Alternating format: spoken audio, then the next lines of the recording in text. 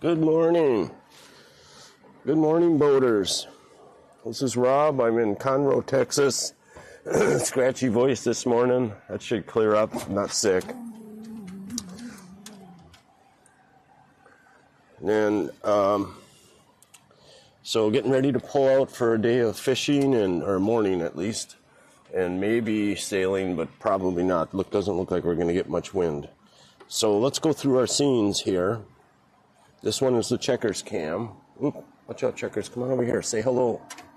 There you go. There you go. Can you see him? Yeah, there he is. He'll be laying down there later, probably. Okay, so then this is my head cam, and let's adjust it. Probably needs to be about like that. Like so. And what we're looking at here is my streaming setup. Oop, just lost one of my scenes.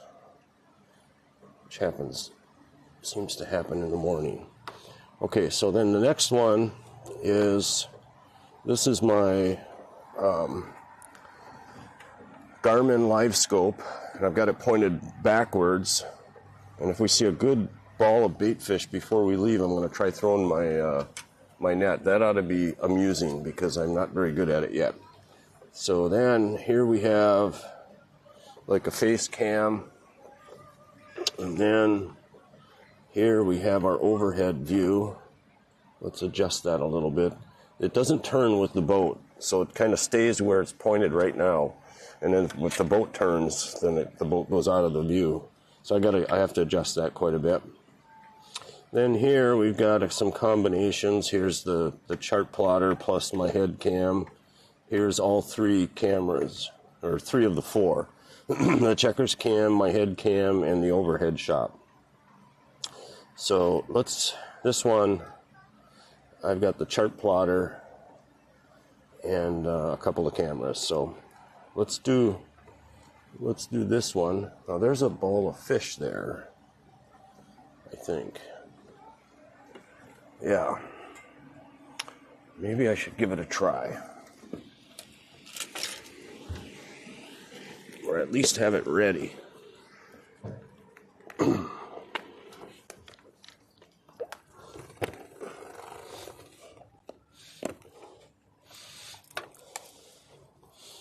If I can remember how to do it. I watched a video last night, and I did a couple practice throws, but not much happened. I didn't catch anything, and some of my throws, that's because of some of my throws being bad.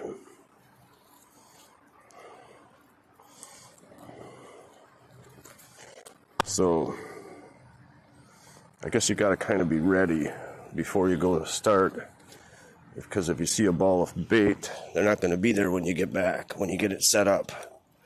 So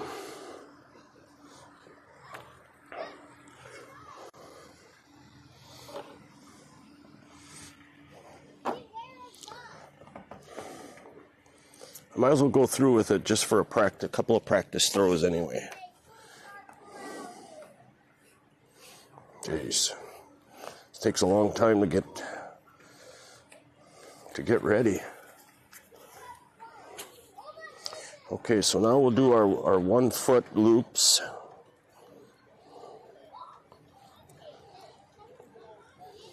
Probably going to have to watch the video a couple more times.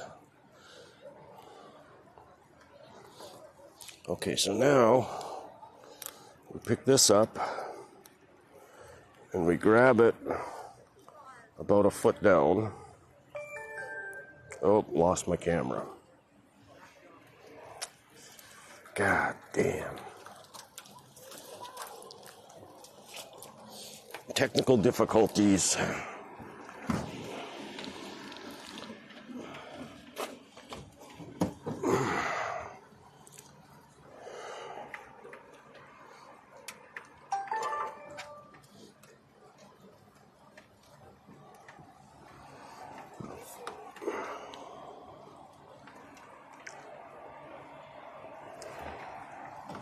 And of course the bait fish are gone.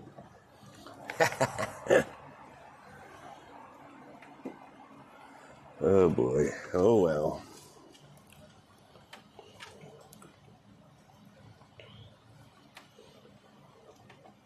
Boater live. Location. Boater live. Location. Okay. Boater live. Location. No bait fish right Boater now. live. So Location.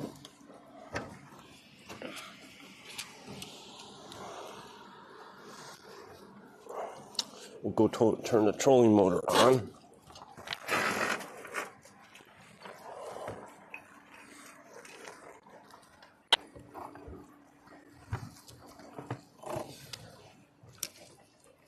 I sure wish I could turn that on with the remote. That's the one thing I didn't care for this. When I ordered it, I thought I never even thought to ask. You can deploy and stow the motor from the remote, but you can't start the motor. Not a big deal. Just got to go up there, and then we have to use it within about 15 minutes. So the bait fish were gone by the time I got ready. And they're still not there. So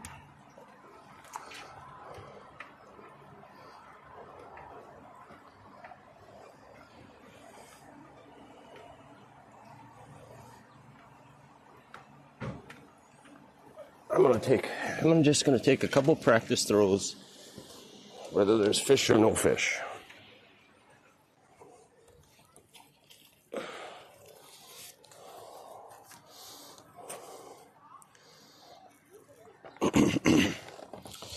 Okay, now we'll have that out, and then we go down about a foot and lay it this way, I believe.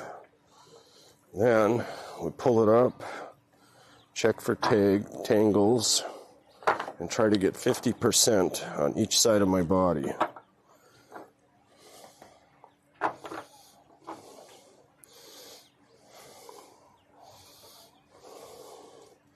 There. Okay. Then reach down to my waist, pull that up. I don't know if it goes this way. I think it goes this way. Then we take this 50% here and we throw it up.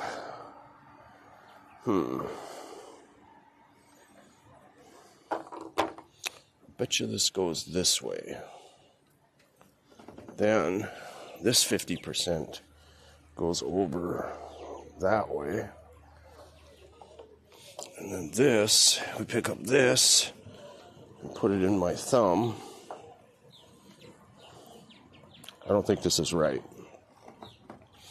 And then we grab this and pull it out. Okay, you ready? Here we go.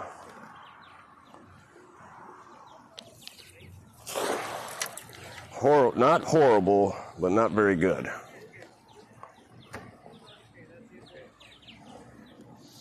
Okay.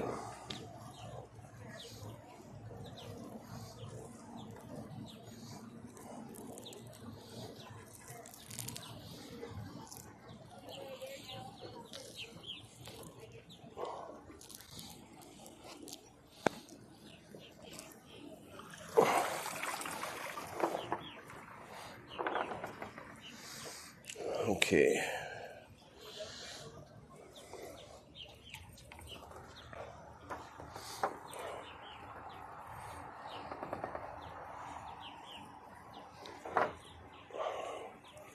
Grab here.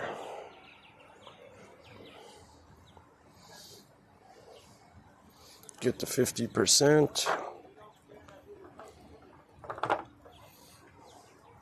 Then grab here. Then grab the left 50%. I could have sworn. I don't think that's right. Grab that, put that there.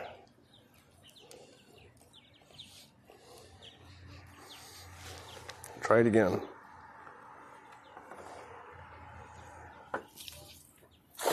Nope. That's no good. So I'm going to have to practice on the lawn at home. Like about 100 times.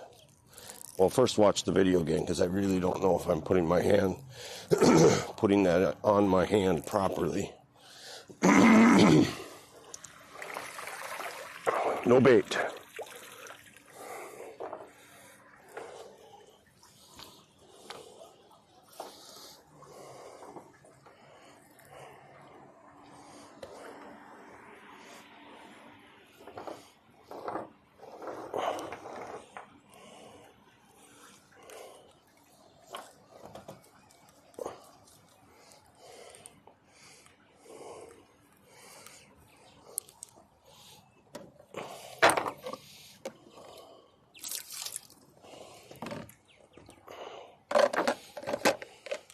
Should put shoes on when we do this too.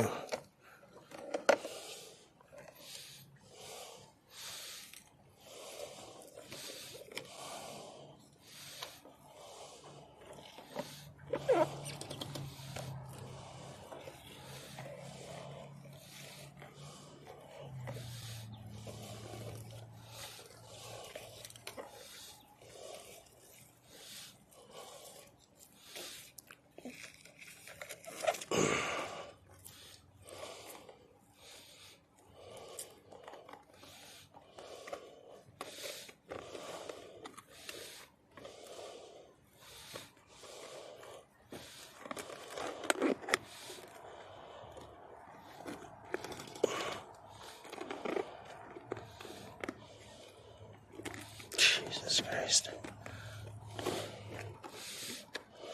Gotta be a better way. Come on.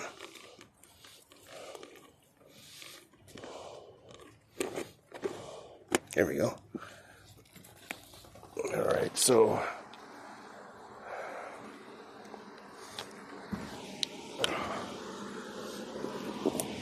that was a bad idea. Anyway.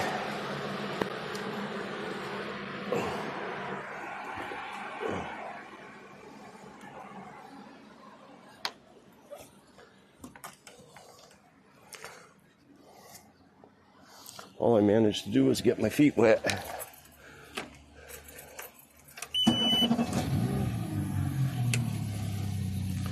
Okay. Engine's on. Steering is connected. Put the rudder down.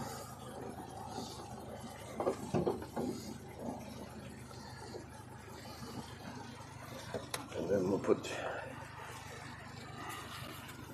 This is a pain in the ass, this thing. Put it right there. Then we'll put this rudder down.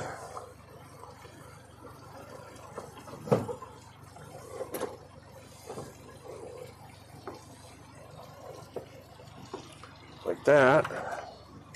And then we'll put the dagger board down. I put all this stuff down because the boat, I'm not going to go fast today anyway. And the boat handles much better with the dagger board down and the rudders down. Okay, we'll disconnect. What the heck was that? Huh. We'll disconnect the power.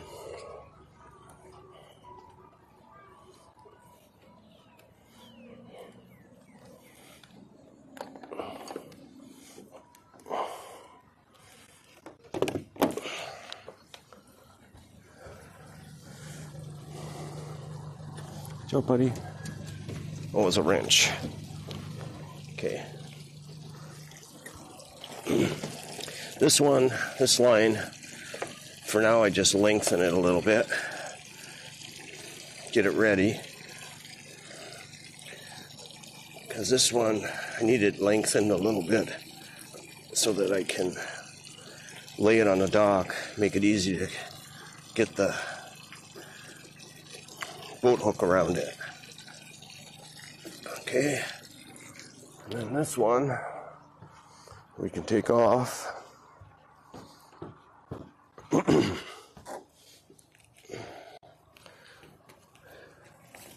Sure is a beautiful morning.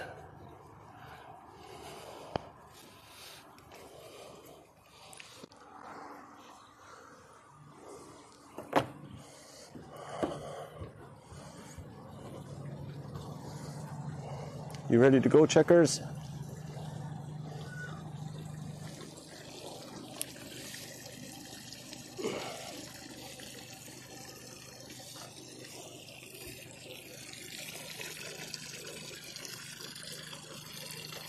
Okay.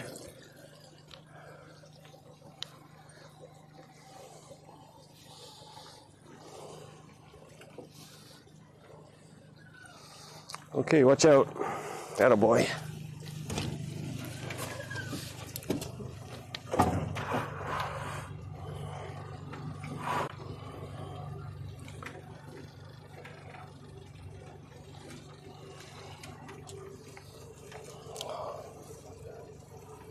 How did I end up doing that? Had the wrong camera on the whole while, or the wrong scene.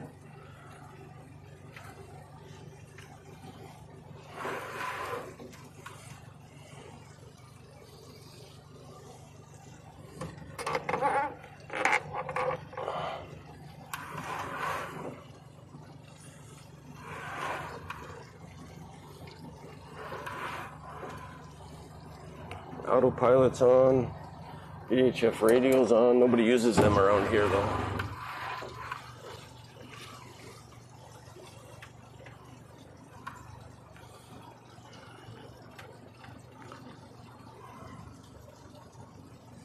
No wind, which means it's kind of hot already.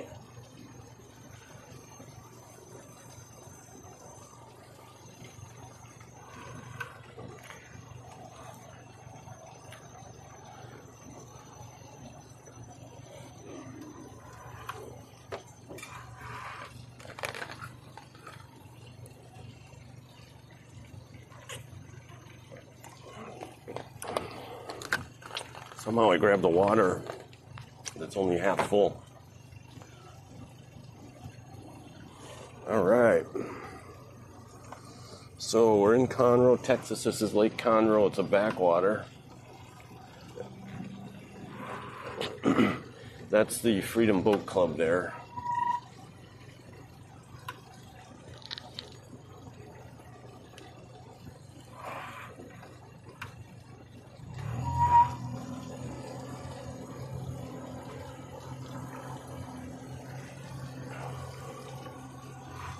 That's the Water Point Marina.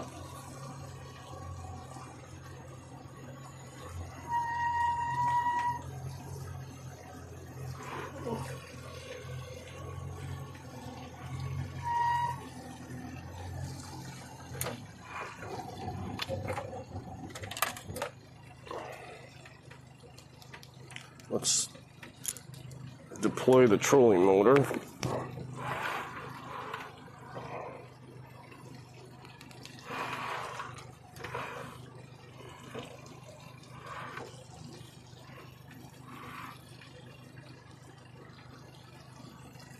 Didn't deploy.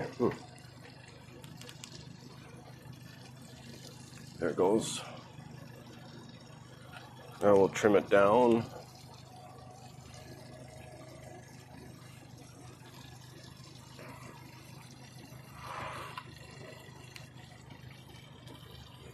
And we'll turn it this way.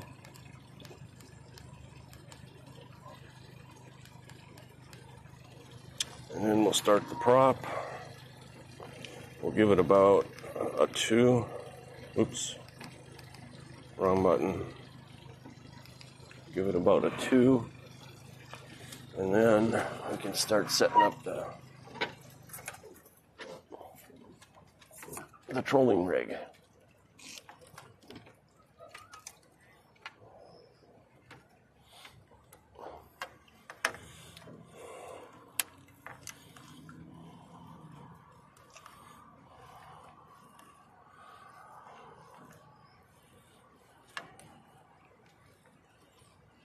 Got a pretty heavy ball on my line this time. How fast are we going? 0.66.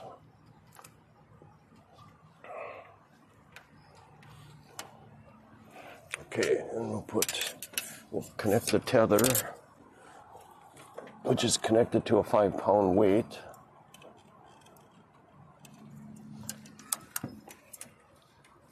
And that's how I can control the depth of my line.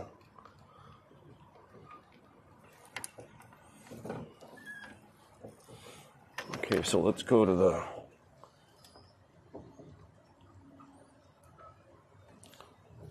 live scope view, which keeps minimizing on me.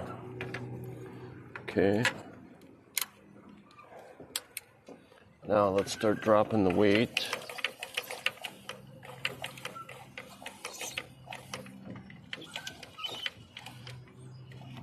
And I got to turn the live scope just a hair. There's the ball.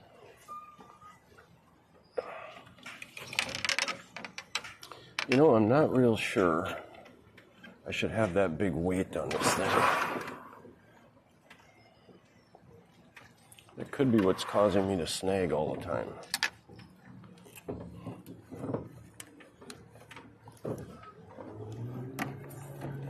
Okay. I'm going to speed this up just a hair.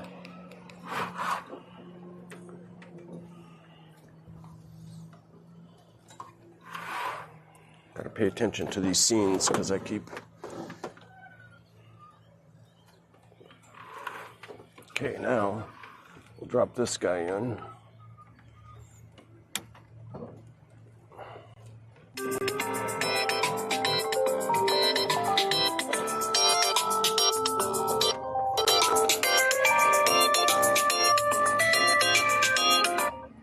Good morning. What you doing? Hold on a second. I'm streaming my trolling setup here. Oh, cool. Stream this and ask people what they think of this. Oh, I can't. Is that awful? Yeah. It just like, I thought it was healing because it was getting better and now it's all back bad again. Huh. Something must not be right, huh? I don't know. What the heck happened there? Huh.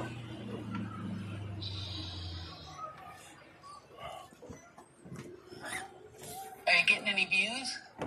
Yeah. I don't have anybody on right now, but...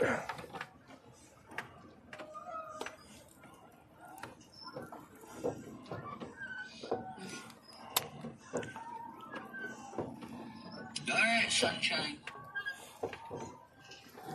Ouch. Or anybody that I know of, let's say. I'm alive and made it one more day.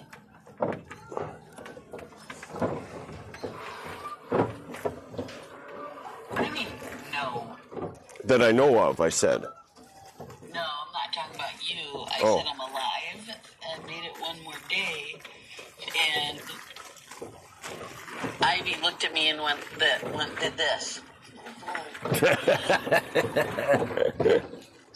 Shook her head no really quickly and stared at me like, idiot. Huh.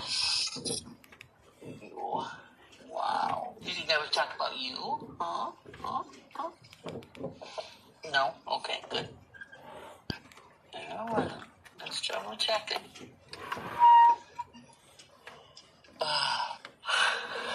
Okay.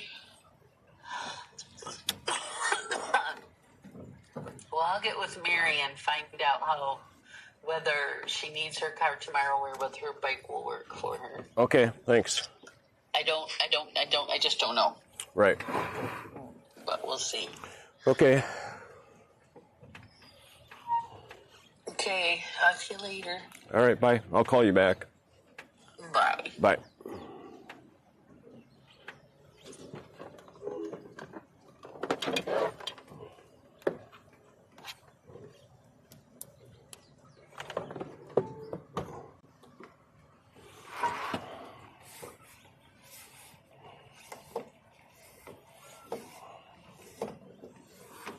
Okay.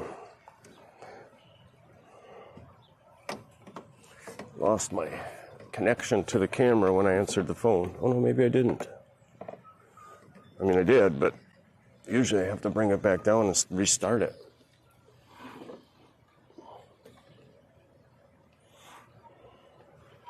There we go.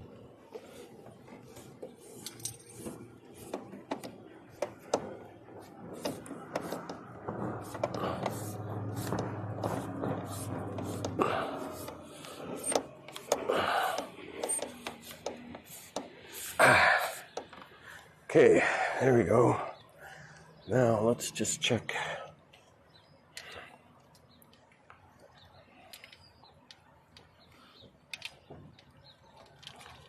I see a lot of fish down there.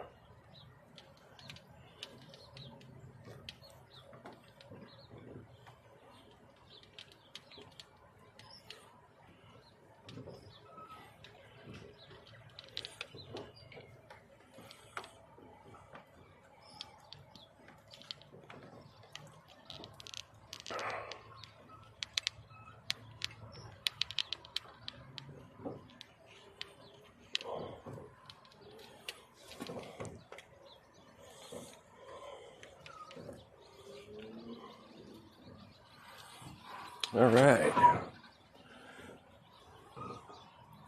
I got a snag right about here one day, so I'm not going to drop that line any deeper. Neither one of them.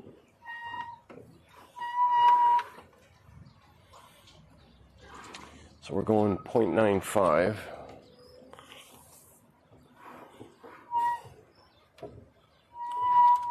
What you doing, buddy? We should probably for sure put this on. Good boy. Good boy. Okay, we'll get that on. Then we'll also put up the net. Okay, get down. Get down. Good boy. Location. Voter live. Location. Voter live. Location. Voter live. Location. Voter live. Location. Okay, if you click that link, that location link, it'll show you where I'm at in the lake. Okay. So our ball is at 8 feet. Water's 15. I'm not going any deeper than that.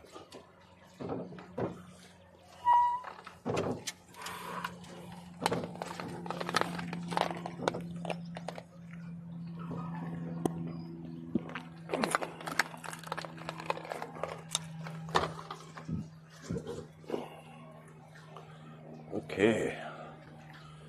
Wow.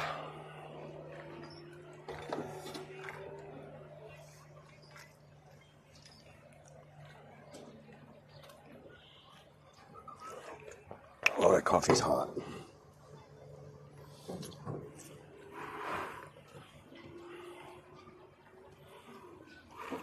Oop, there's a fish jump.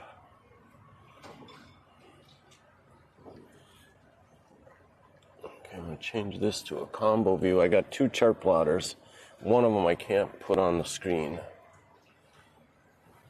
So I got on this other one, I got a side view going straight out, and then I've got the traditional down scope. Or, yeah, down view.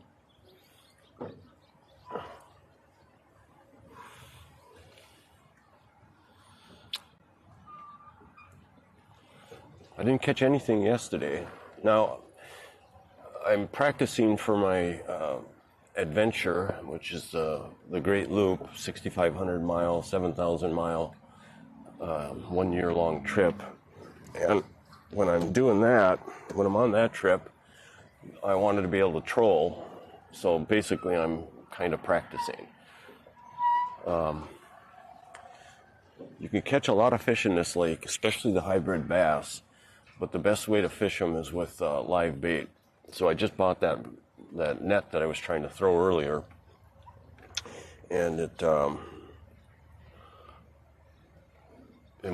so if you use the net, you get some bait fish, live bait, and that's what they really hit on the best. I'm mostly set up for a catfish. On this trolling rig, I've got some bacon and a hot dog. And over here, I got 5 lures on a gang, and one of them I hooked a hot dog on.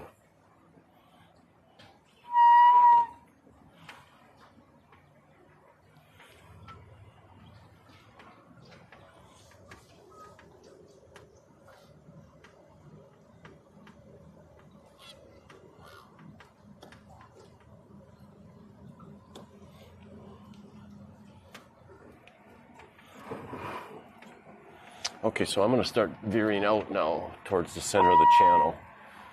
I tried to go, I was going to actually troll one day over by those buoys, and I got a snag.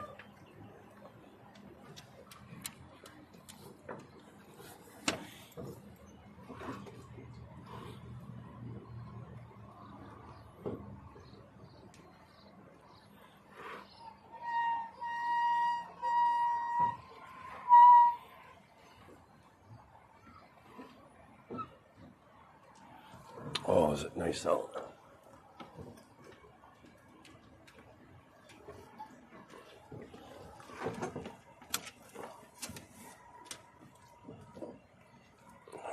This is bird caged a little bit.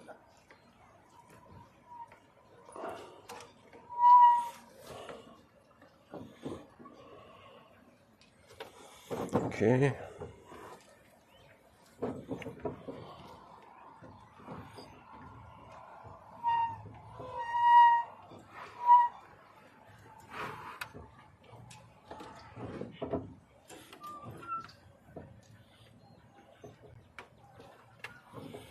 So the wind, there'll be a little bit of wind this morning, like 3 knots, gusts up to 8, I think.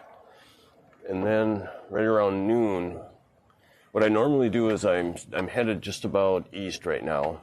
Let's see. Yeah, a little bit southeast, but mostly east. And what I'll do is I'll troll in the morning all the way over to the dam. If the wind is coming out of the south, I'll troll over to the southeast corner of the lake by the dam, and then I'll turn north, and then I'll sail downwind. And what I do is I put the jib sail out and sail troll. So then, if the wind is doing something different, like yesterday it was coming out of the east, almost a little bit northeast, so I trolled all the way to, to the east side of the lake, not the southeast. And then I sailed back to the marina. But normally when the wind is coming out of the south, I end up sailing north, and I start going up the river. That's a long way to go up this lake, and by going north.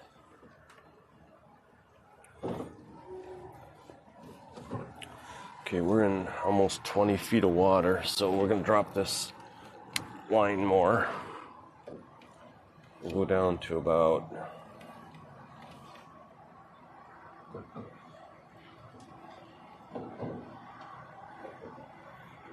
10. I could have sworn I saw my line hanging almost straight down from the ball. That would be almost an automatic snag.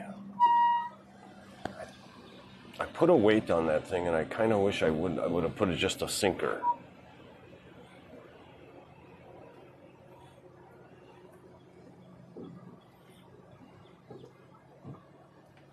Well, we'll try it.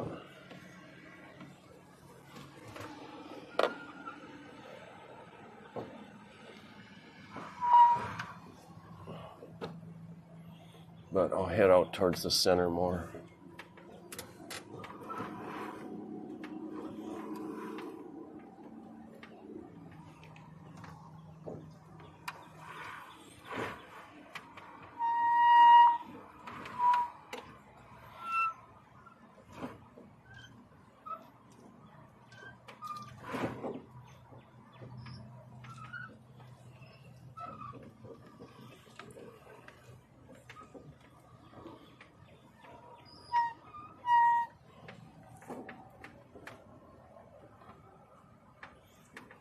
It's funny, in the morning, my digi camera on my head will drop out once or twice, and then I reconnect it, and then it pretty much stays the rest of the day until the battery runs out.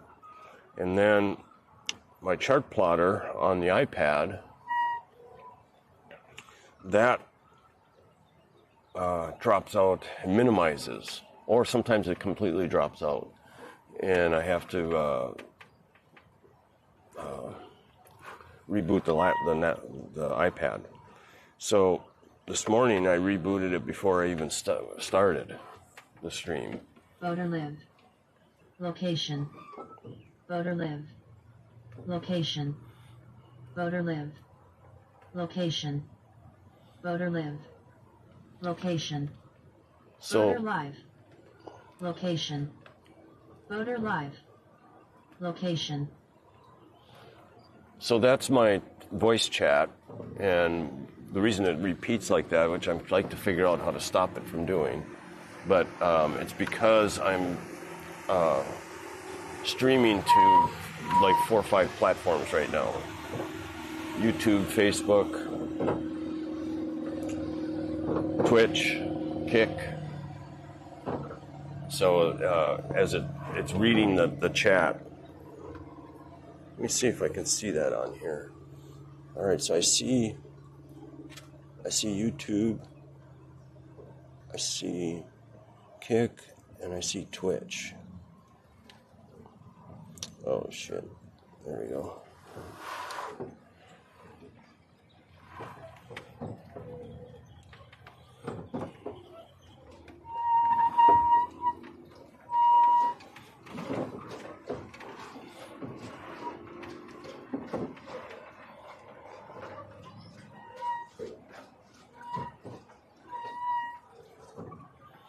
There's the pirate ship.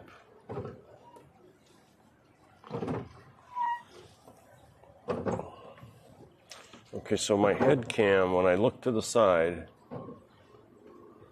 I can see my eyes, I can see the shore, but in the camera under the bimini you can't. So what happens if I go down a little bit? Now you can see the shore. But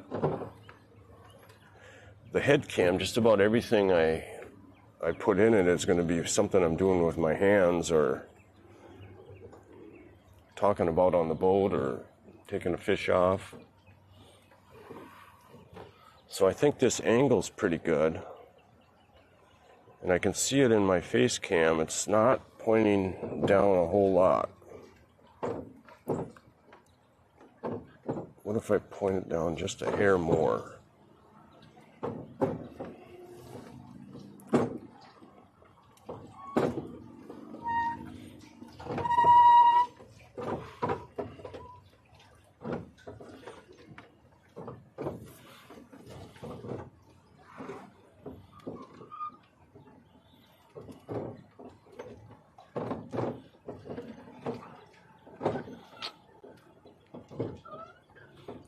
I'll bet you there's going to be a ton of boats out today.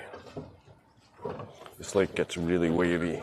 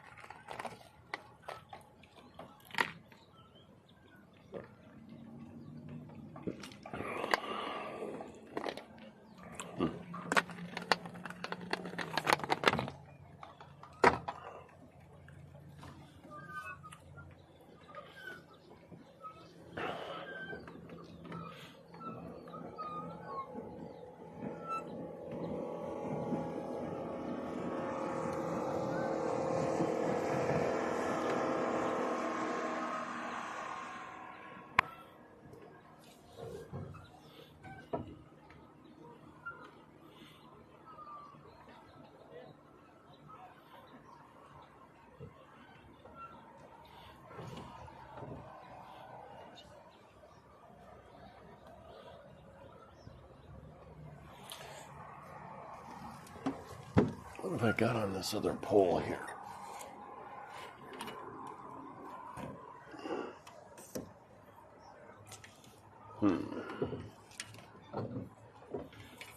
got a hook.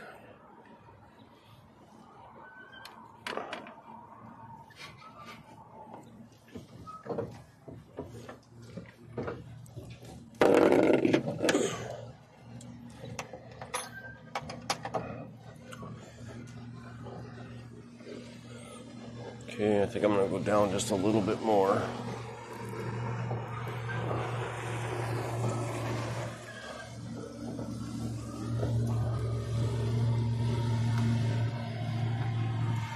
So we're at 10 feet, but the ball was at 10 feet. Just going to go down a couple more feet only.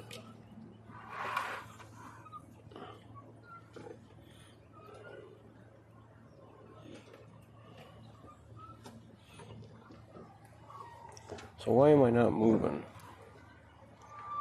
That's kind of weird. Because I must have bumped the...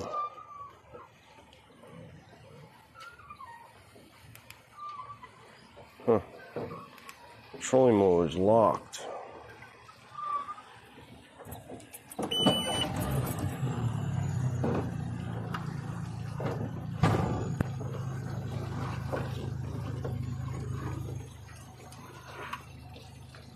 Okay, what's wrong with that?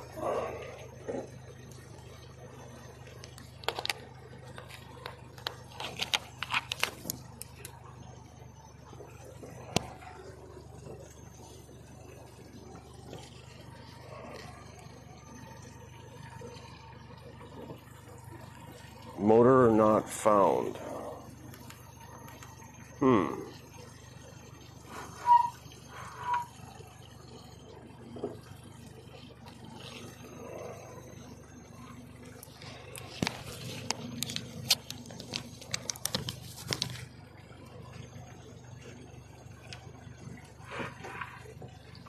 Okay, so we're going to put the autopilot on.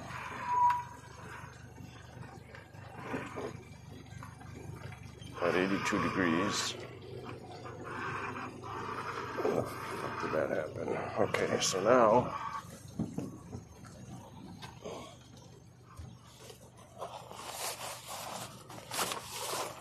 this might be silly, but I'm gonna put my life vest on if I go to the front of the boat.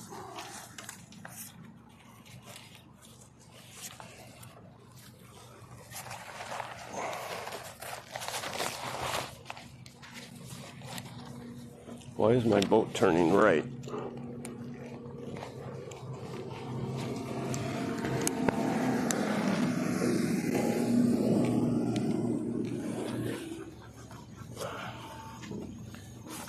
I'm still at 82 degrees, but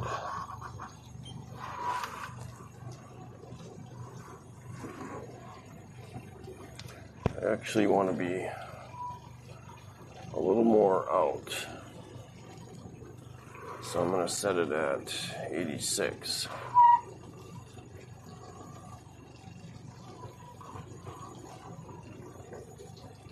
About 84.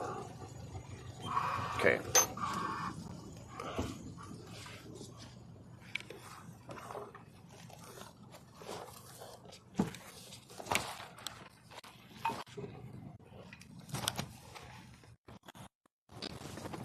Yep, trolling motor's off.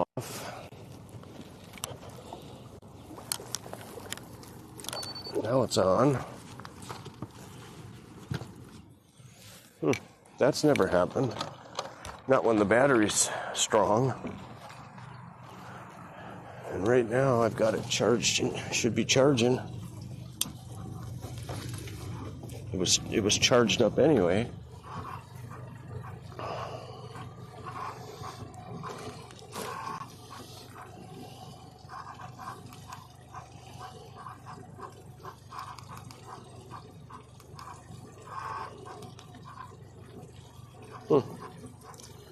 But the prop doesn't spin.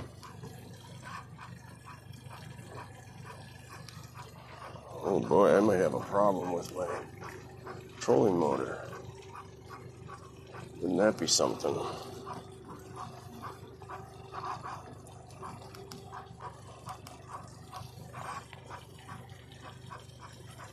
It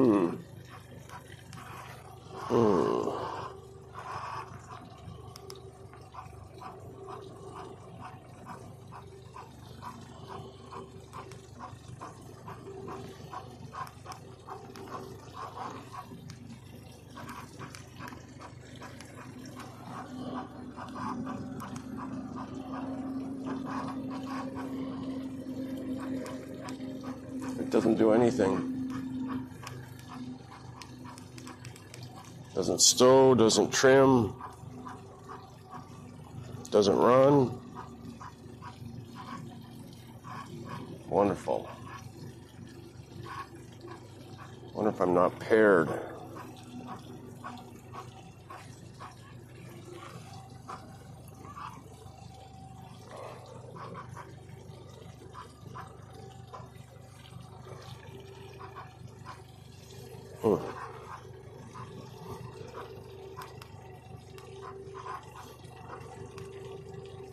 Okay, so I just turned the remote off. Now I'll turn it back on.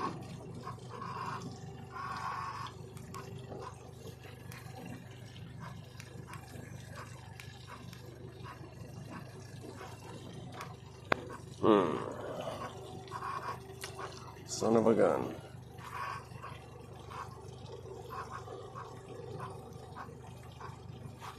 Okay, I'm gonna go take a look at that. See if if it's obvious.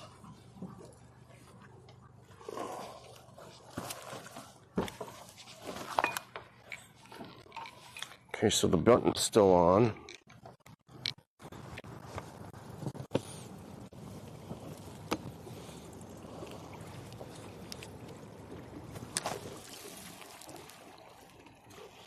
Now I'm off.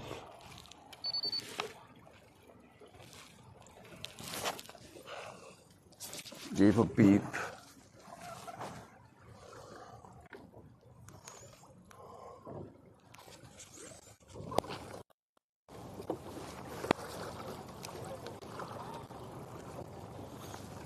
It's not froze.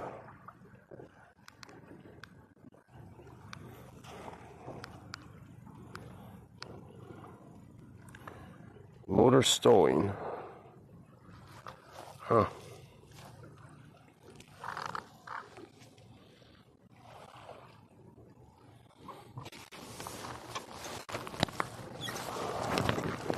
Oh, I'm getting a red light. A blinking red light. Okay.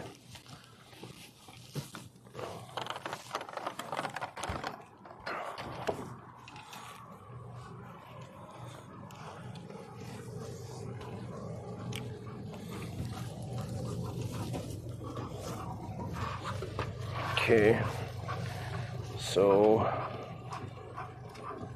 let's create another view. Oops. I want to do head cam, I want to do checkers cam and the face cam.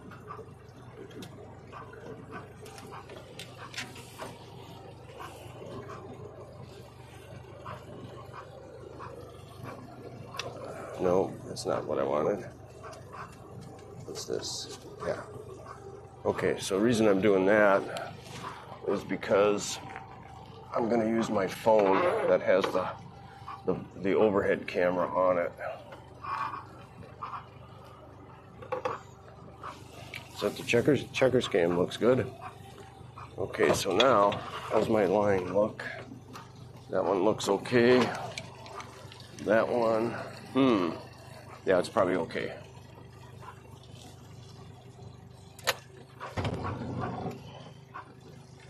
Okay, now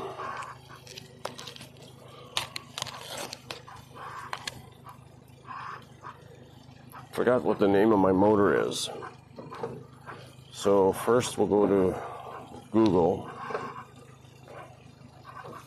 and we'll go Minn Kota trolling motors, and it's not a Tarova, it's an Altera. Okay, so now let's go to Grok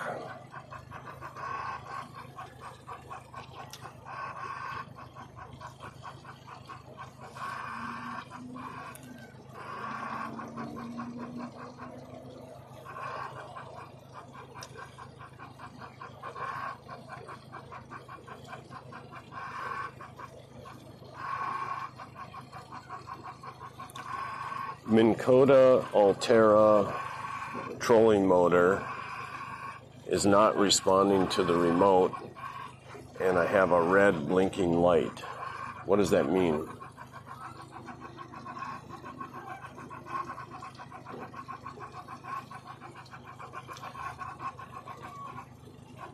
I didn't say that right, so I ended up with an A instead of a U in Altera. It's doing a deep search.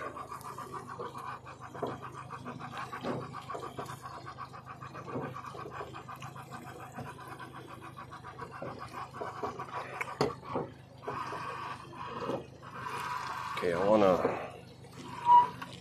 turn a little bit north.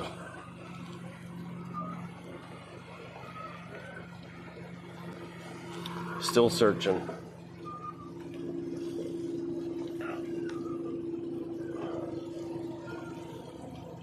Okay, I'm at 12 feet and we're almost 30 feet of water, so I'm going to lower this a little more.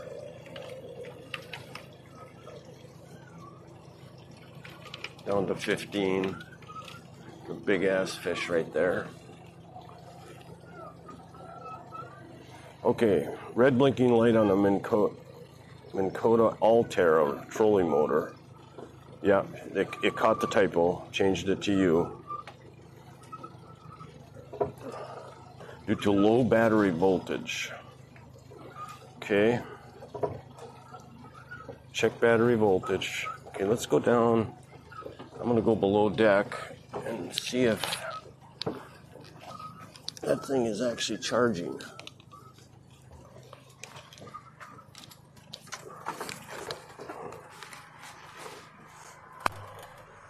Okay.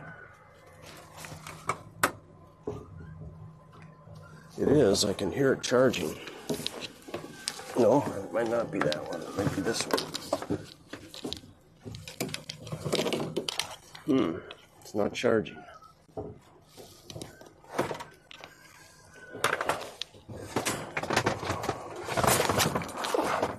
This is going to be a problem.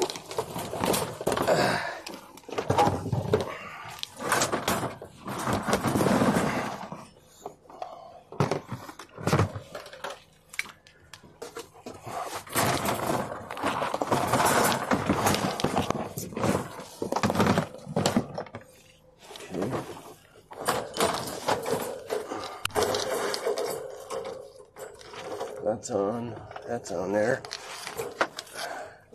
The light is on.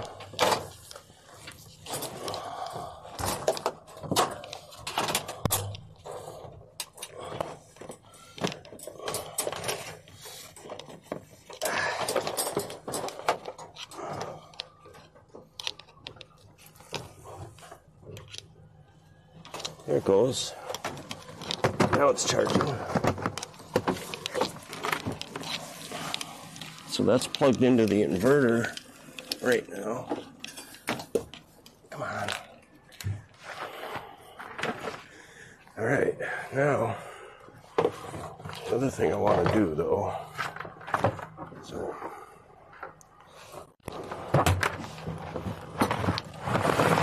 I want to grab another water. I'm really thirsty. Okay, let's go check and see if we've run into anything. Well, we didn't run into anything, but we're definitely off course. That's because I didn't set the autopilot, maybe. Yeah. That was dumb.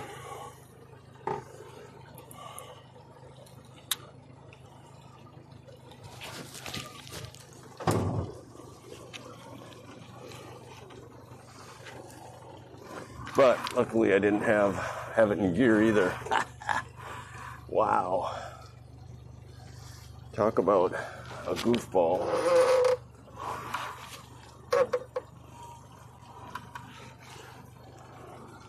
Comedy of errors this morning. Holy crap.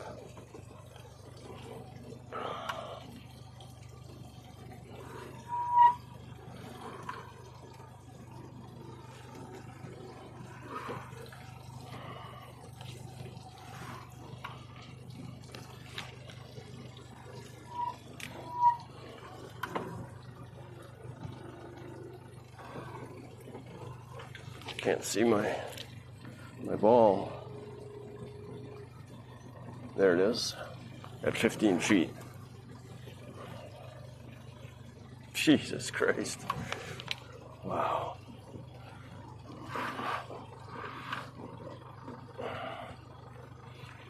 What's going on with this thing? Sure as hell ain't gonna catch any fish with that thing on the surface like that. Okay, so let's go down. We'll let out about 15 feet of line. What is going on here? You gotta be shitting me.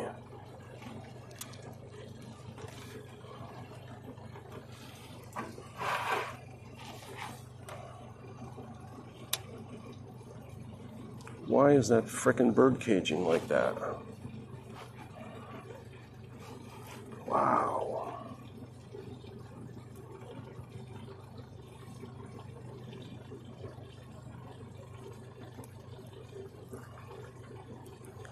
It's bird caging like fucking crazy.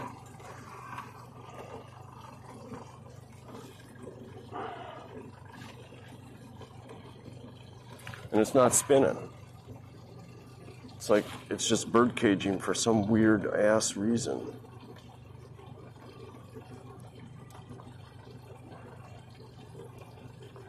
What the fuck is going on with this?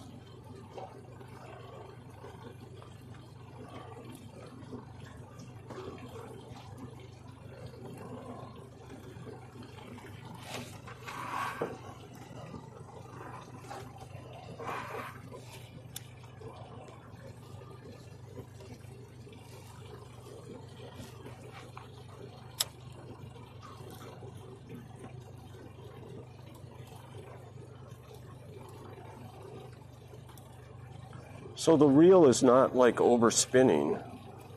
It's just fucking bird caging.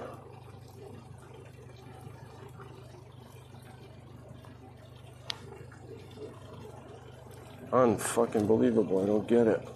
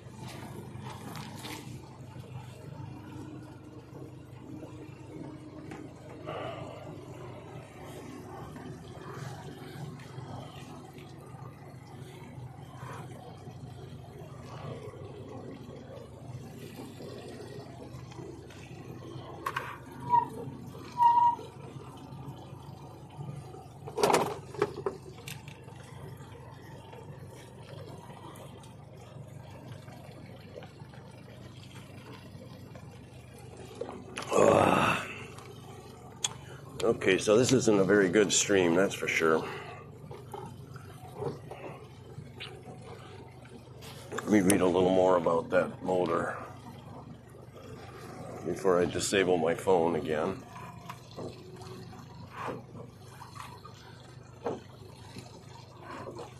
Set the autopilot and we'll put the brake on, clutch on.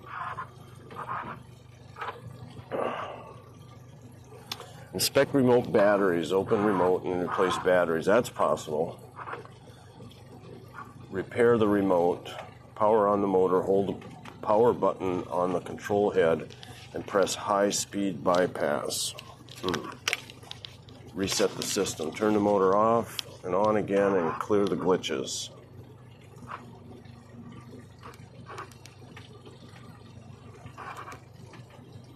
Contact support. Okay. I'm not doing any of that right now. We'll just go in with the motor down.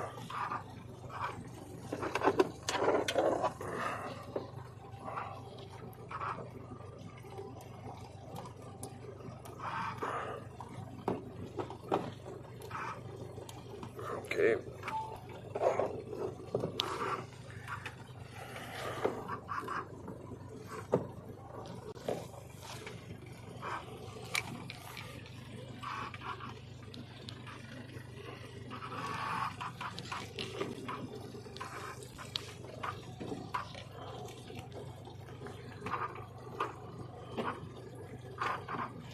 think we can go down a little bit more with this one. I'll go down 2 feet.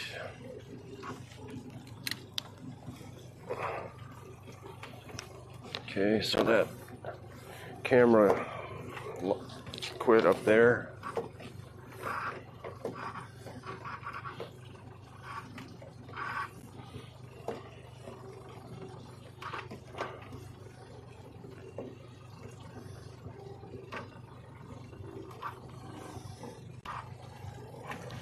Well, the wind's picking up at least.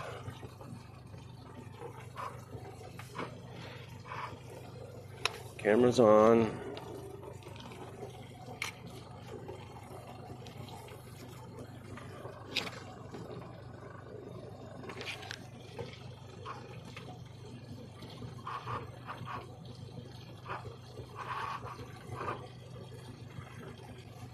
Okay, so now we can go back to this view.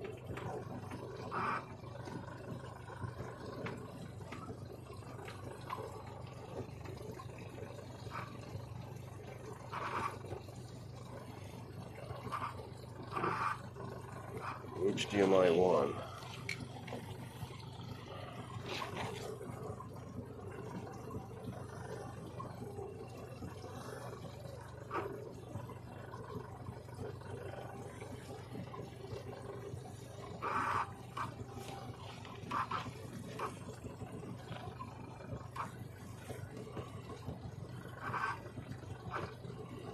Okay.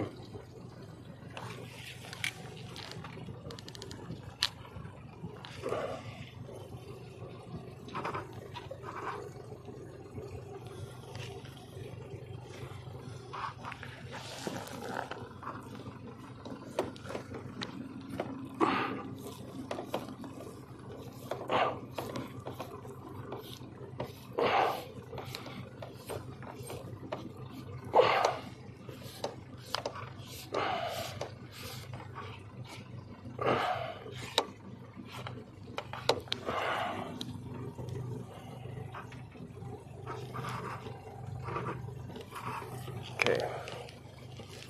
Whew. Problems.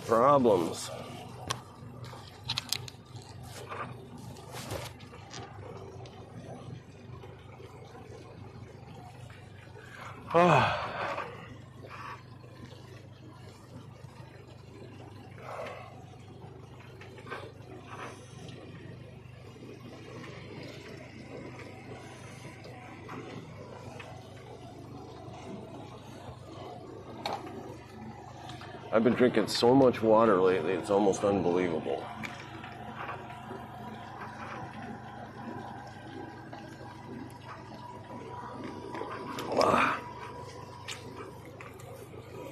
So for water, this is the third marina that I've been to, and the first two had potable water that you could put a hose on. So I would use the hose to fill up my Berkey filter, and then that filters the water, and then that's my drinking water. Here, they don't have potable water, and in fact, it must be right out of the lake, or worse, because as soon as you turn that water on, you can smell it, and it's not good. In fact, I didn't notice it right away. I thought, potable. It's not potable, so what? I'll just run it let my Berkey filter clean it. It's supposed to be able to do pond water, you know. And but then I didn't notice it right away. But then later on, when I went to fill it up the second time, and I turned that water on, I go, wait a minute, this stinks. So then I completely cleaned the Berkey filter, dumped that water out, cleaned the filter, put some peroxide, food grade peroxide in it, and ran some vinegar through it. And so now I have to carry my water from home.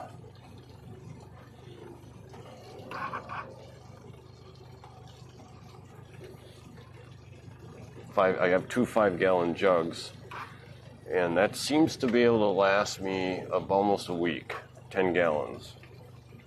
That doesn't seem right, though. But I don't use much water. I drink most of the water I drink, and then I use some to wash my dishes, but I don't use much water when I'm washing my dishes. And And then Checkers drinks the purified water. So the wind, what little of it there is coming out of the south. That's good.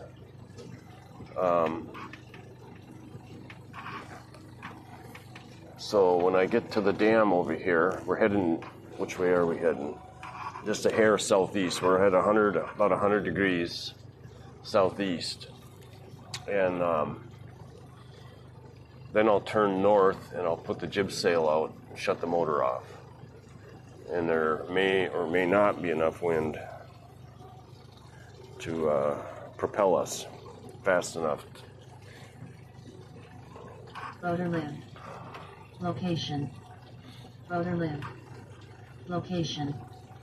Boater live. Location. My coffee's so hot this morning I can't hardly. Location. I still can't drink it. Boater live. Location. Boater live. Location.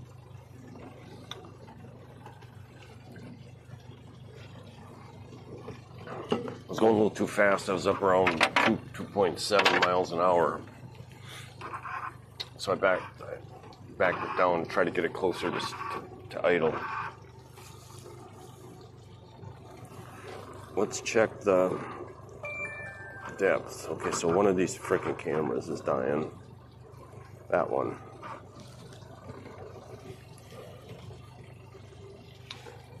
So this is the second time this morning this camera died.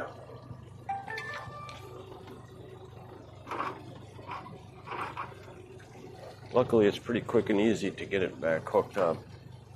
The head cam. Location. Boater live. Location. Boater live. Location. Boater live. Location. Boater live. Location. So why is that repeating already? Location. I got it set up to go every 30 minutes.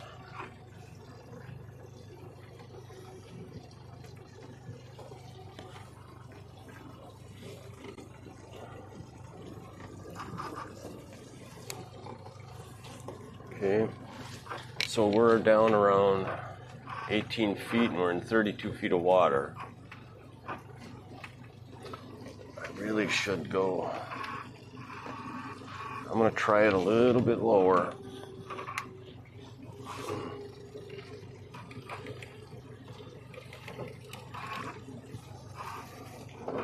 Where are we at? We're at 20 now in 32 feet of water. A lot of fish down there at 25.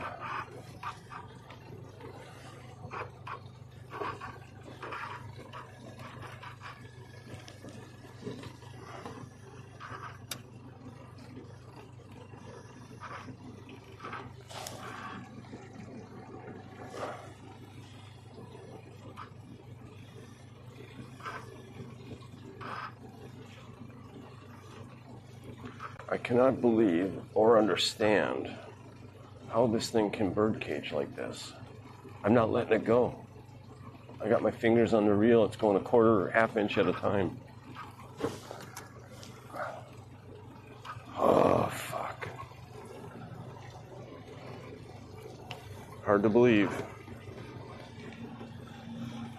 Oh, we're getting shallow. Going over a bump.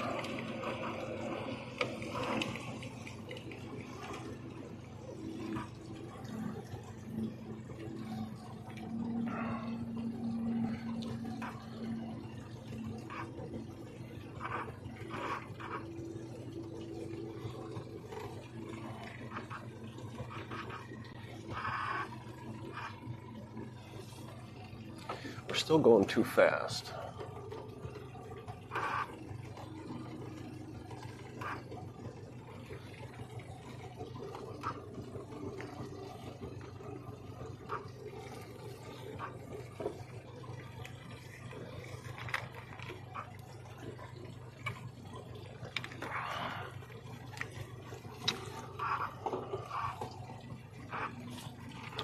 So I did have one of my two 12-volt batteries that I got in series for 24 volts on the trolling motor. Twice it went down faster than the other one, so I thought I might be losing that battery.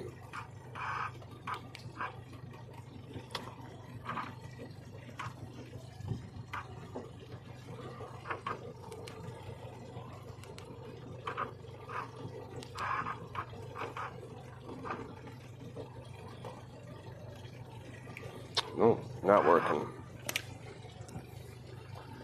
Thought maybe it would have charged up enough by now, because the charger's definitely running.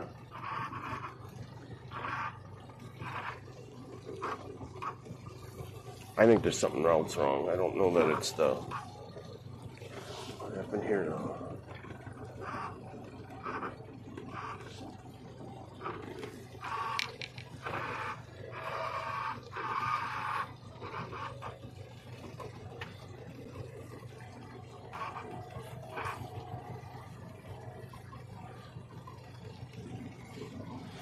Well, my fishing is not good lately. Started out strong. I was catching fish almost every single time I went out. One time I caught two.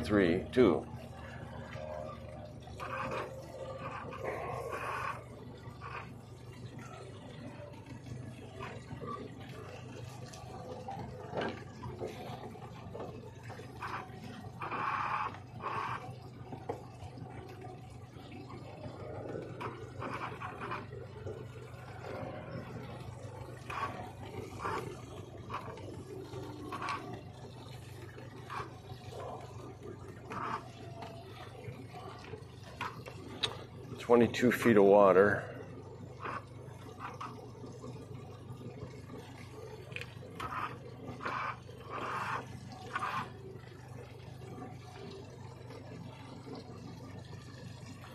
So there's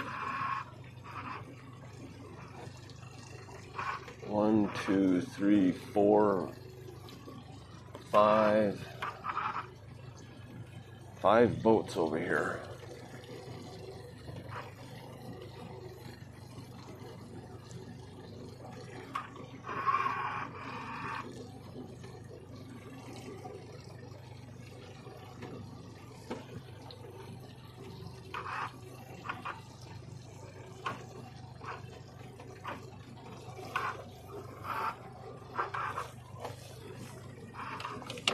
Now we're only in 20 feet.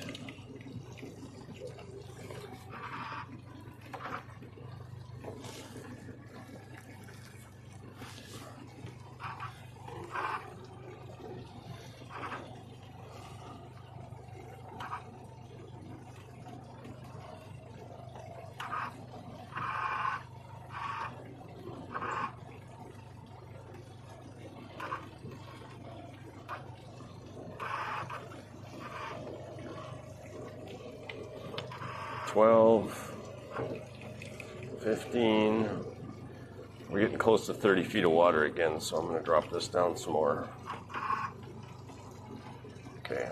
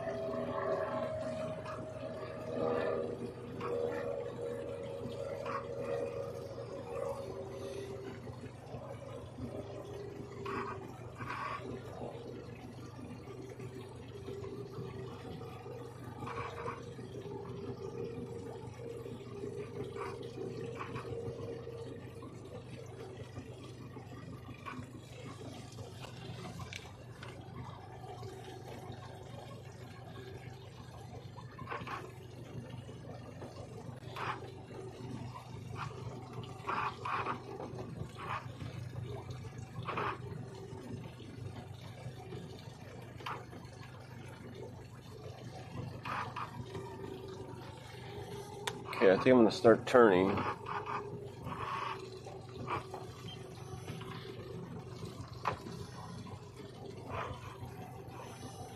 I'm going to turn a little bit, start turning north. Do a slow big turn so we don't get that line anywhere near the motor. I'm going to put the jib sail out, but I don't know if it's going to move us.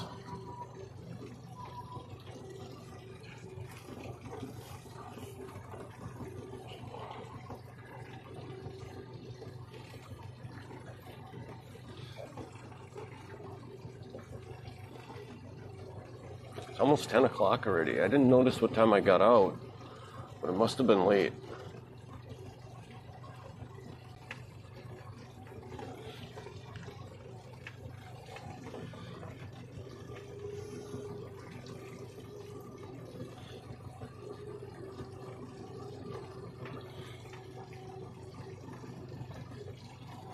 I got one fish in the refrigerator. What I typically do is I fillet them. This is my new fish cleaning station right here. So I just take this is a plexiglass that I can walk on when I'm using this as a swim platform, or hauling my dinghy. And so then what I did was I put some thicker plastic on, and I put these tubing clamps on at the bottom here. Let's make sure I'm down at the bottom so it hinges. So I just take that clamp off there, and then I hinge it, swivel it down, and it hits right on here. And then I just sit here and fillet fish. And I don't clean them like the old days. Because then you're taking the guts out, you got blood everywhere, and so when you fillet a fish, I'm sure anybody watching's probably done it, but I just grew up on the lake, and we always cleaned our fish. We cut the head off, cut the tail off, cut the fins off, then scale it, pull the guts out, and then it's like one big fish. And maybe with bluegills and small fish like that, that's what you'd want to do. But I've been catching catfish and freshwater drum, and I've been filleting them.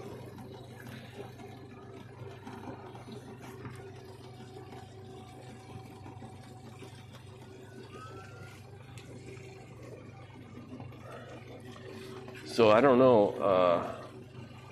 And then what I do is I just push the fish off the back of the boat here, and it goes in the drink. Now, I don't know.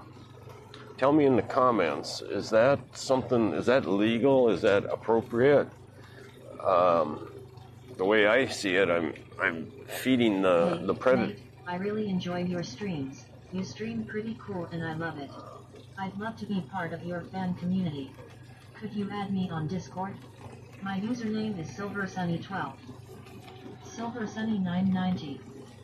Hey, mate, I really enjoy your streams. You stream pretty cool. So Silver Sunny, I'd love to be part of your fan community. Are you a bot Could you or a add me person? on Discord? My username is SilverSunny12. If you're a person, let me know. If you're a bot, then I'm probably not gonna connect with you, because you're probably just selling something.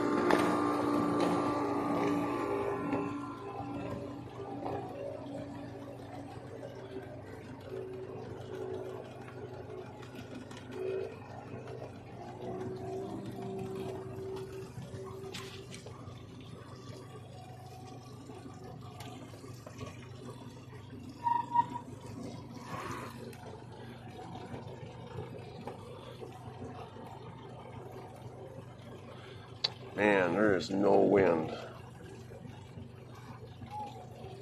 There was a little while ago, but now there's none again.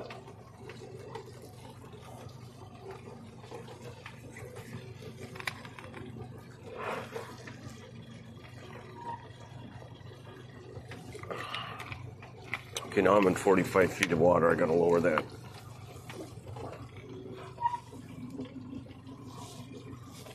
Let's go down to 30.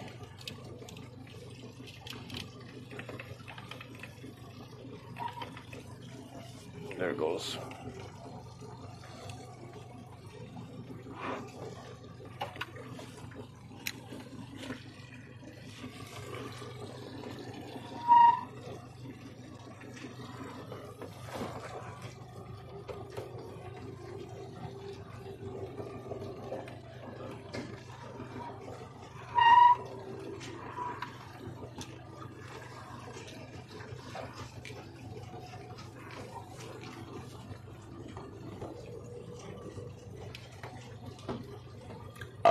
Excuse me.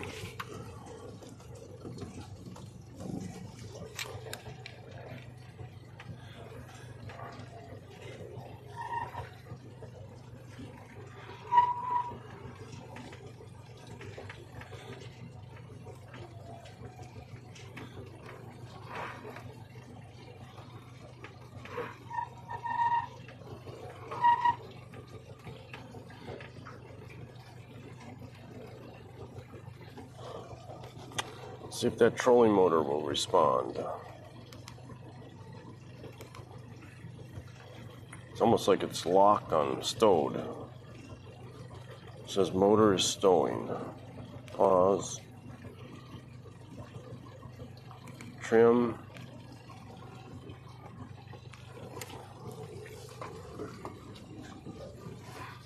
Okay, let's lock the autopilot.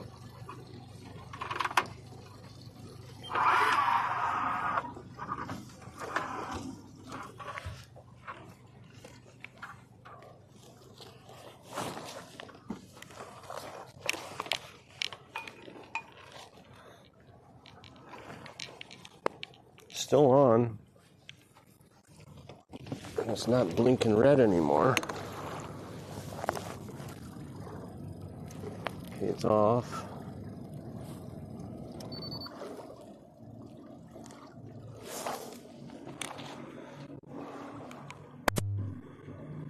Nothing.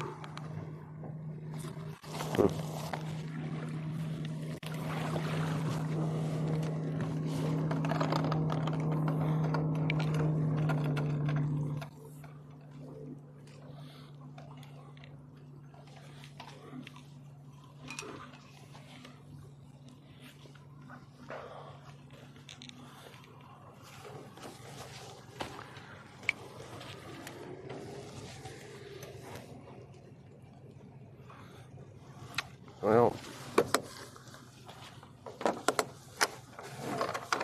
pull the sail out. Just to say we did. You know what I mean? Okay, checkers. Watch out, buddy.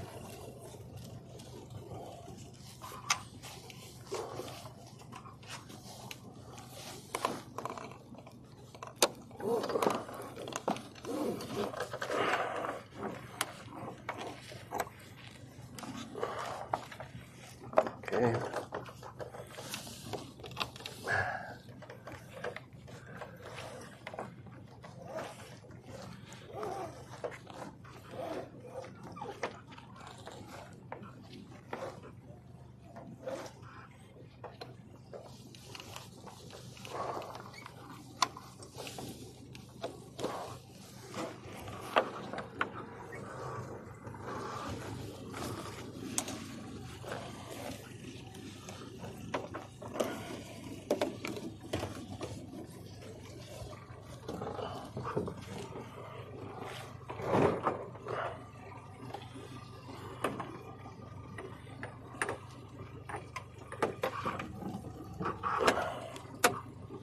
We'll lower this a little bit. Nobody in chat.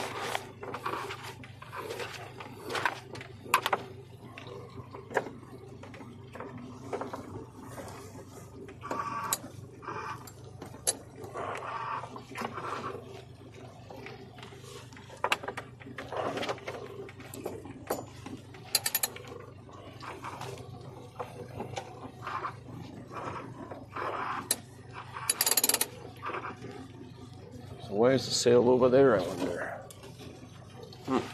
That's weird. Okay, watch out, buddy.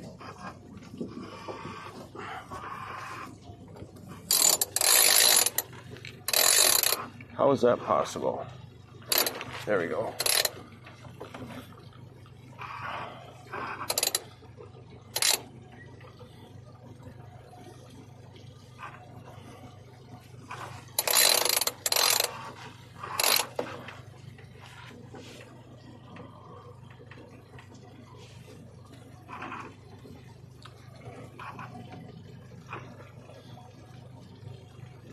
Okay, I'm going to change my course a little bit and head straight up the lake.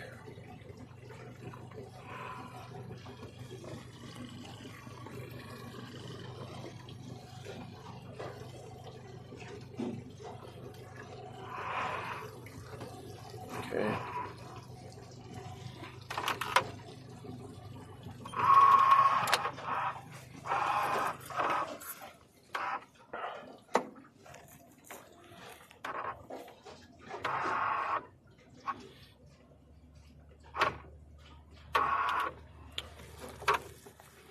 See if we can see if this thing will actually move. 39 feet of water, 25-foot depth. That's fine for now.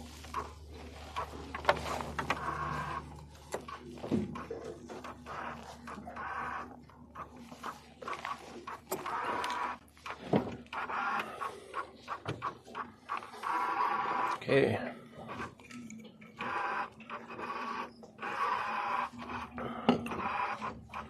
It's kind of weird. I'm not holding my course very good right now.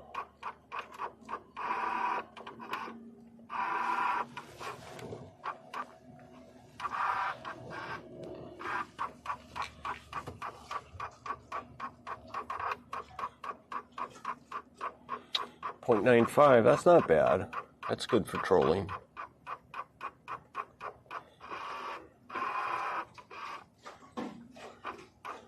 I'm 5 degrees off. I'm at 348 and I'm set at 343. So it's coming around.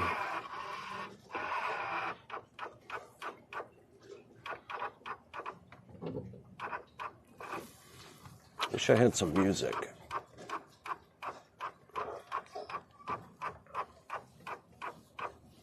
Or some people in chat to talk to.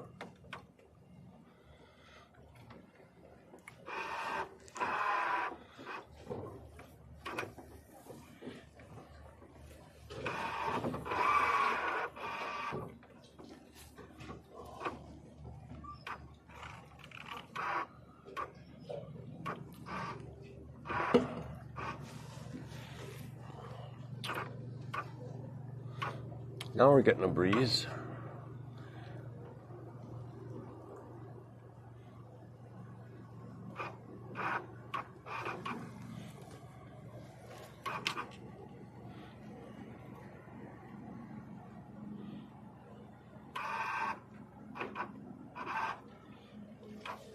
I would like to catch something though.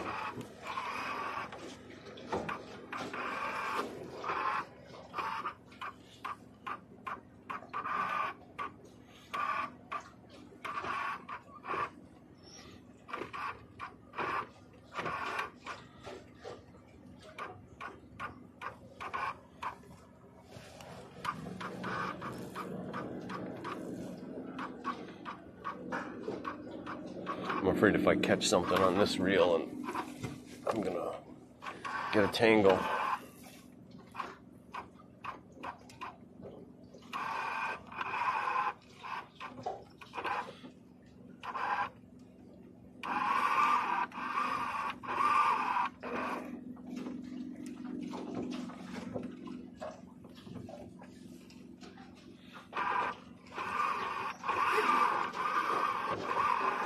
I wonder if I didn't put that line on there tight enough. So I don't know how much of a drag you need when you're installing line. Somebody in the comments let me know. What I did was I put I got a reel, a roll of wire, or a roll of string. No, a roll of line. And I put a screwdriver through it, and then I took my vice grip and I clamped it on the screwdriver, and I clamped it right next to the reel so that it would actually have some friction, so that it would put a little bit of drag on it.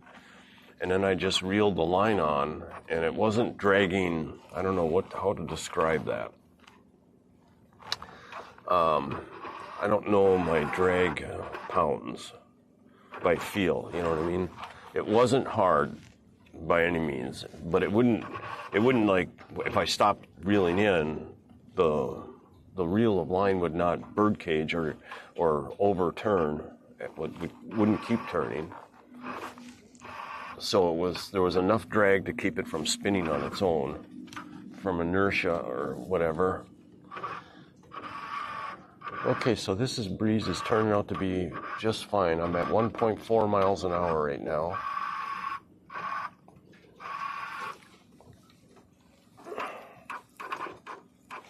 I'm going to go to Clearview on this other one because it's kind of useless.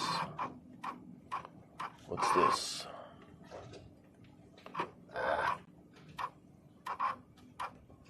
Come on. Back. Go to combos. And then I'm going to create a new combo.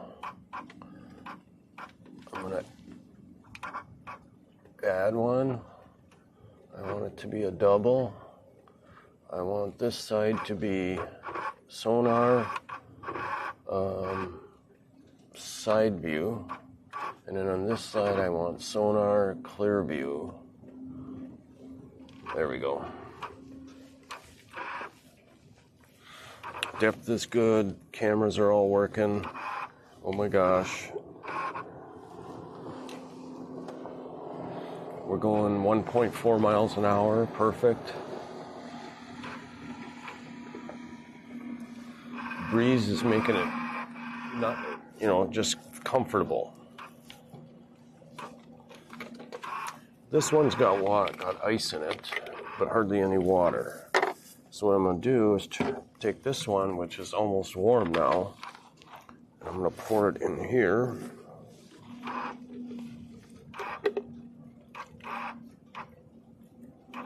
Then I'll have colder water longer. Whoa.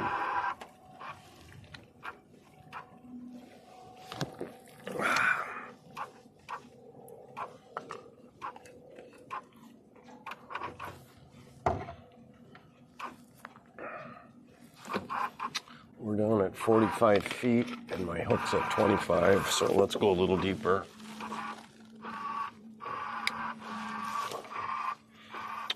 We'll go. There's a lot of fish at 30. Let's go 32.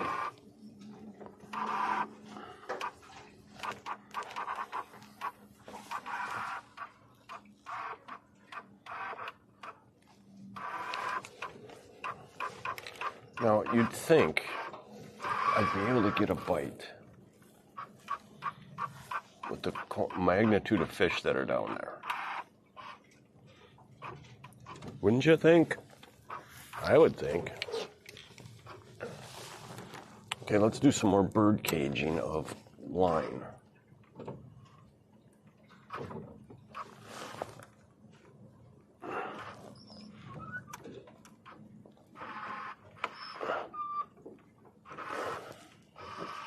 Okay, that's too tight.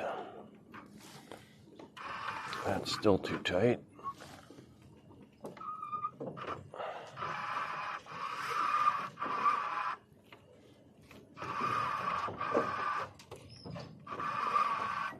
I don't get it.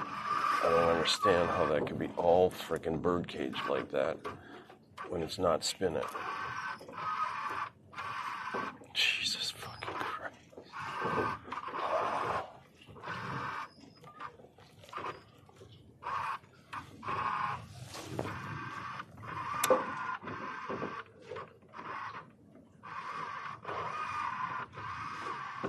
got to be that the line is too loose on there.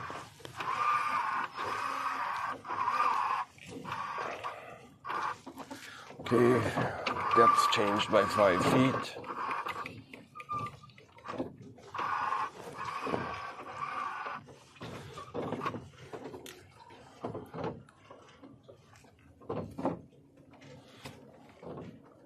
We're on course. Boater live. Location. Boater live. Location. Boater live. Location. Boater live. Location. Irresponsible sweepcase soup. Cheap viewers on streambo.com. Remove the space at 61. Well, there's another bot. 1W. Irresponsible sweepcase soup. Cheap viewers on streambo.com. Remove the space at 61 BDKJ1W. Boater live. Location. Boater live. Location. So if you click that link, that location link, you should be able to see where I'm at.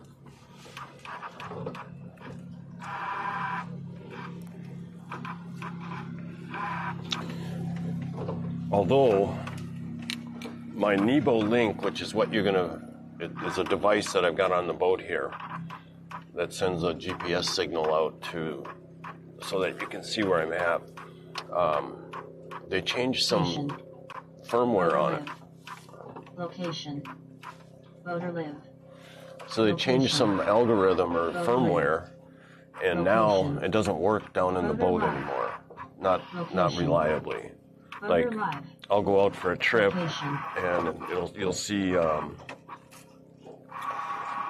like one leg of it when I came out, or maybe when I went back in, but not the whole loop.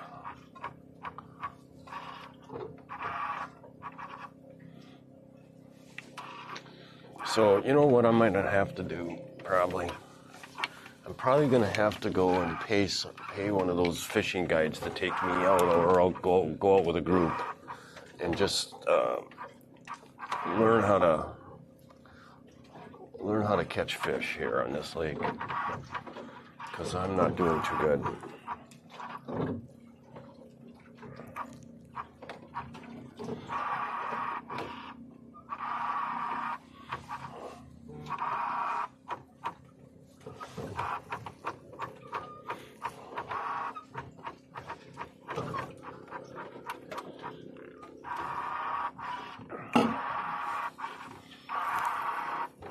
So I'm a huge motocross fan, and I always watch it on Saturdays. If I'm home, I'll watch it intently, both the qualifying that usually happens in the morning or around noon, and then the race. Right now they're racing outdoor tracks, not Supercross, and so they start at 3 in the afternoon. Supercross, sometimes they'll start at 6 at night, 7 at night. Sometimes it's a day race. I don't know how they pick that, but anyway. It's a little boring right now. My favorite guy, Hayden Deegan, is dominating the 250 class. Like, maybe there's somebody else who's done this, but not since I've been watching. So he's won. They've had 2 events, and each event has 2 motos. He's won all 4 motos. And not only did he win them, but he had average starts each time. Each time it almost looks like he's doing it on purpose. His start puts him at about 5th or 6th when coming out of the hole shop. And then he fairly slowly, because in the past, if he's fallen, he'll just like fly through the pack way faster than everybody else, trying to get back to win.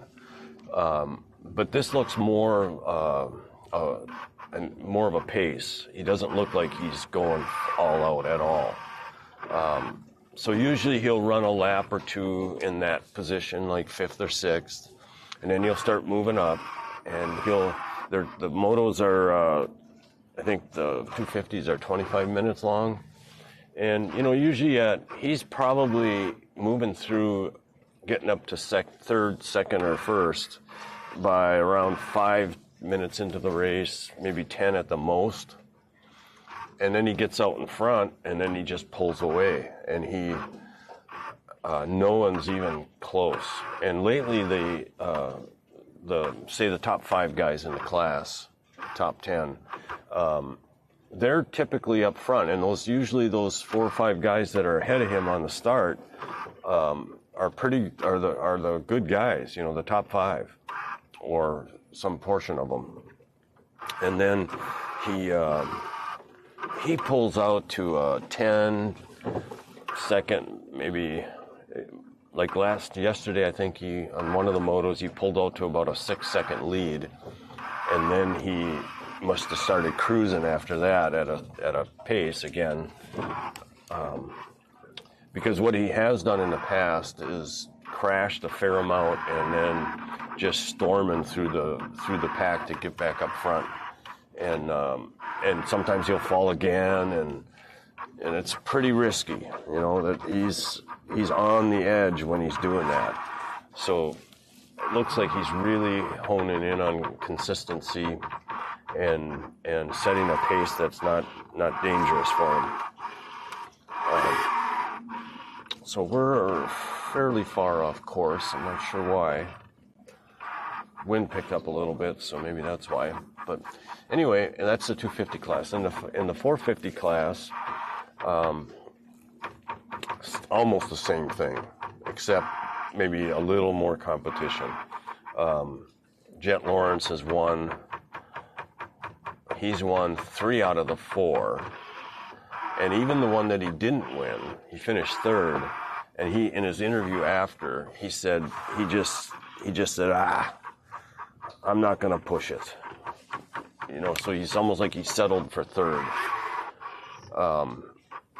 And it's probably true, because he's doing the same. He's not pulling out as big a leads as Deegan is, but he'll get out like 2 to 3 seconds in front of whoever's in second.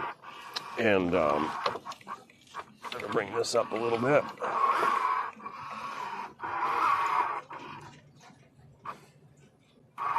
And then he just kind of holds there. And so he's two of the 4 motos so far, he won pretty easily. One of the 4 last week, Eli Tomac was dogging him pretty good. Eli was back around 5th. He passed everybody, got up to 2nd, and he got up next, about next to Jet once, I think. But for about 2 or 3 laps, he was right behind him, and it looked like Jet was going to get some competition. And the one guy in the whole field that's got the potential to beat him is Eli Tomac. But Jet's 22, Eli's probably 32, and he's doing good, really good. But then yesterday, Jet got a bad start, and Eli got an average start. Eli might have been about 3rd or 4th, and Jet was probably 5th or 6th. And Eli got up and right on the last lap passed Aaron Plessinger and took the lead and won. And Jet finished 3rd. And that's when in the interview he said, I just didn't feel like pushing it. Because he's just coming off of an injury. So him winning 3 out of the 4 motos so far is pretty freaking amazing. But he's a super talent. He's last year, I think, in the outdoor season like this, I believe it was last year, might have been the year before. I wasn't watching then. He went undefeated. He won, I think there's 11 races. He won all 11. In fact, I think he went undefeated in motos. He not only won the combined each event, but he also won both motos. Undefeated for the whole season. It's incredible.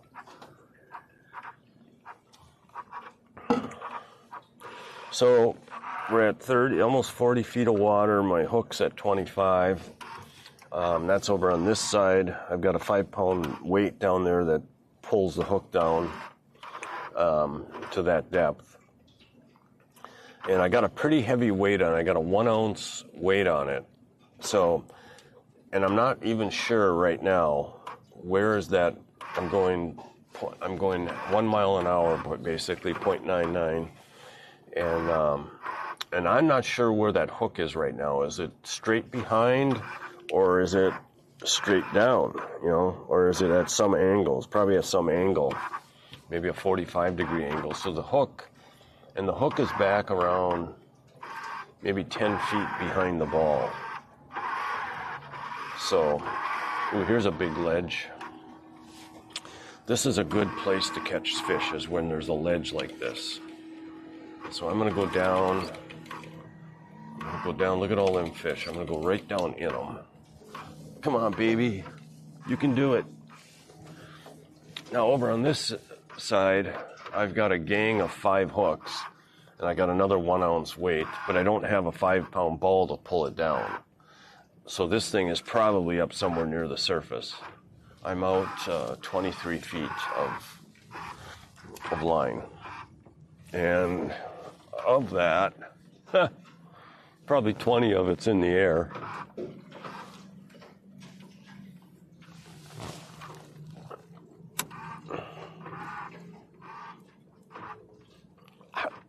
Can you see this in the camera? Can you see the line bird caging in there? And I'm not letting it overspin or anything. It must be too light, too loose on there. So what I'll do tonight is I'll pull that line all back off, and I'll put it back on with more load, more drag. See if that works.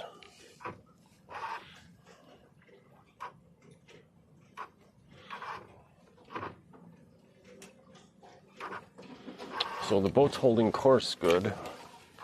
We're usually within a few degrees. We're at 343 right now, which is northwest. Just about exactly northwest. So, you know what? I've been saying this all along, that this lake goes north and south, but I'm full of shit.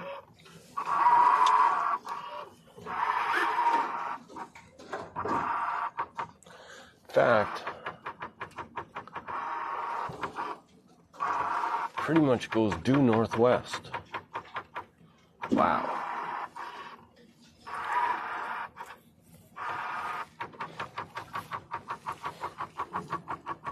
Tell me what you think in the comments, because it boils down to a fair amount of the time I don't know what I'm talking about.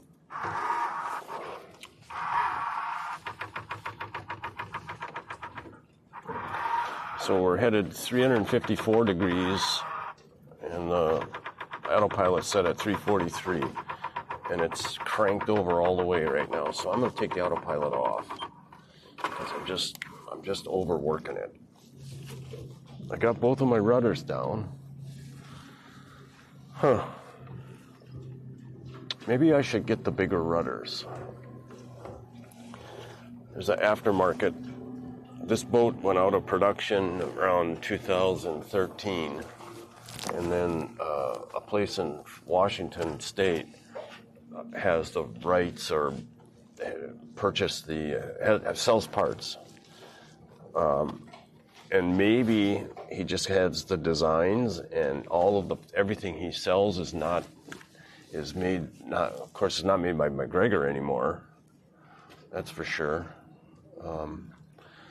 The guy, Mr. McGregor, died, and then his daughter took over the business.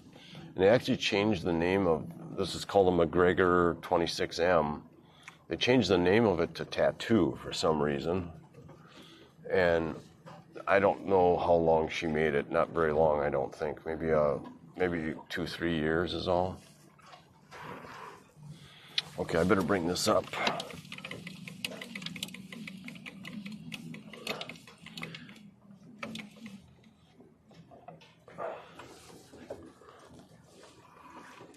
You know what? I'm I'm going to change this to auto. What does that do? Yuck.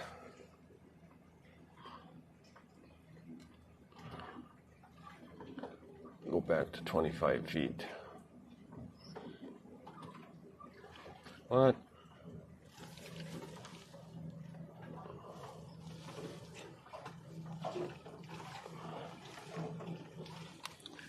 Okay.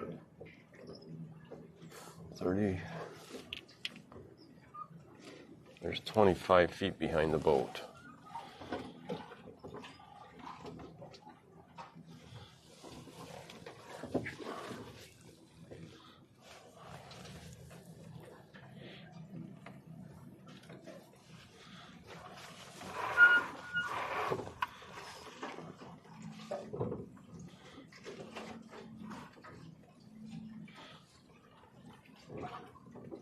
Going 0.9.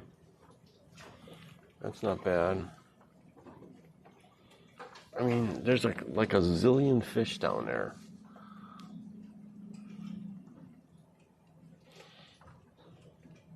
What I really need to do is get two. I don't know if I want two outriggers.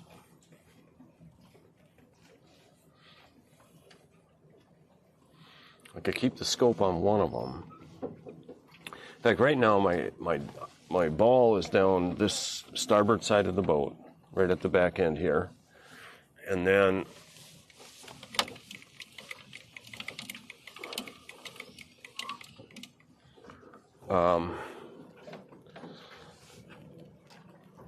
if I put a second outrigger here, oh, and my live scope is over here. So right now I've got the live scope twisted so that it's pointing at an angle so that I can see my ball and monitor the depth, monitor its depth compared to the bottom. But that makes it kind of messed up because, okay, buddy, I know what you're trying to do. You want to come over here and lay down.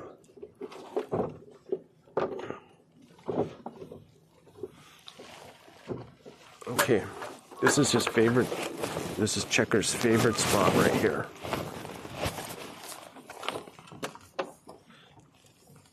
Okay, there you go. I'll move this, and I'll move this for you.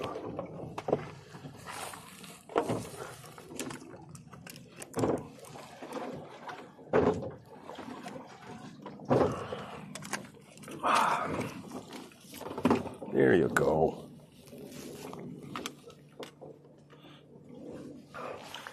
That's like a comfort spot for him.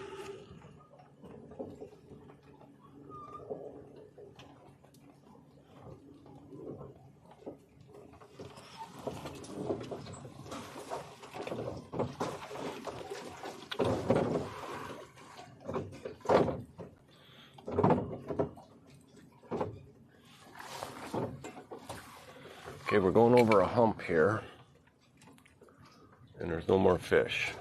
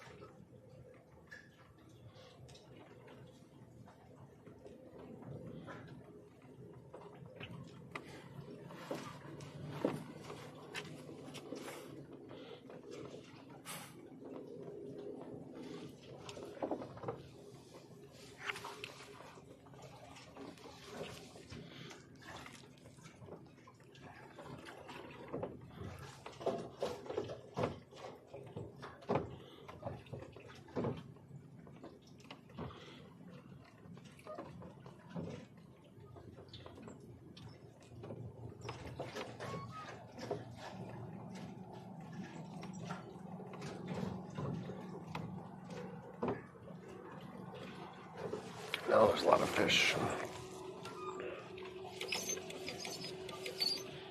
And the depth went down, so we got 40 feet of water.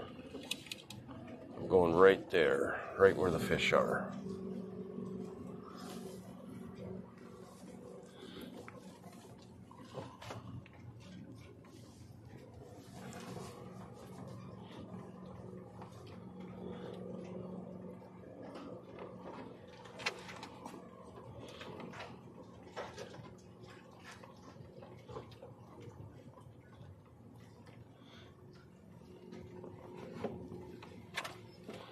I wonder what would happen if I put a lure on along with the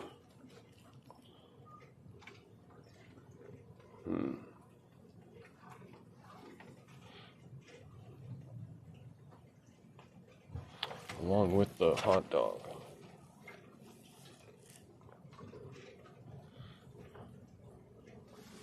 Because this sure isn't working.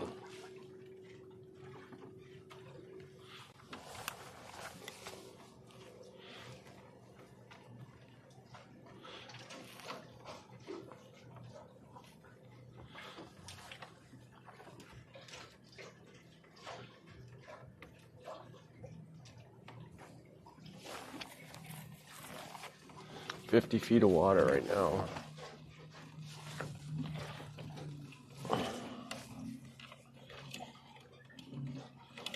So let's go down to 35 feet. There's a ton of fish there.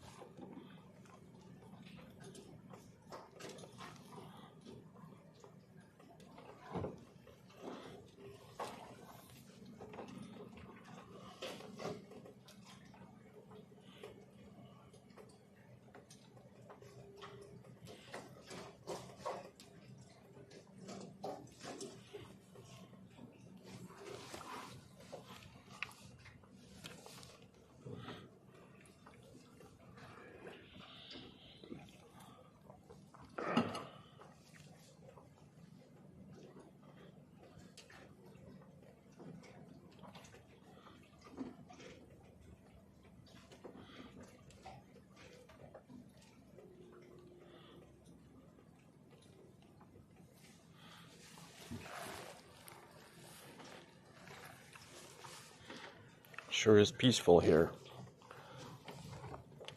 But it would be nice to have somebody to chat with.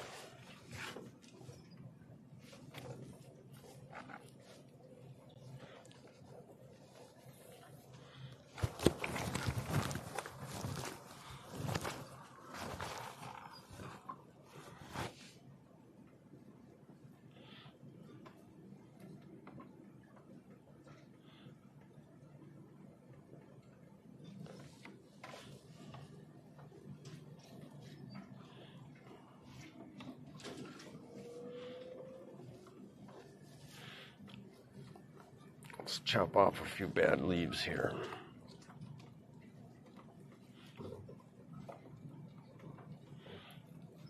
Protect the soil from the sun, and also create some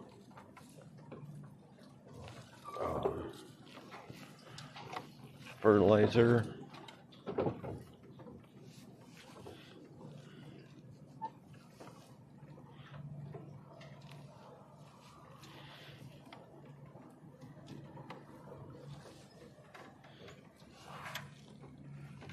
I'm headed for the island up here.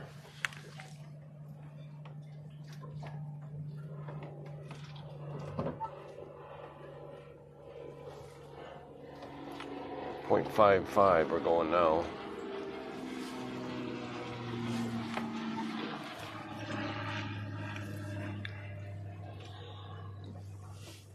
There was a seaplane here yesterday, flying all over the place for quite a while. Landed once.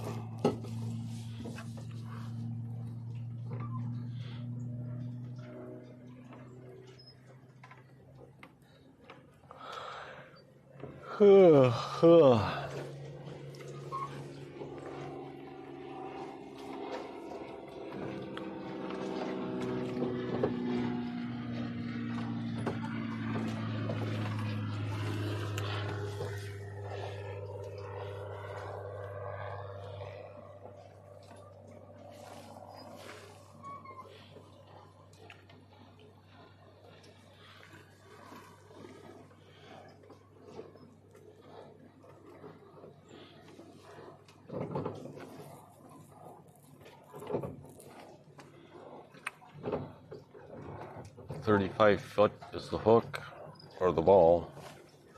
Water's 50.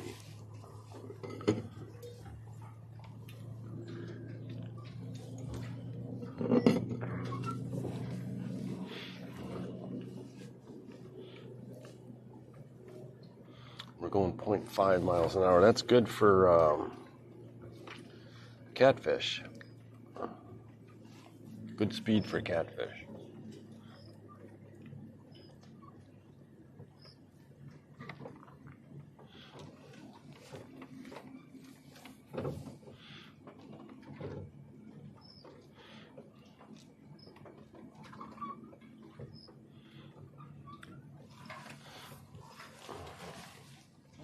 I'm about ready to pull this thing up and try something different.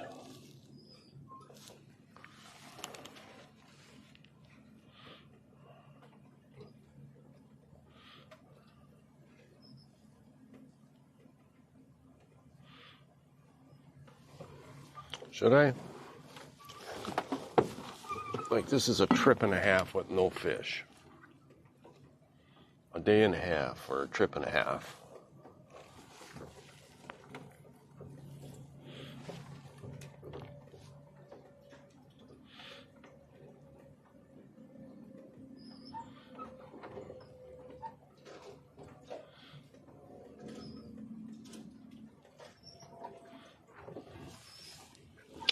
Let's do that. Maybe I don't even have any bait, you know? It's up to 25 there.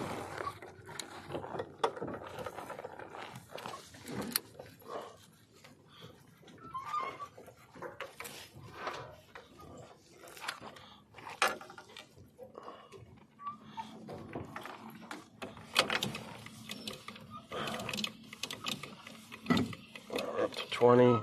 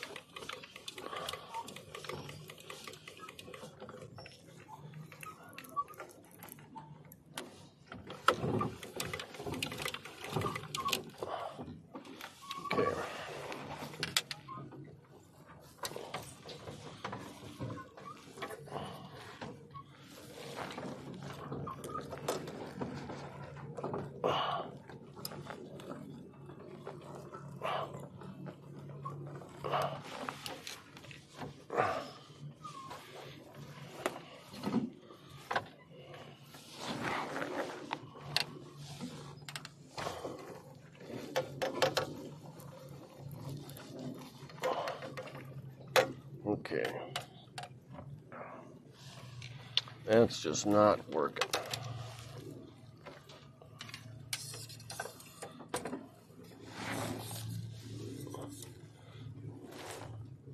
So we'll take this off.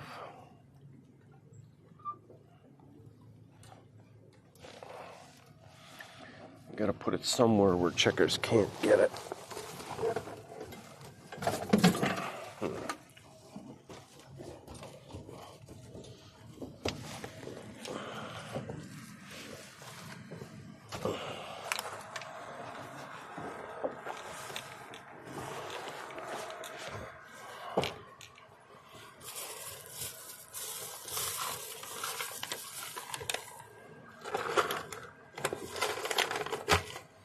Put it right there.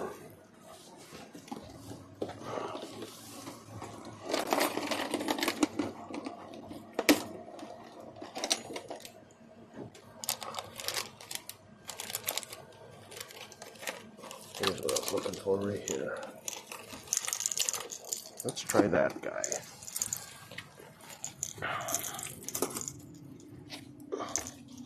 Now the question is, should I have that big ball on there or not?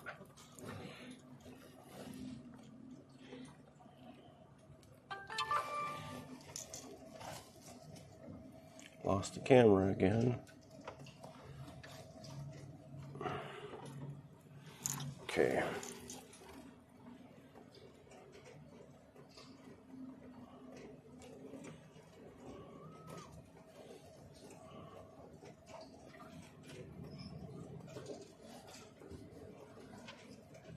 Okay. Now, where's my...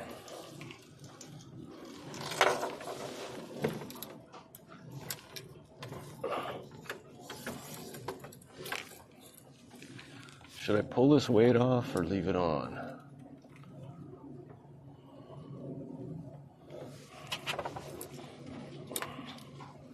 Voter live. Location. Voter live. Location. Voter live. Location. Voter live. Location. That's not a really heavy one. Location. So maybe I'll leave it on. Location.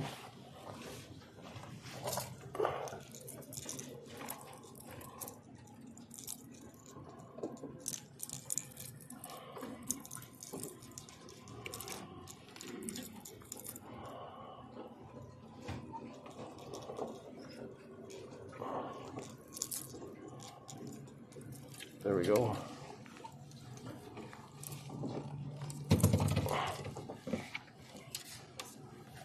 Okay, now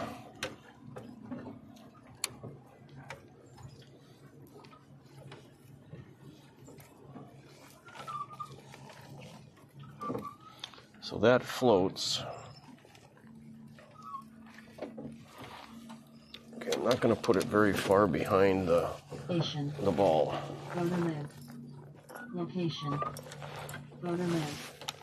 Location. Voter live. Location. Voter live.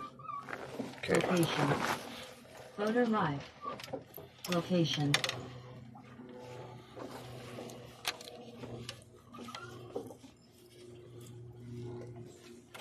Okay. There we go.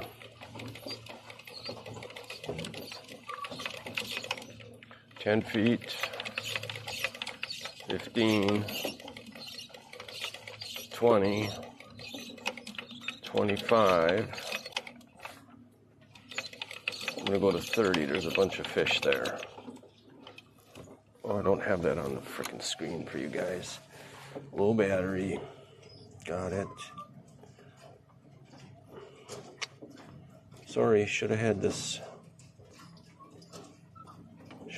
view up for you. What's our speed? 0.6.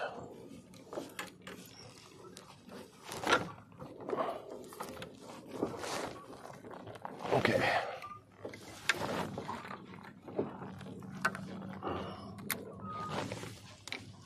All right.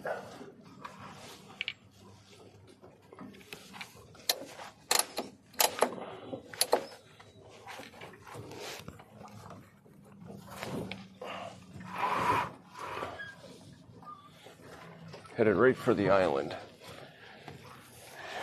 Let's see.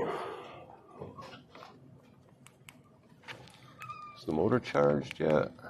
No. Nope, can't bring that trolling motor up at all. That trolling motor really comes in handy.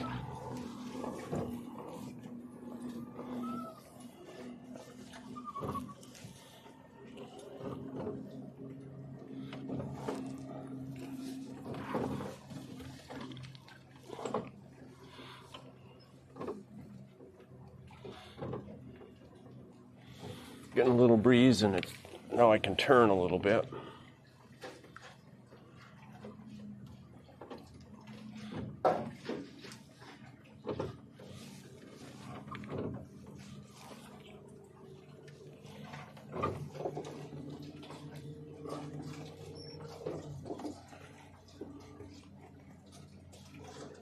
Come on.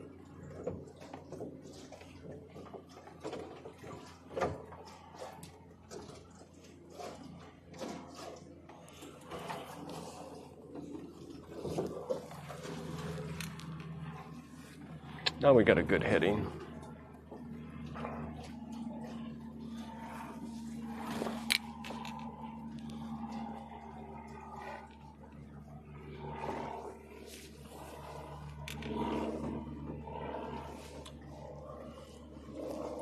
We're in 50 feet of water. I'm going to go down a little bit more.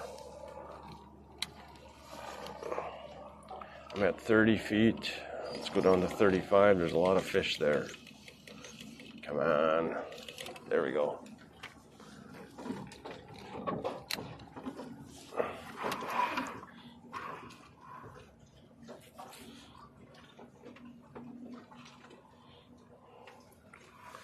I got a snag over here one day. Not too far away from here.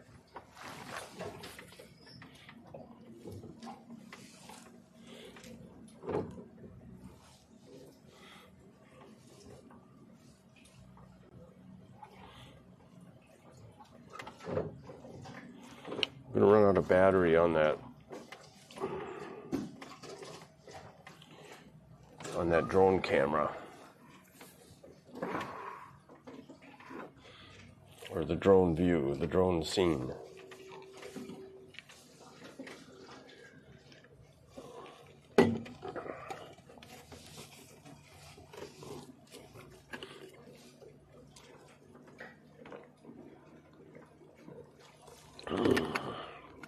Water's still cold, but it's not froze anymore.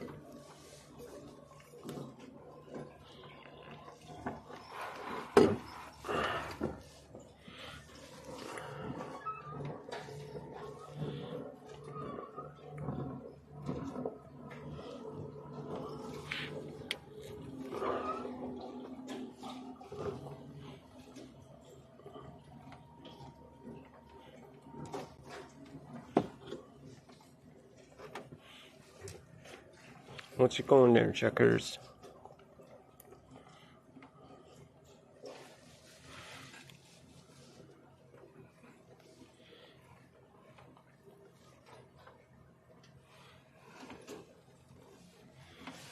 Well, we're going 0.78. That's a decent trolling speed for just about anything, I think. Catfish or bass. What I really want to catch is one of these hybrid bass.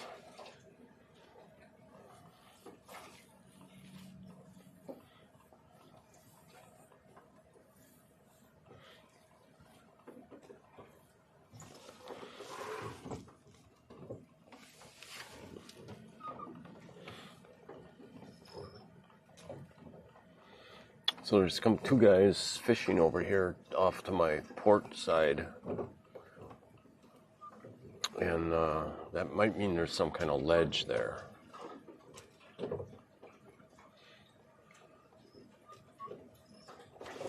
We are now headed... Boy, I've been totally full of shit about the direction of this lake. We're at 325 degrees, which is about 15 degrees off of due west. When you look at it on the frickin' map, it looks like it's going north and south. I don't get it. I know it's tilted a little bit west, but... You know what it could be? So there's a peninsula coming out over here. I'll have to look on the map. Maybe that peninsula comes out, you know, like a lot further than most. Like maybe it's out halfway into the lake. And therefore, the lake could be running more north.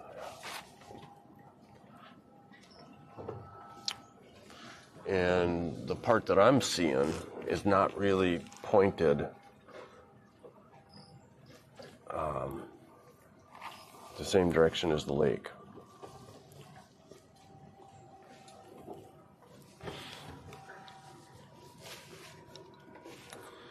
So it's 10:44.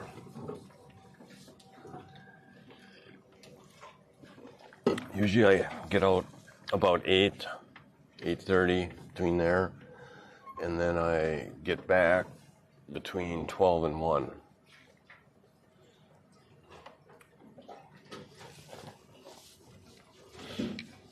Okay, there's a ton of fish down there.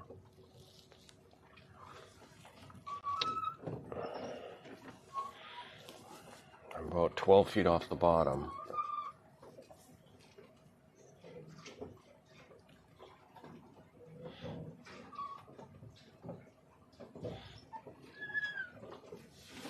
I wonder, I'm going to turn this all the way over and see if I can see my lure. Ooh, that could be it right there.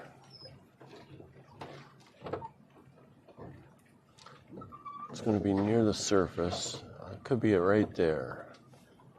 But it's moving, so that's not it. That's a fish.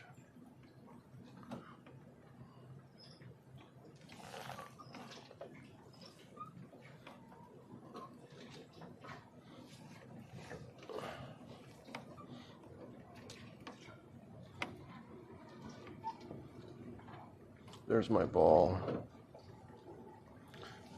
And the water, it's getting shallower now.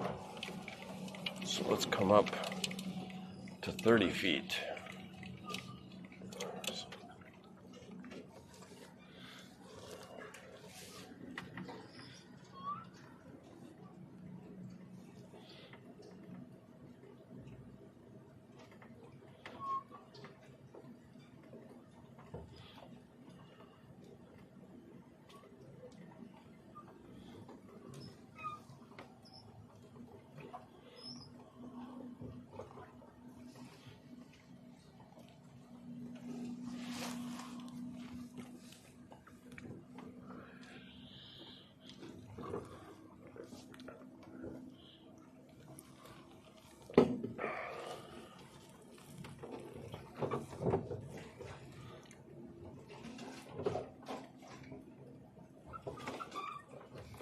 I want to make sure my headshot's in the zone. It is.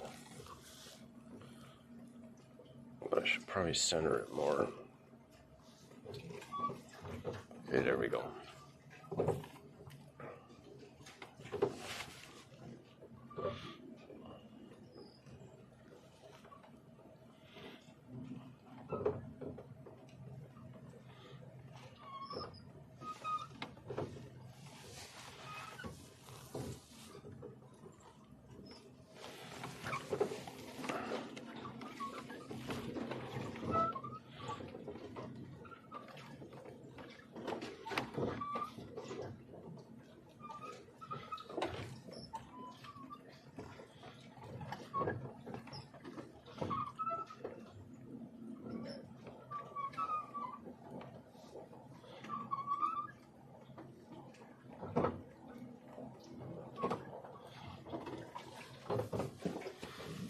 "55 feet. Wow.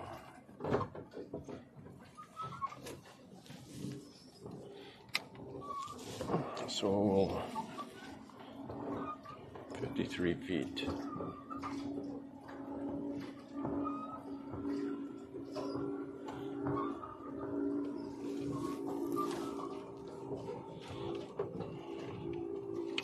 Just going to go down about 2 or 3 feet. Right about there. That's where all the fish are.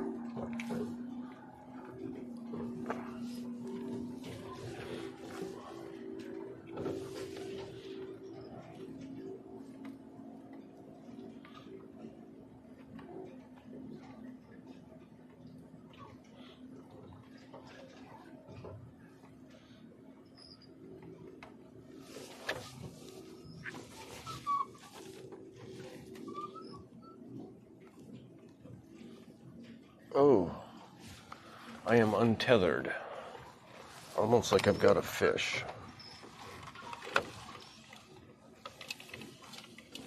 So we'll bring this up.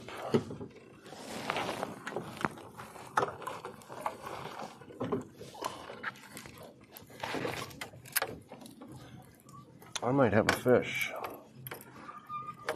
It's not a snag.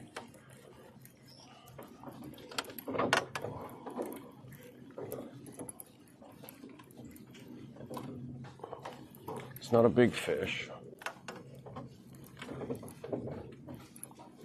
He's fighting a little bit. Almost like he's fighting quite a bit. What do we got? Got a little blue catfish.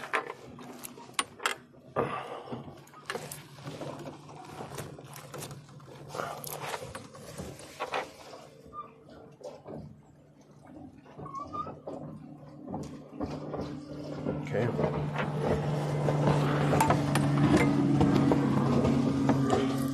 Well, we finally caught something anyway.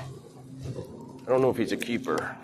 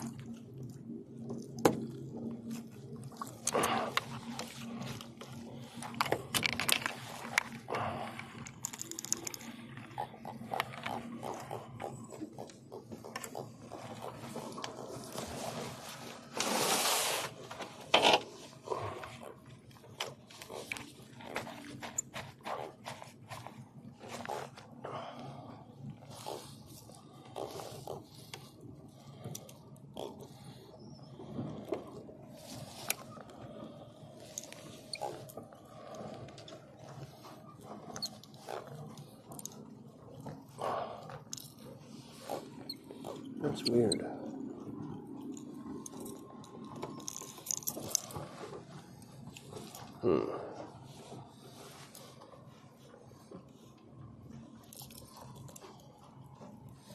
Looks like I hooked him twice. This might be kind of hard to get out.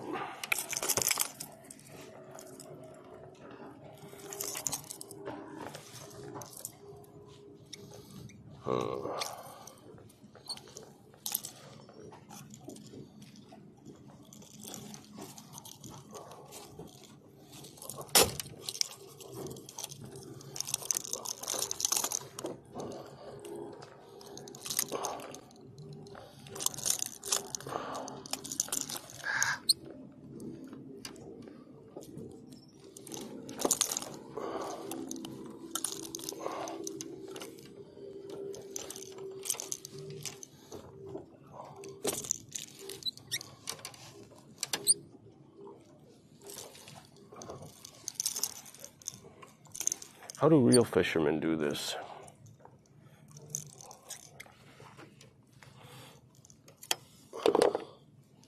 Maybe with their fingers? There we go. Okay.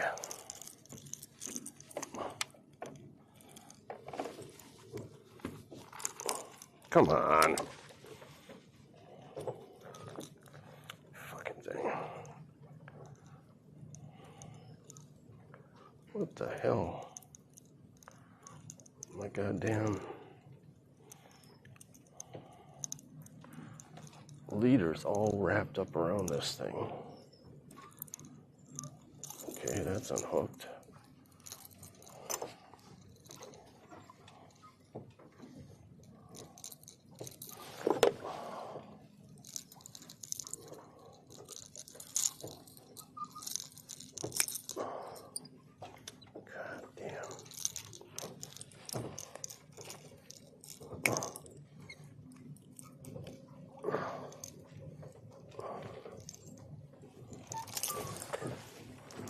Son of a bitch.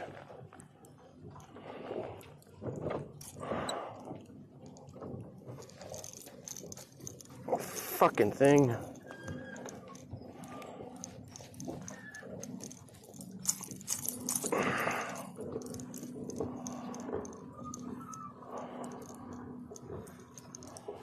No, there we go. All right. This guy, I'm going to put him back. He's pretty small.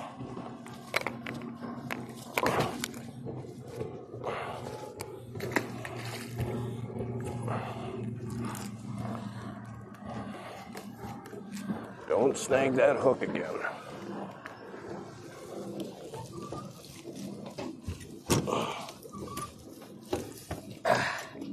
I think I heard my camera shut off. Sure as shit.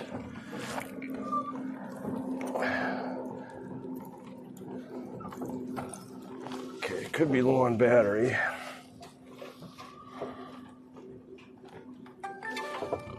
So I don't get any decent footage of even catching and snagging a fish. Hard to believe.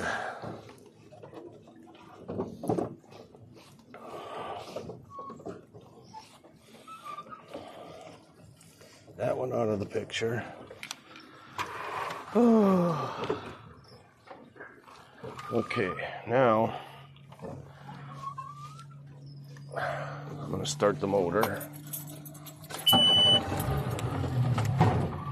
and get myself turned.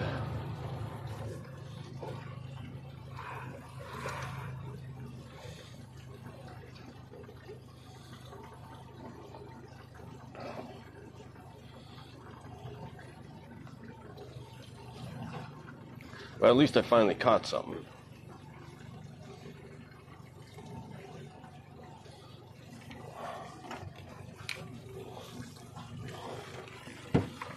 Boy, that leader looks bad.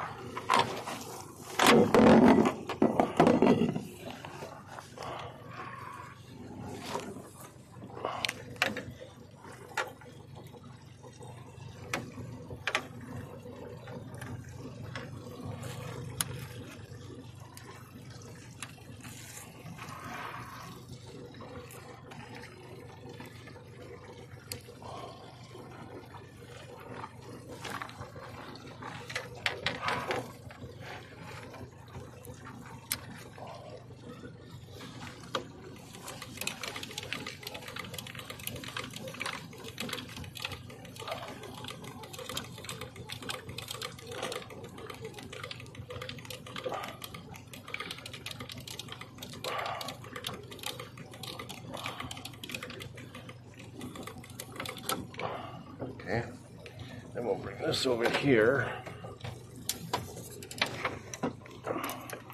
We'll reach down and grab our tether.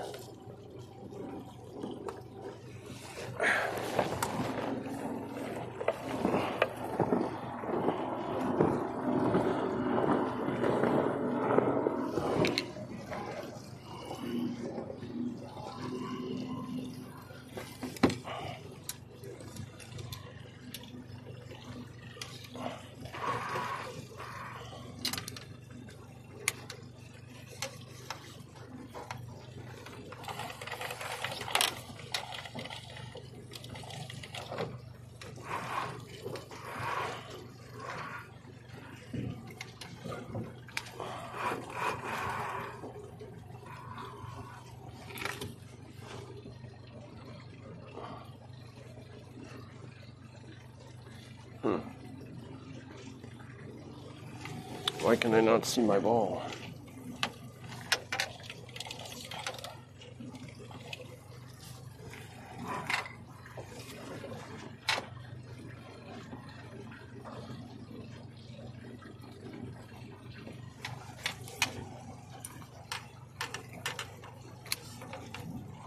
That's weird. Seems like I'm further down than that. So I'm at about 7 feet. Well, I guess that could be it.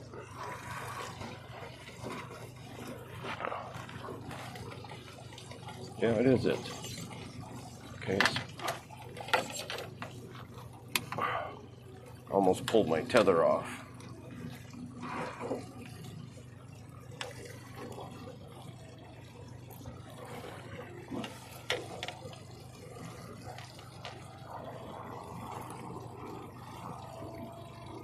I'm almost out of line.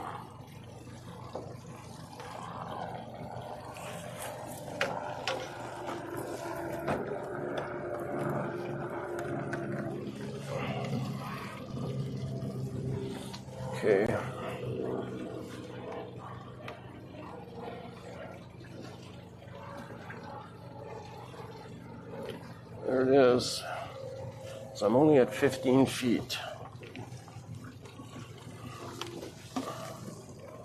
Yeah, that's what that says. So now we're at 20.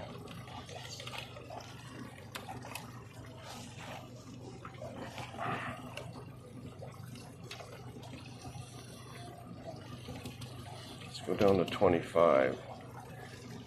I'm not seeing my ball very good anymore for some reason. There it is. Just about 24 feet.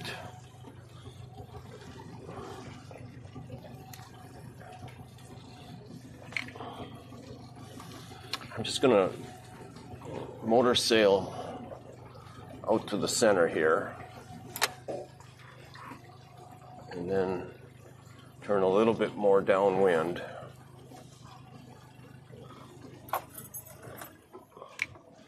Ooh, my needle nose are about ready to go in the drink. Okay, lost our battery upstairs. That's about due. Plus the frickin' menu's up. And we lost this camera too. It's like, oh my gosh. Okay.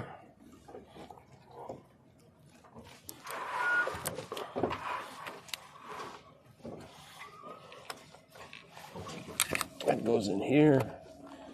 This goes in here. You sound like a catfish. Checkers, you sound like a catfish.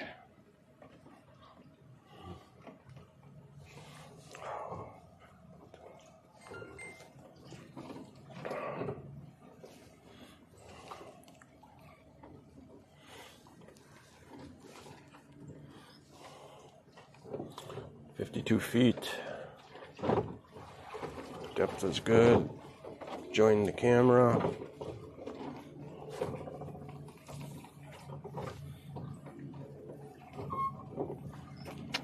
And we're back on. Except it always gets stuck on the last image, and I gotta just cycle back and forth between 360 and normal cam. There we go. Okay, now we can change views, scenes.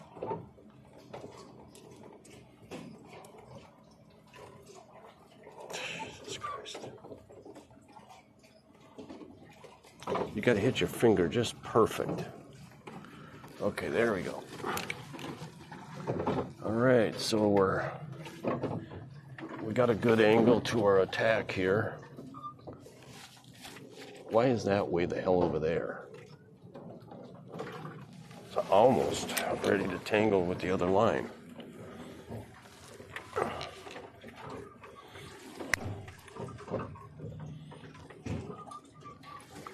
I wonder if that means I'm untethered again.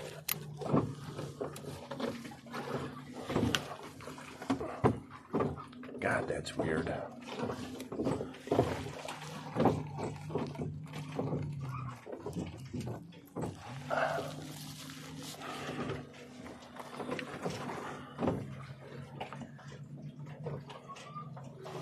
I think what that means is that we're going sideways.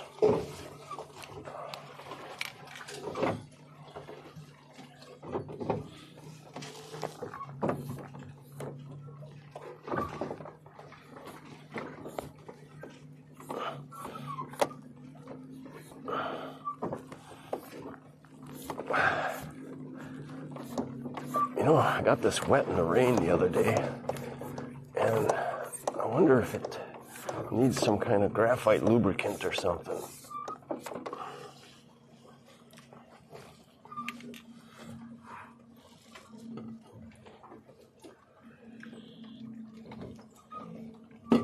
Okay, so we finally caught a fish at least. Now we're going 0.64.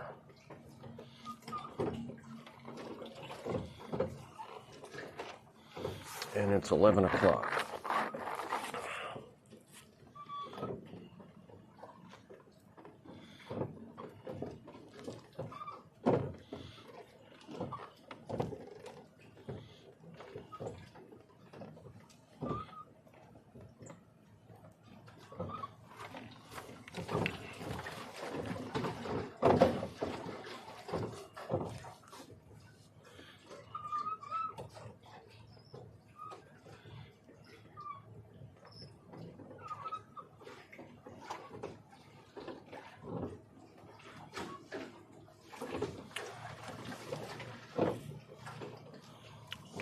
Let me check. Nobody's in chat.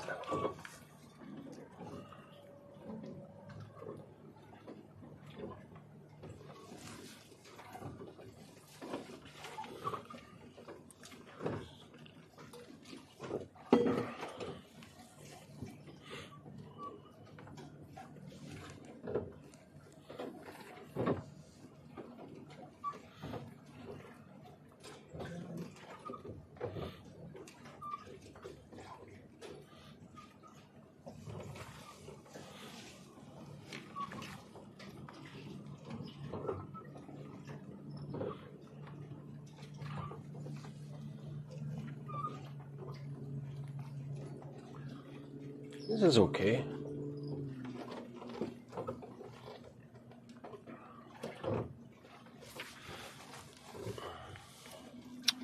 Probably should lower my... Rotor live.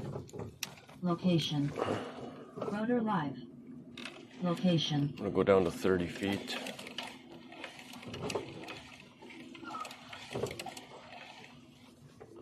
Okay.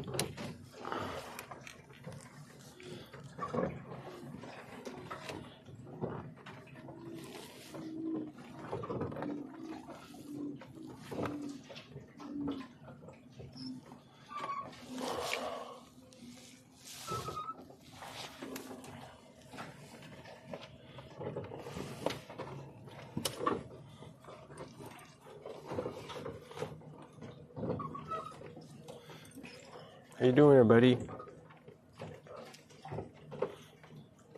What do you think about getting a haircut next week? Go and see Joseph. You growling, Joseph, a little bit, though. That's not good. Location. Rotor live. Location. Rotor live. Location. Rotor live. Location. Rotor live. Location. Rotor live. Location. So I don't understand why that does that twice. I understand why it does it multiple times, but not spread apart like that. It does it multiple times because it's sending that out to all of the feeds that I'm streaming on right now.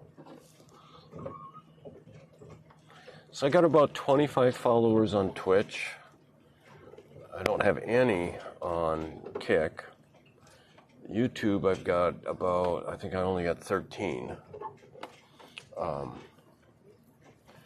But it's steadily going up, really slow. Not, well, steadily.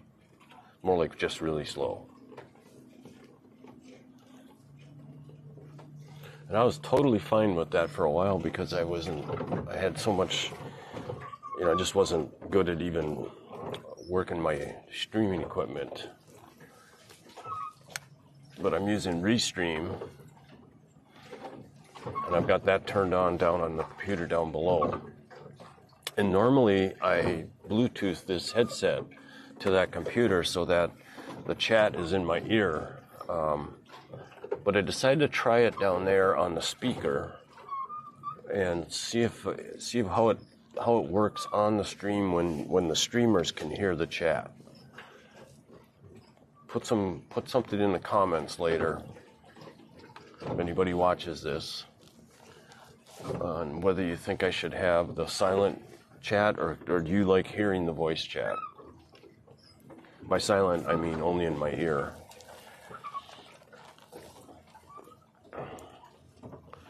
Okay, so water depth is changing. We're at 30 and we got 45 feet of water, so that's okay for now.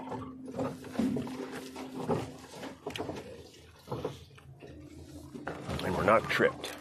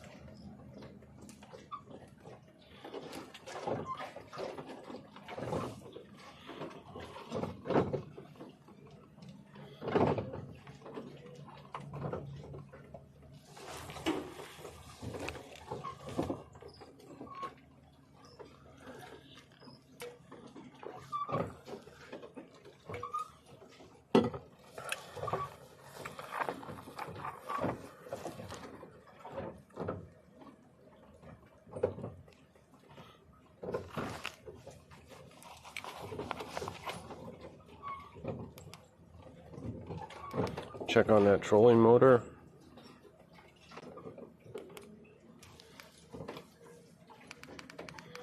Nope. So if it's a charging problem, then I probably have a bad battery, or the battery charger's not working. I checked the connections; they were connected fine.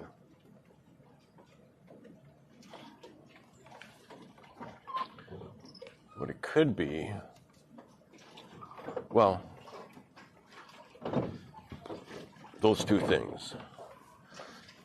Although the problem could be any number of things. Grok gave me like 3 different options that it could be.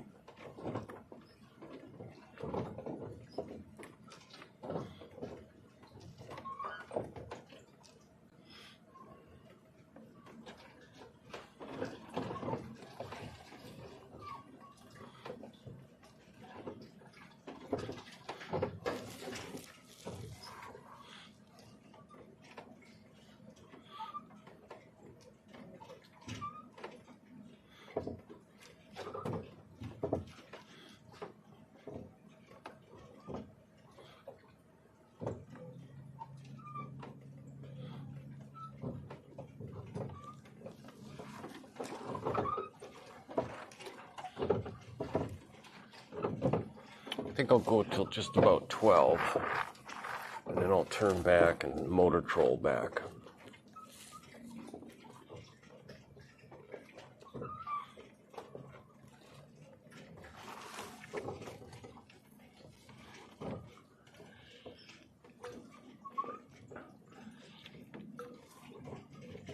Let's do a boat count. 1, 2, 3, 4, 5, 6, 7, 8, 9, 10, 11, 12,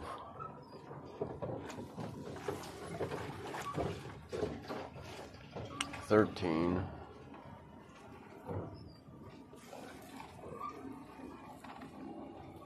14, 15, 16, 17, 18, 19, 20,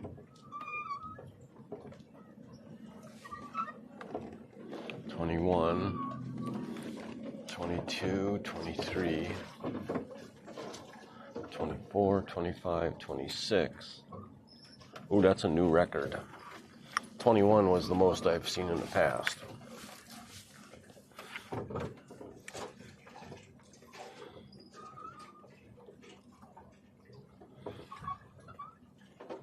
So now I'm down to 0.3 miles an hour. There's no wind and I'm just drifting.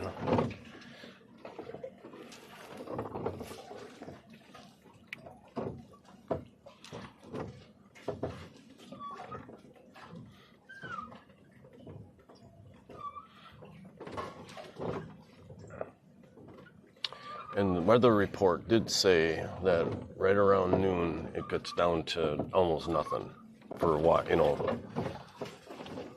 In other words, this is not just a lull. It's going to stay down to about 0.2 miles per hour wind.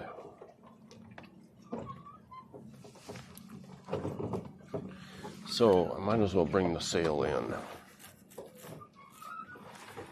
And to do that, I'm going to release this. I'm going to release the starboard sheet and pull on the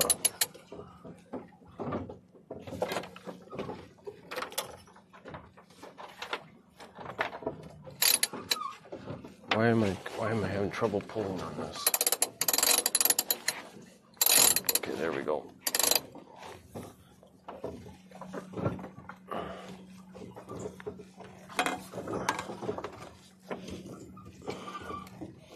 This one's stuck on the compass.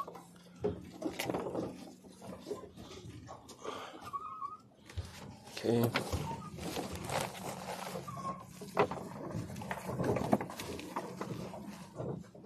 That's weird. Okay.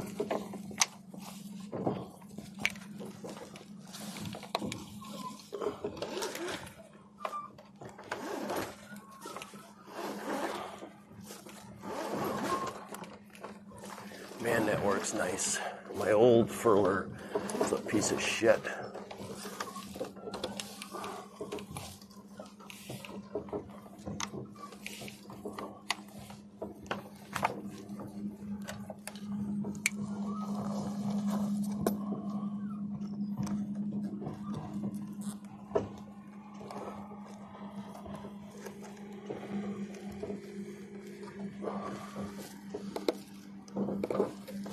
There we go. We'll lock that. And we'll come over here.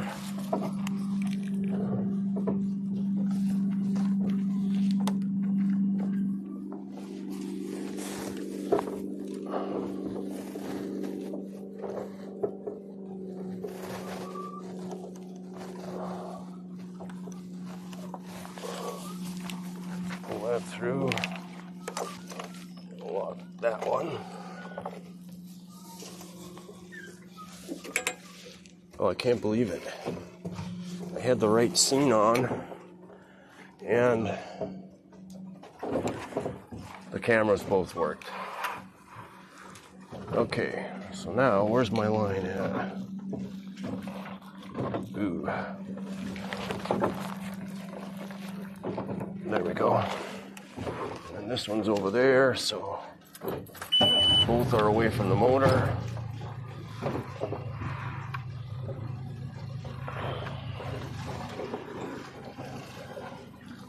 So I'll go straight first to get the lines back.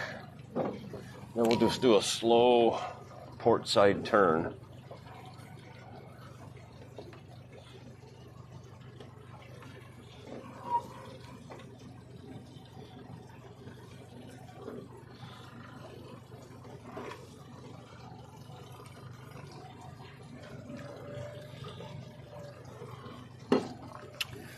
So this switcher that I have is a YOLO Live is the company, and then it's called a YOLO Box Pro. And I pulled the what do you call it? Not the firmware, but the log file. I pulled that and sent it using the machine here because it's got Wi-Fi on it, and the company was supposed to look into why does that menu keep popping up on me like that.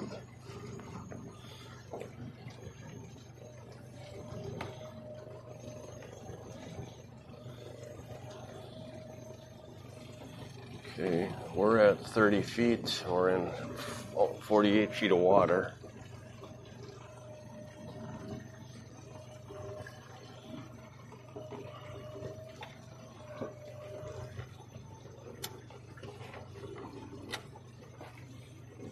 Get it. I don't understand why this thing is bird caged like that.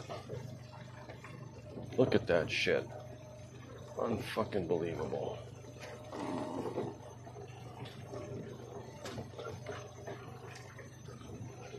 Jesus Christ.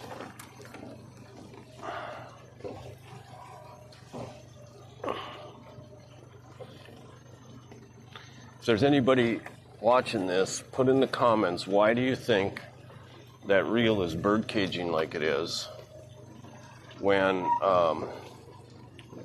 I'm holding the reel? I'm not allowing it to overspin at all. Yet it badly bird cages. And it wasn't bird caged when I wound it on. Possibly not enough tension when I wound it on. But that still, to me, doesn't explain why this line gets as loose as it does. I guess the only other explanation is at some point, no, I didn't. Did I accidentally bird cage it and not notice it?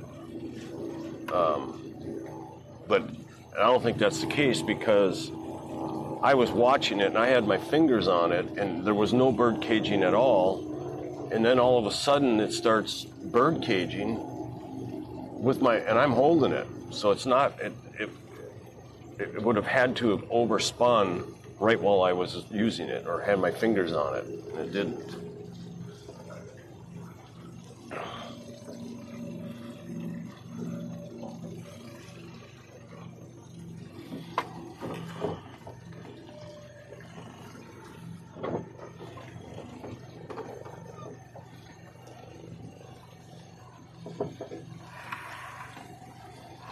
going to head over a little bit closer to shore. See if I can't get a snag. You want to get up, Checkers? You want some water? There's water up there for you. There you go, buddy.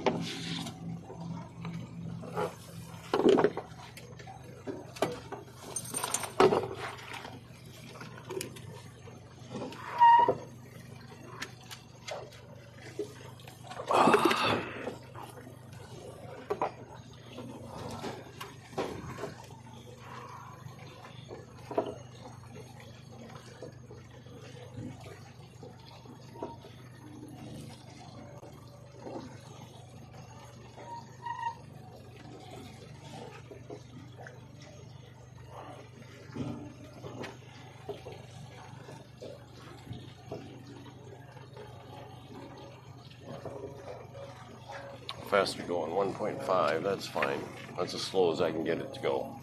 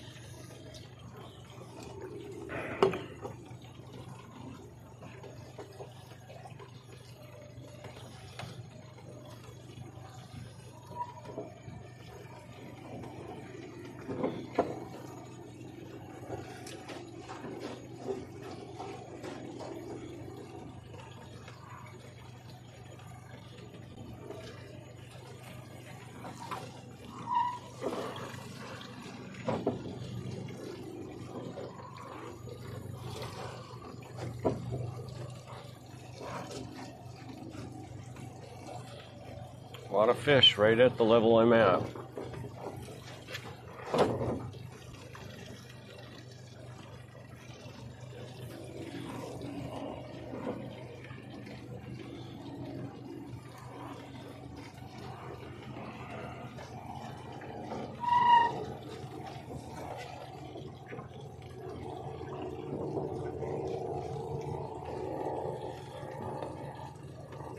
So I ordered another bracket, another base for this trolling rig, and I'm gonna mount it over on this side. So we must have lost the camera. What does that say? Low battery. Okay. So what we'll do is we'll change scenes for a minute, almost like we know what we're doing, and then we'll change the battery on this camera.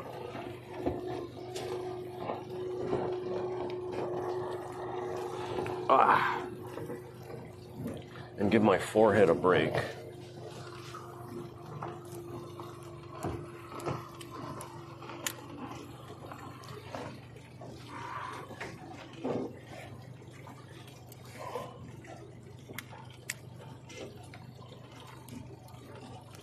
There we go.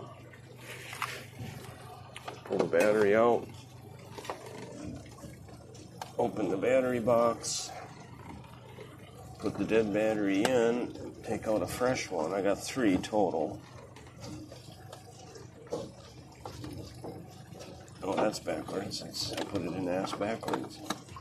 Okay, now.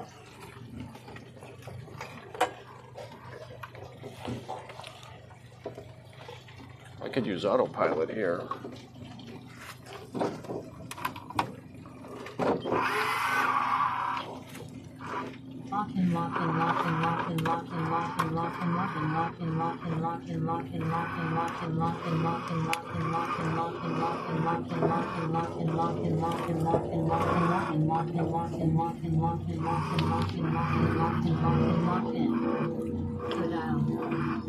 Why do you Why do you do that?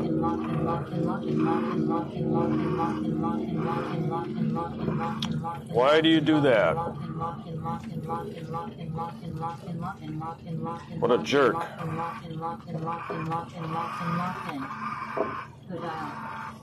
Emerald 1730769 emoji DJ.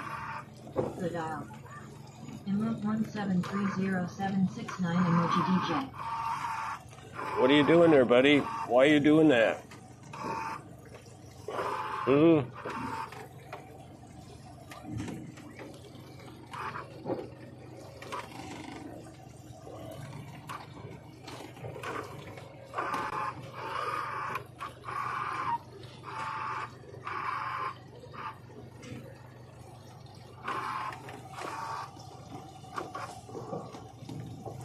Okay, camera's back.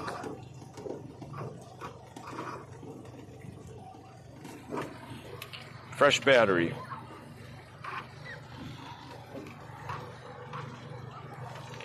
Let's check the line. Line is still tethered, so we don't have a fish. This one is just back there, probably fairly close to the surface.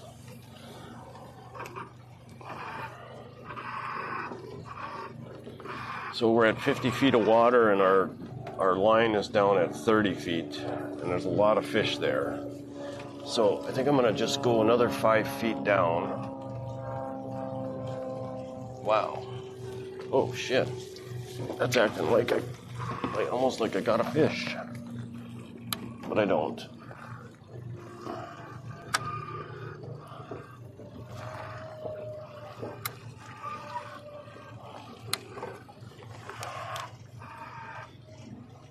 Wow, there is a ton of fish down there.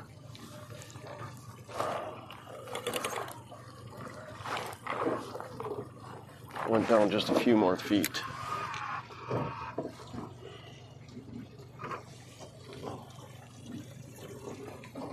Have to keep an eye on that because there is one hell of a lot of fish down there.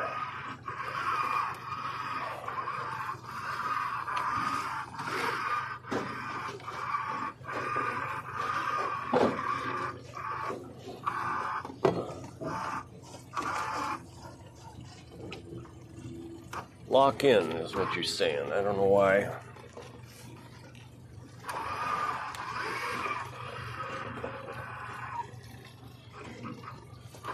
I'll have to ask Grok, why does one of my viewers say lock in over and over and over again? He's come on and spammed that probably 3 or 4 times in the last couple weeks.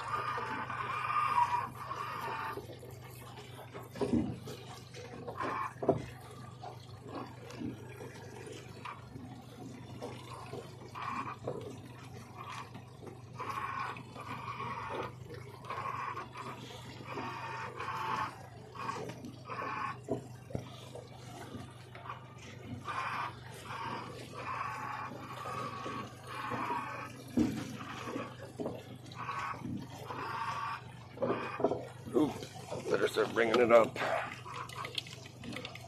Oh wow, I was almost on the bottom.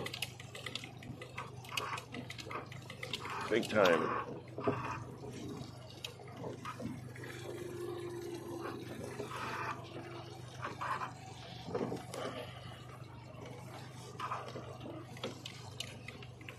There's a fish looking at it right now.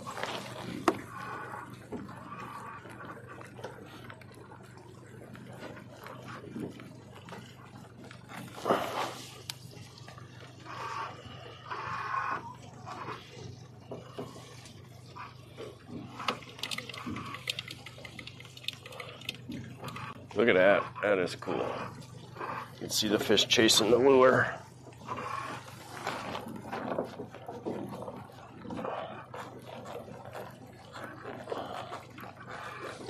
Okay. We're only in 20 feet of water. There must be a big bump here. That's probably why there were so many fish. It's like a ledge.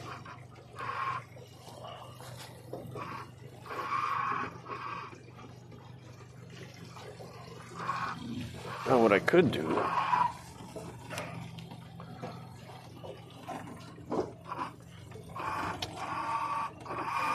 could do. In fact, let's try it. I'm gonna go close this, go back one notch, and then let's go to a chart. Okay.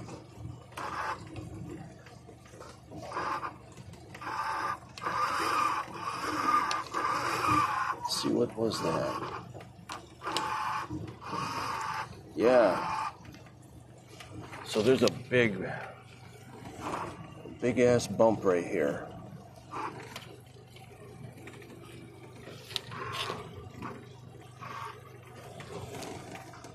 Where it's 20 feet deep. Why can't I see that very well? That's zoomed out all the way right now. Okay.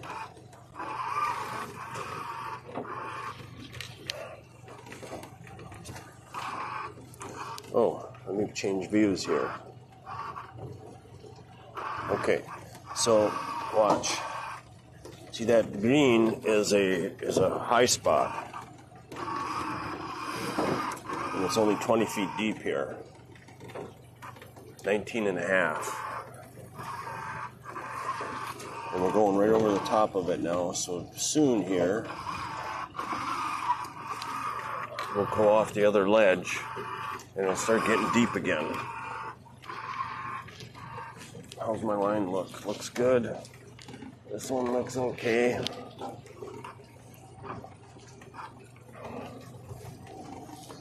Now, one thing I could do, let's see, I'm on fishing. Let's try navigation once.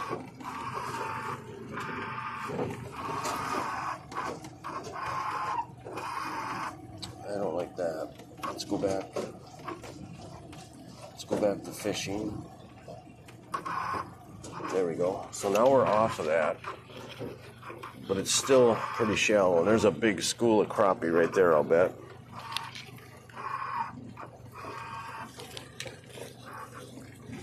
Okay, so now we're going to drop down. We're at 22 feet now. I'll go down to 14. What is all that shit? I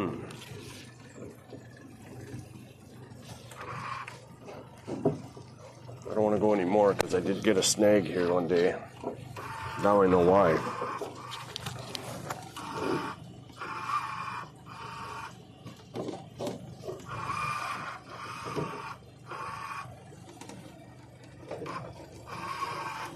So, I wonder,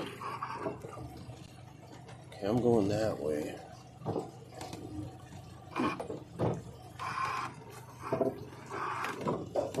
Where's the shore?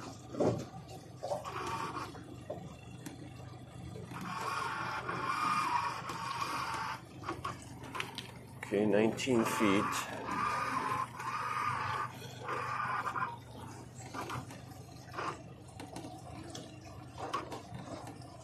W. Dill. Are you there?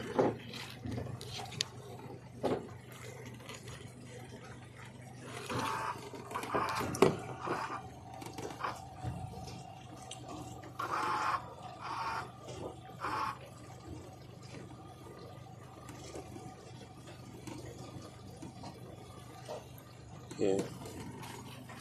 21 feet. Doesn't look like we got a fish.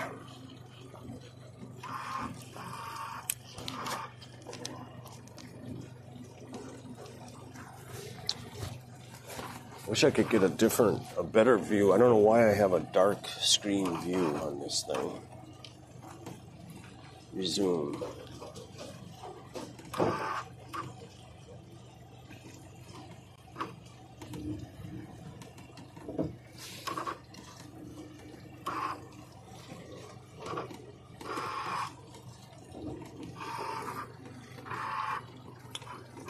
Feet.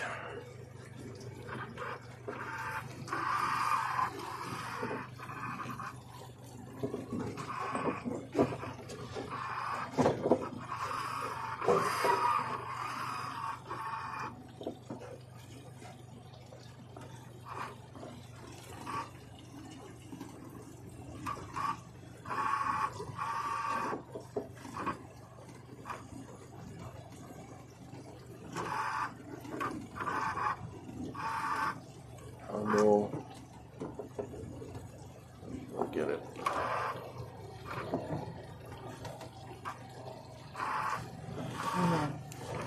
Location. Better come up a hair. Location. Rotor lid.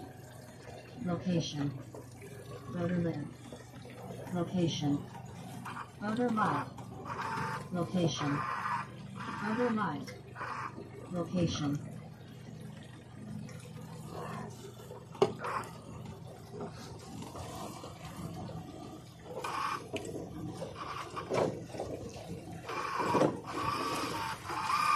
What's that?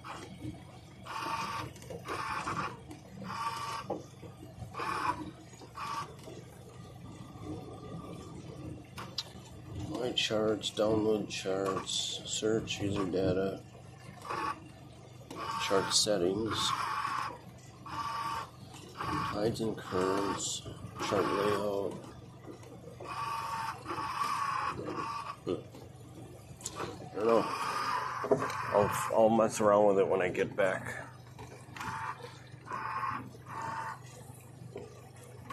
Location. Rotor lid. Location. Rotor lid. Location. Rotor lid. Location.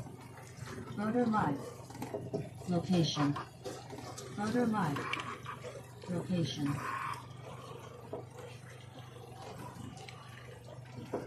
So we're in 20 feet of water and I'm 12. I don't see any fish here. Anyway, so why risk going to the bottom?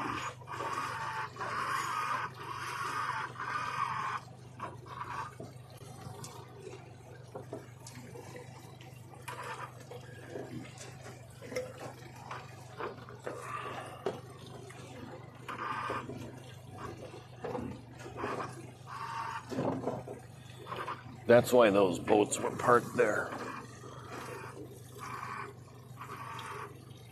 Because that bump and the fish are congregating around the slopes of the high spots. What I ought to do next time is use my trolling motor and just frickin' troll all the way around that bump.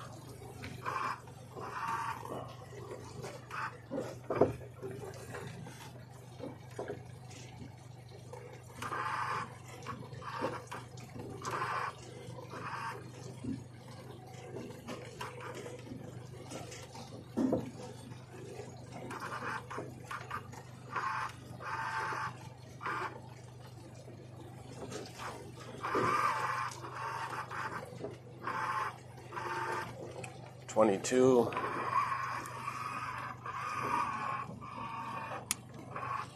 So let's go down just a hair.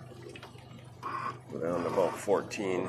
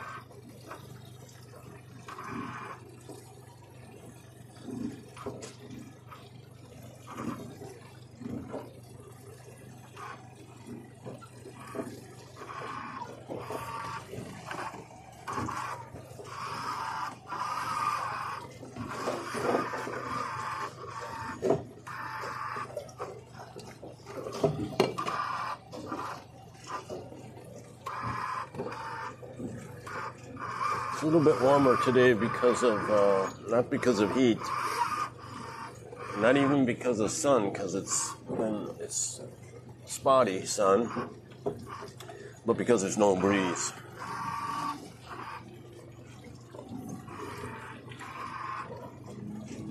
Okay, we're at 25. Let's go a little deeper.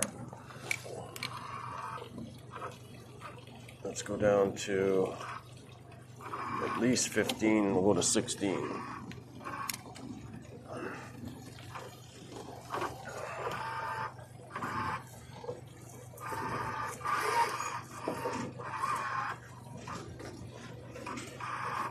That's what I'm going to do next time. I'll sail until I get to that bump, and then I'm going to troll all the way around it.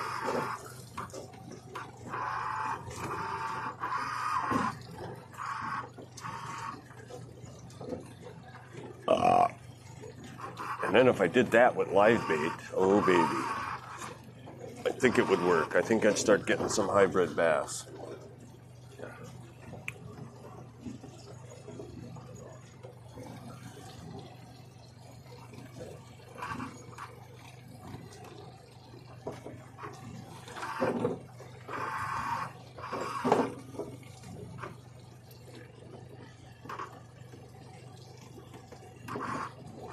Caught one hybrid bass so far, and it was only a 12-incher, and they have an 18-inch minimum on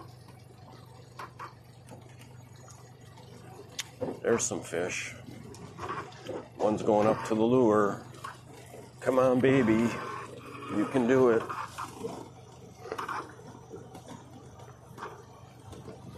Let's go. Let's get out of this. We'll go back to boat apps. We'll go to Helm, and then we'll go back to that because we are getting some fish activity here. I'm going to lower it a little bit down to 20 feet. We're in 30 feet of water.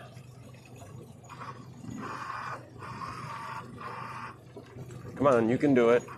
There's a big humming fish right below my bait right now.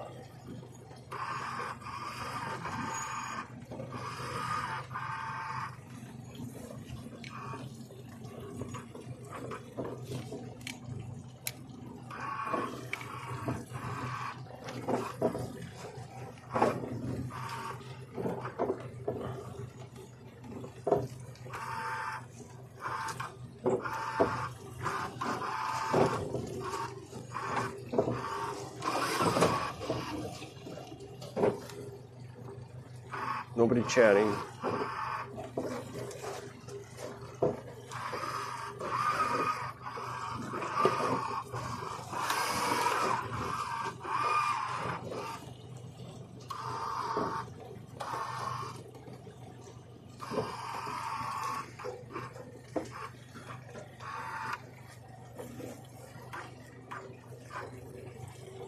Well, I'm getting a few things down pat anyway. Setting up the views in the morning, and I'm getting pretty quick at that. Real quick, actually. It's not that difficult. And then keeping the cameras on. I've got that to the point where I have, what we have, like twice today my head cam shut off, and then once I had to change the battery. That's not too bad. As long as I'm keeping an eye on this rig, this streaming rig, so I see it when it happens. Now the head camera beeps, so I always know when that's going offline. The 360 cam from above, I don't, that doesn't beep, or if it does, I can't hear it. Oh yeah, that temperature's getting hot. I mean, it's not that bad. I shouldn't say it that way. I'm starting to sweat a little bit is all.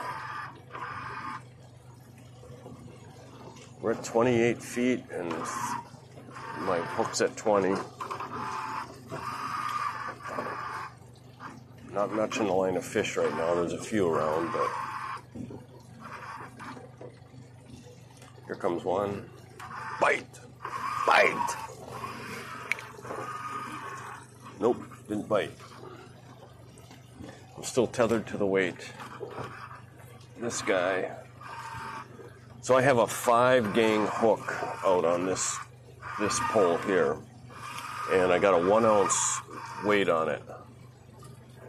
And so if I'm going a half mile an hour, that's not too bad. It's not straight down, but it's fairly close. But at 1.5 miles an hour or 1.5, that's what we're doing now. It goes way back, and I'll bet you that thing is probably no more than 5 feet below the surface. Okay, coming up a little bit. Don't want to get a snag.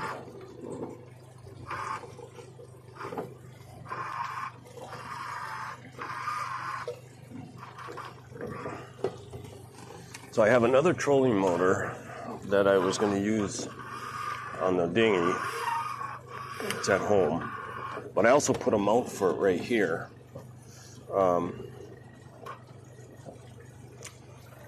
I could put the live scope on that. What I could do is mount the trolling motor. That's what I was going to do. I haven't even ever tried it, so maybe I ought to do that.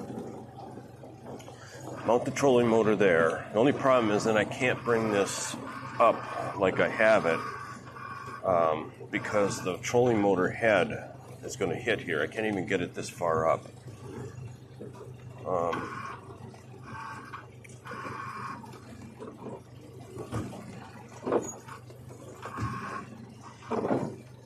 I'm going to bring that trolling motor here, and I'm going to try and mount it.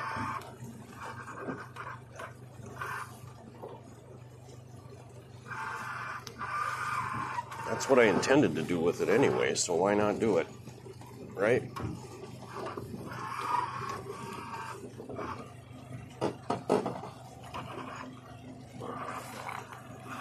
I'm going to pull the slack out of these ropes that are holding the rudders, so I don't ever catch them in the fish hook. Okay, so now we're at 25 feet.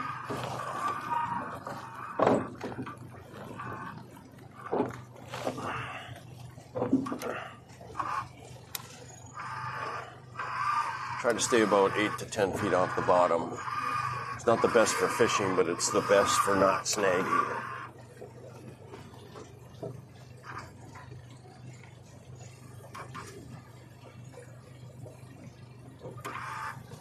That looked like a tree.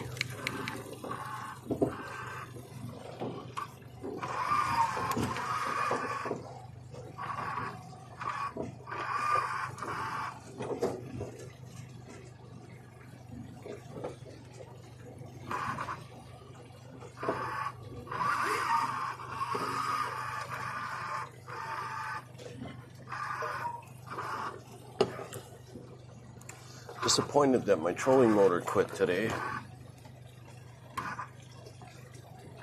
It's like a what do you call it?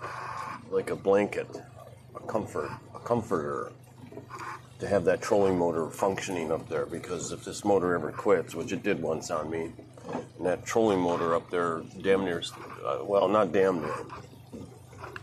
I guess you don't know for sure that I was going to die the day my motor quit and the barges were coming at me. But strong potential that I would have either sunk my boat or whatever. So when it's up there not working, I have this little bit of anxiety. I'm not sitting here with anxiety. It just is when I think about it. I think that, damn, I wish I had that thing up there running, because it's just a good safety device. You'd have to hear the story. I'll tell it someday when somebody's in chat.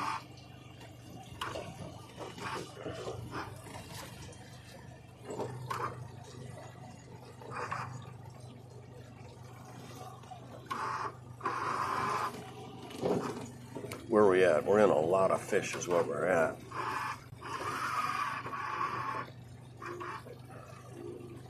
Lots of fish. Why aren't they biting?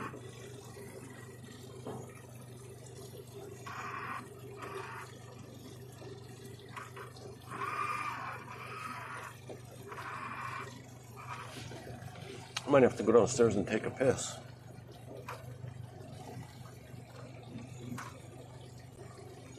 I could do that on autopilot, but I wouldn't want to bring the camera with. It would be embarrassing for me, probably.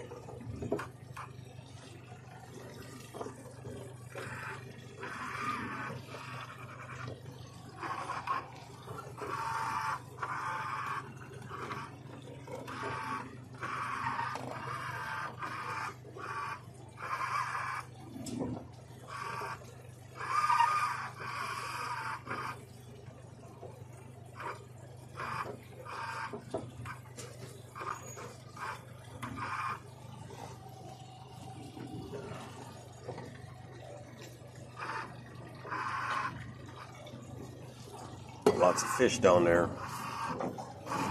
There's got to be one that's hungry.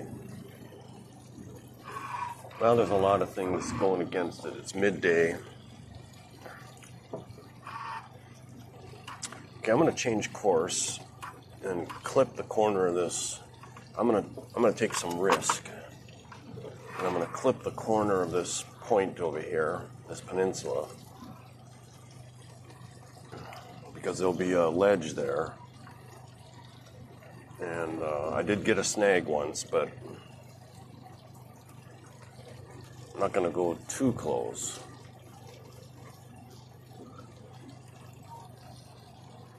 But pretty close. Why am I only going 1 mile an hour, I wonder?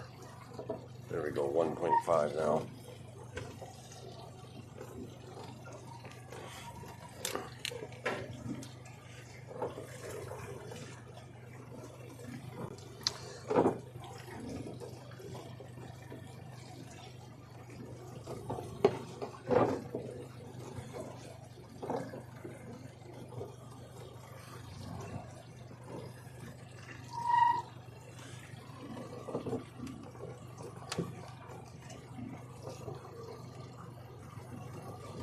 We're at 26 and I'm at 15. But it's going to start getting shallower real soon here.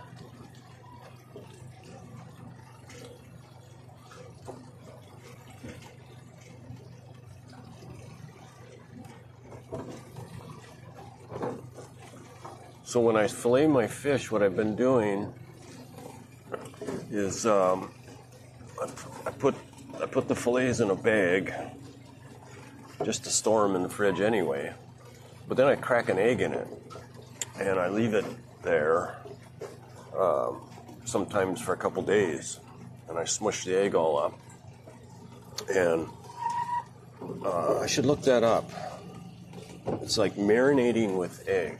What does that do to the fish? So my thought is, or my hope is, that it takes a bit of the muddy taste out of any catfish, if catfish has a little bit of muddy taste. I really haven't run into that yet, possibly because of the way I'm filleting them, and also because I haven't caught any really huge ones. Probably the biggest one's about a 6-pounder. In fact, maybe it was only about 5. Actually, I caught two big ones in the 5-6 pound range. Now, if you had a 20-pound catfish, I'll bet you could find some muddy taste in that.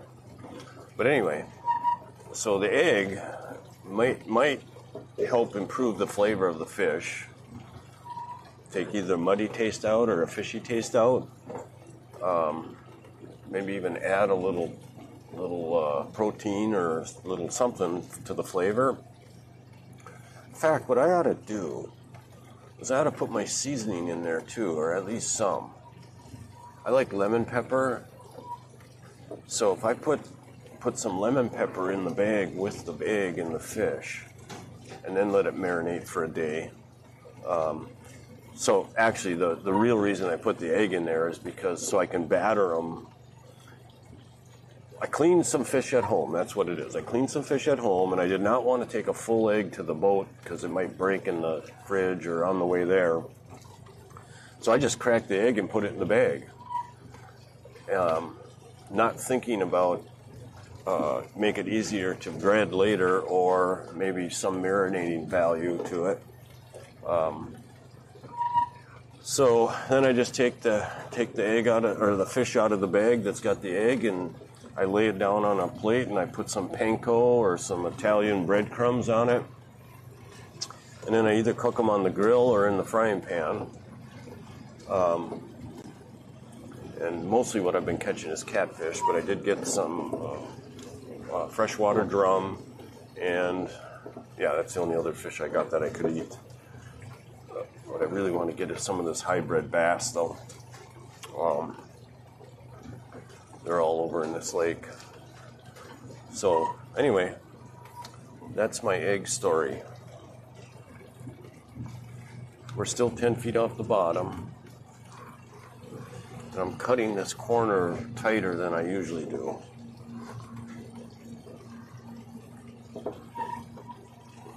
I definitely got a snag here one day, cutting it really tight, or tighter than I am going to today.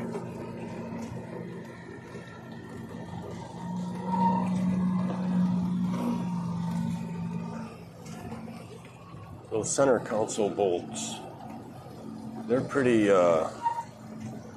versatile, because you could water ski, you could waveboard. I don't know about wakeboarding, maybe. They don't go as fast as the bass boats. At least it doesn't look like it. Depends on the motor they have, but you've got a little bit of shade.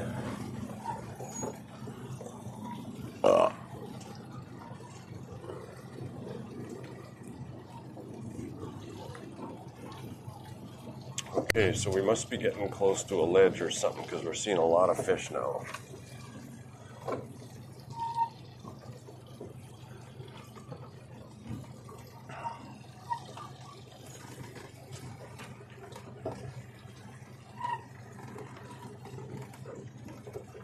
Oh, I can't see that line. There it is.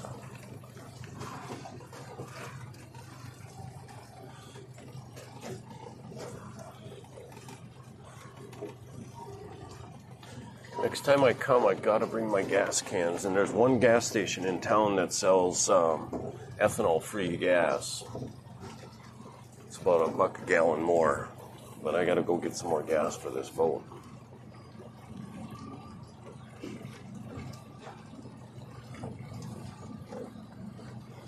I was gonna check one of the gauges. I got tie wrapped because it was rattling so much.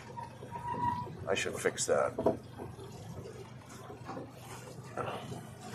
It was rattling at night. It must be when you get to either below a certain level of fuel or at a certain amount of fuel, the float in there that works the fuel gauge starts rattling, and it was literally keeping me up one night. So I pulled the fuel gauge out and tie wrapped it so it can't rattle, but it also can't tell me how much real fuel is in it. And I think I did that. I did it on this tank. So this one still has a working fuel gauge. Okay, I better bring this up because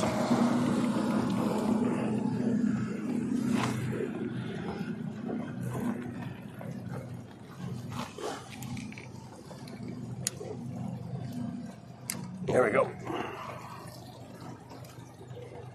We don't want a snaggy poo.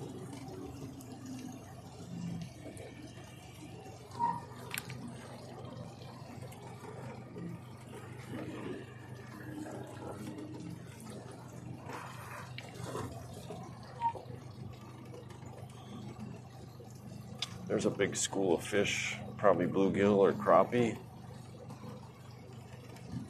And then a big ass fish following them.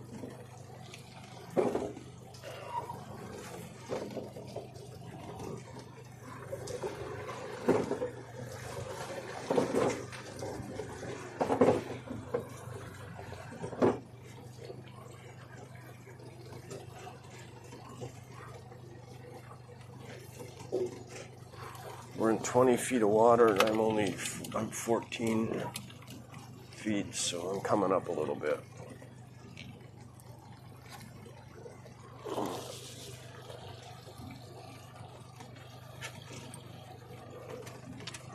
Now we went back to 20, so he just must have went over a little hump.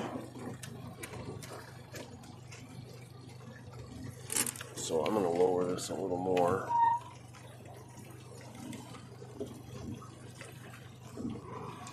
Now I'm at 13, 7 foot off the bottom, no fish.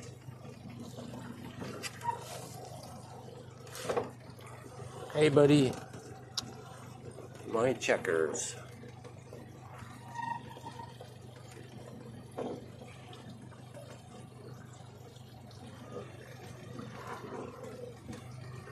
He's a good boy.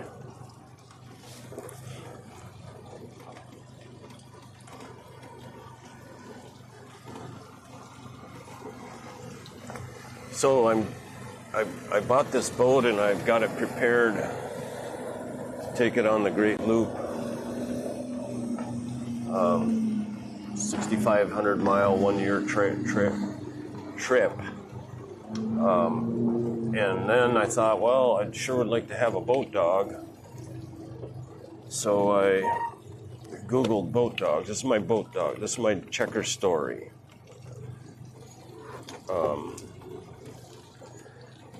So I Googled best boat dogs, and a list of 10 came up. And I'm looking down the list, and the first one is like an Irish water dog or something like that. And I go down the list, and number 8 is a Cocker Spaniel. And then I thought, I know exactly what I'm going to do. I'm getting a boat dog, and it's going to be a black and white Cocker Spaniel, and his name is going to be Checkers.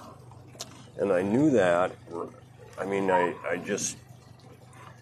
was my plan within seconds of seeing that dog on the list. And the reason for that is because when I was a little boy, probably around 5, 6, maybe 7, my parents bought me a Cocker Spaniel. They had a Cocker Spaniel, so they got me one, and it was a black and white one, and his name was Checkers. And my mom said that she could tell where I was in the field across the street from our house because I'd be running in the grass to tall grass, and she couldn't see me, but she could see Checkers jumping up, coming out of the grass. Now that story is like a legend in our family, and I just don't know how true it is, right? Because it's kind of hard to imagine that I was so small, I'd have to be like a 2-year-old for me to be running in the grass and you can't see me, and then have the dog jumping up high enough so you could see them because they're small. So anyway, that's the story my mom told. And but anyway, I came home from school one day. I have a vivid memory of this. In fact, I think it might have even affected me through my life. But I came home and my parents were waiting for me in the living room where the front door is, which was odd. And do you want to come over to your spot? I'll get you over to your spot. This is his favorite spot right here. But it's a little bit in the sun right now. So, I'm not going into the details. There's a few details that if somebody was on and interested, I would tell the story in detail, but more detail. But anyway, the bottom line is the dog got killed, and he got killed when he was with my dad.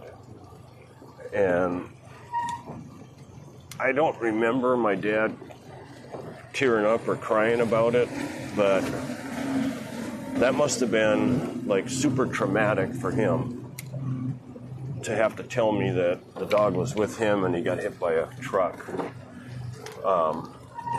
So my instant thought that I had was, I'm getting another dog. It's a black and white Cocker Spaniel. His name is going to be Checkers. And when I pick him up for the very first time, when I go to get him, and I pick him up, I'm going to say, "It's okay, Dad. Checkers is back." And I almost start crying every time I say that.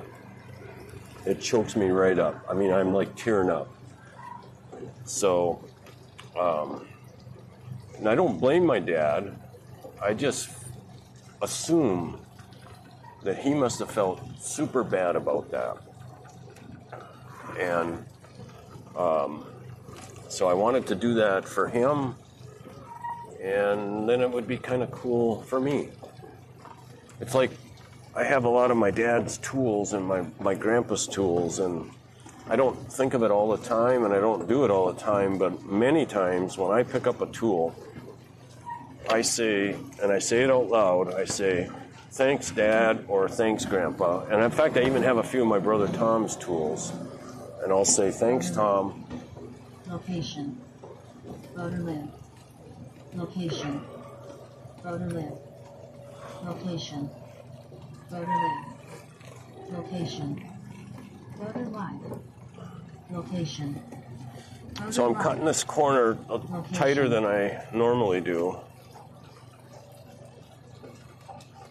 I'm pretty high up in the water, though.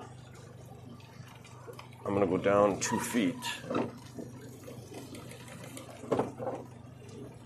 I went 3.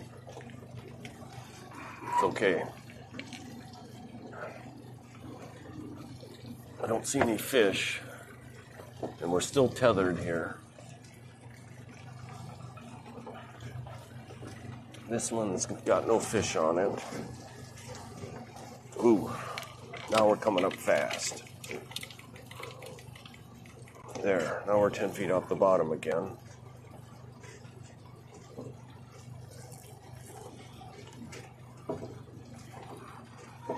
Location. Voter live. Location. Voter live. Location. Voter live. Location. Voter live. Location. Voter live. Location. Wow, the depth changed quick.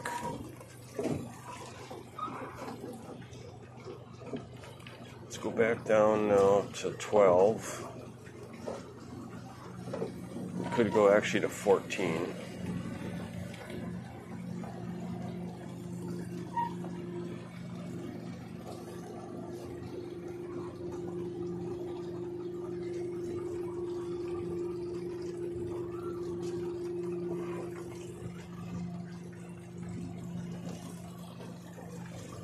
Wow.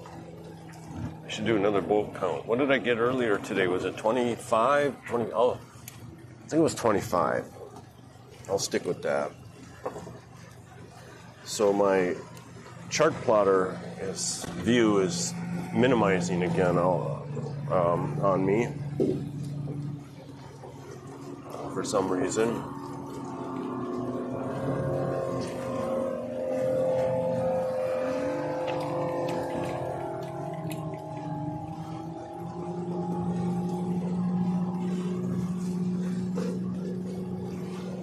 Now, you know what I really wish I had? I'd have to win a lottery just about. I wish I have a GPS map, which is the one that's got the live scope on it, and that you need that or a different model from Garmin in order to view the screen like we are right now. And that freaking thing keeps minimizing. So then the other chart plotter is an echo map, and you can't view the screen on that one. So, but what I really wish I had was 2 downriggers, 2 live scopes, and 2 GPS maps, so that actually, really though, well, if I had a second live scope though, they use so much freaking power, and I've got the black box part of it mounted up on the front of my console here,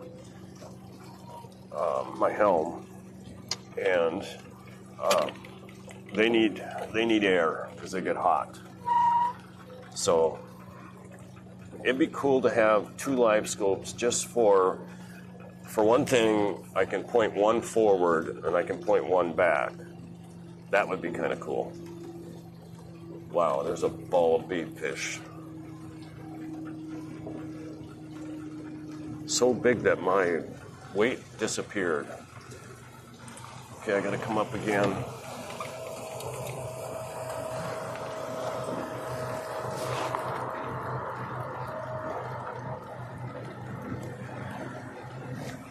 There we go.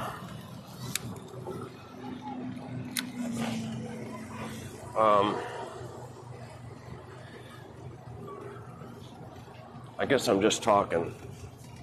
Look at that shit. I'm gonna get rid of that view for a while because it's got to be pissing off anybody who might be watching. Okay, so whoa. Anyway, I'm not getting 2 live scopes. It'd be kind of cool. Point one forward, one back. Or point both of them, one at each, have 2 outriggers and point one at each. You know, that's a thought. But I'm not going to do that. So we're only in 12 feet of water and we're at about 7 foot of depth. So I'm going to point towards the center now and see if we can see that guy right there. He's probably at the ledge where we go from 12 feet of water to 25 in the channel. That's probably why he's there. That's a cool boat.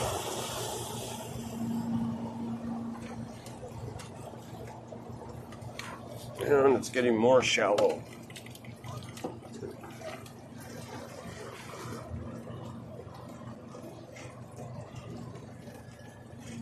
So now we're only at 8 feet of water, according to this.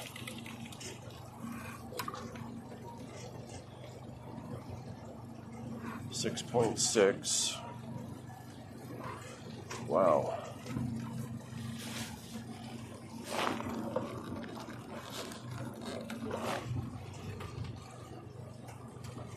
That's a good way to get a snag.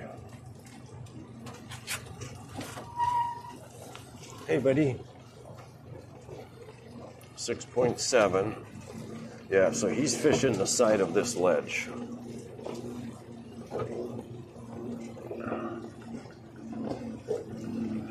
Now I'll just keep going in this direction, kind of headed across the channel until we start getting some depth again. That'll be the edge of the ledge. And then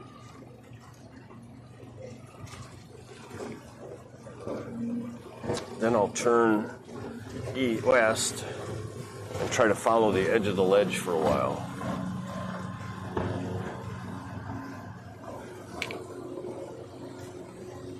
No snag. There's some fish. See, now we're on the edge of the ledge. We're coming off of it now. It's 8 feet deep, 8.5. Okay, so now we're going down. So I'm going to start lowering my rig.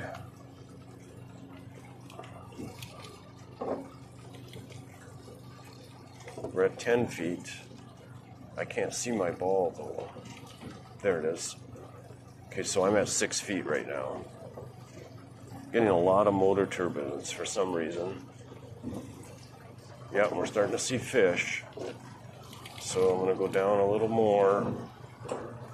We're at 12.8. So basically I'm trolling the edge of this ledge.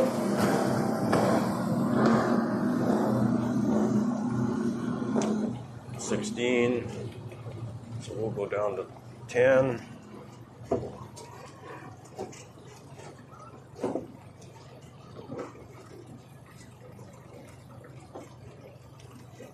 We're at 16. Go down to 11. So I don't know. I'm just practicing and trying different things.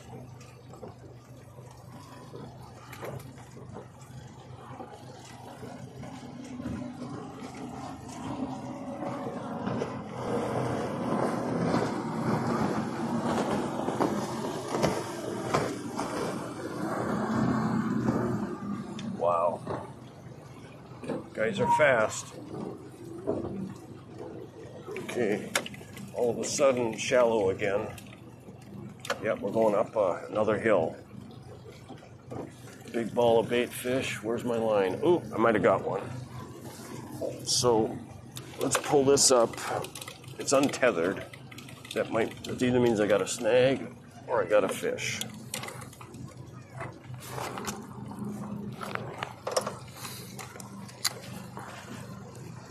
That's a snag. Son of a bitch.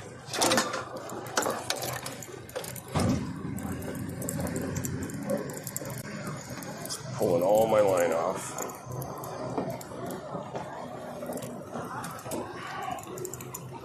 I can't get this. Where's my... I'm gonna lose the pole pretty quick. Shit. Lost a good fucking lure too. Ah, shit. All right, well, I went where the risk was and it bit me.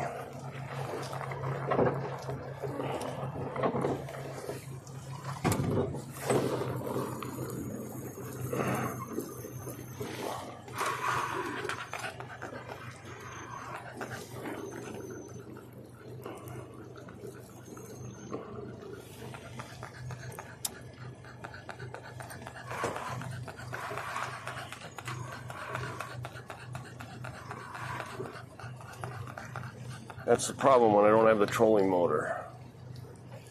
Because what I would normally do is, well, two things. One, I didn't have a whole lot of line on my reel. And so it stripped it off quickly.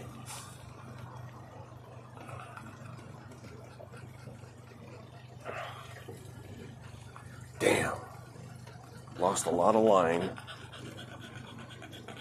But that's not, I don't care about the line losing it. What I care about is fishing line in the water.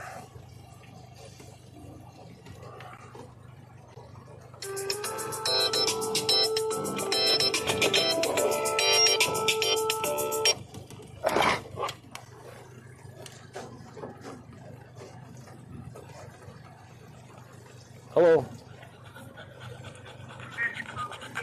Well, I haven't stopped yet. But I'm probably 20 minutes away from docking. Okay, well, Mary needs her car tomorrow afternoon. Okay. So I'll come home today then. That's fine. Yeah, I don't know what time you're gonna come, but it doesn't matter. Okay. Yeah, that'll be fine. For one thing, I was going to bring fuel cans this time, and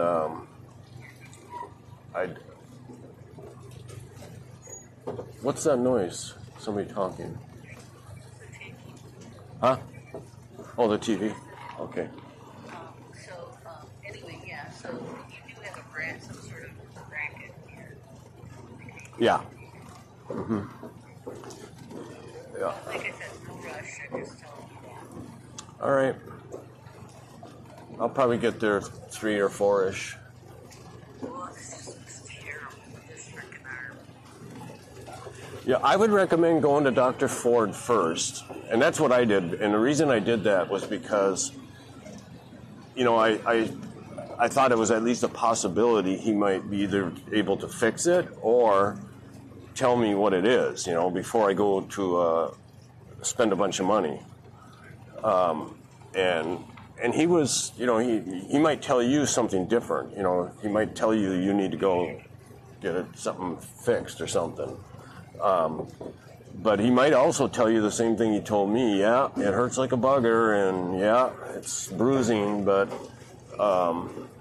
there's nothing wrong. It's just a bruised tendon. And if you go to a doctor, they're not going to be able to do anything anyway.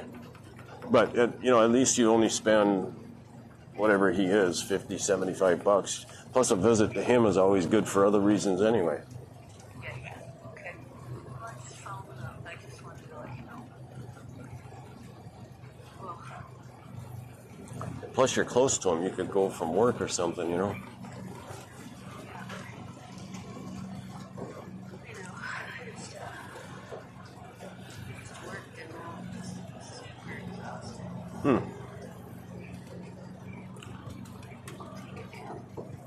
All right. But I'm working since I talked to you this morning, so that's 4 hours. So That's good. I think I'll take a little nap and then I can work some more. You know. Yeah.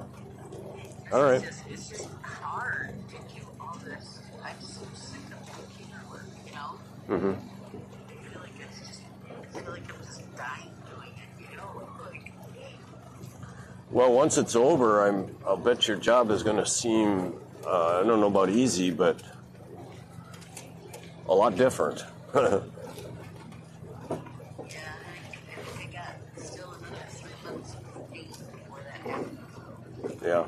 Well, that's, you know, my view of this is it probably takes a year almost every time, you know.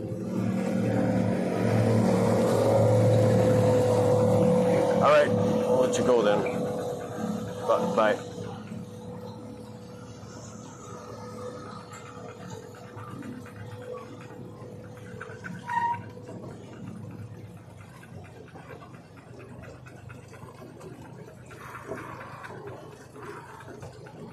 So I lost a decent lure.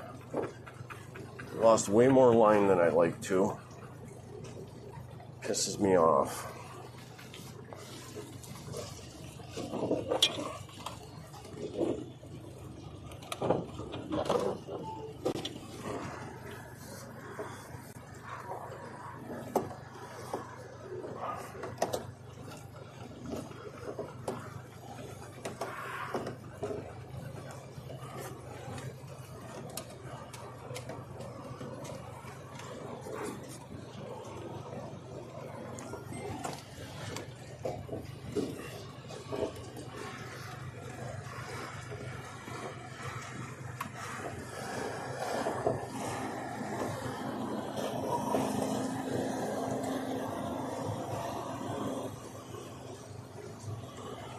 Come on.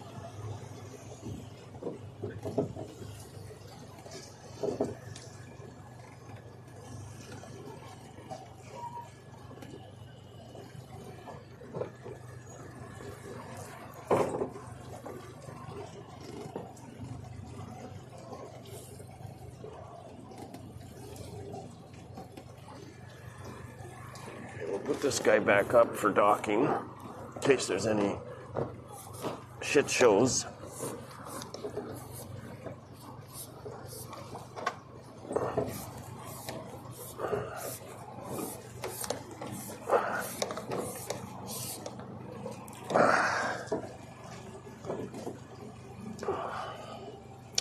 All right. Try the trolling motor one more time.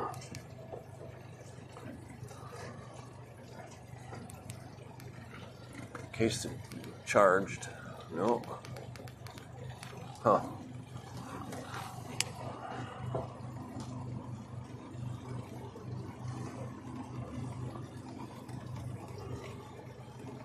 Ooh, I'm lucky there. I didn't have my reel latched.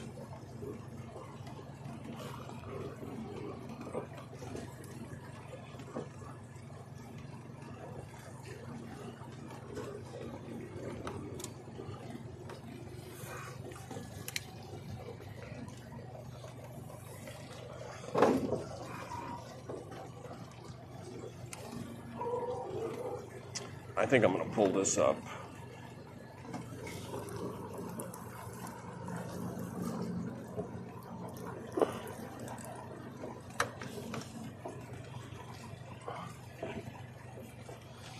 And then I'm going to speed up.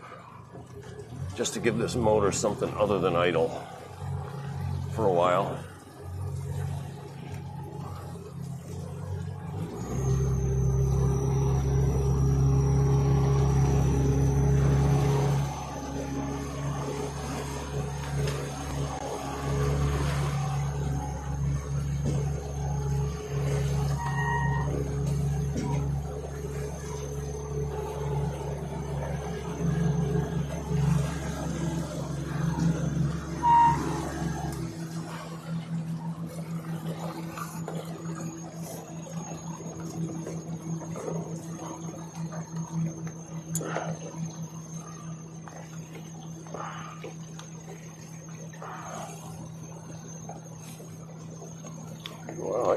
stick on that thing.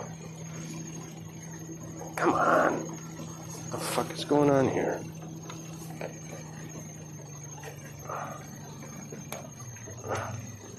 Why can I not get this around here? Oh, you fucker. Wow.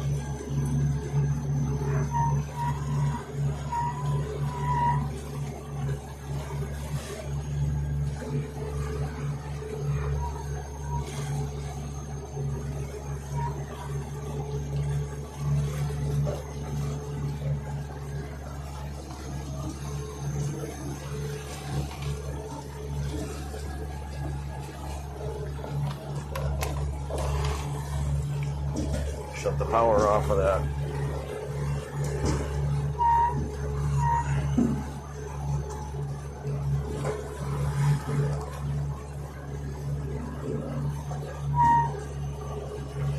Actually, I should have left that on, because I might want to try to catch some bait off the boat dock.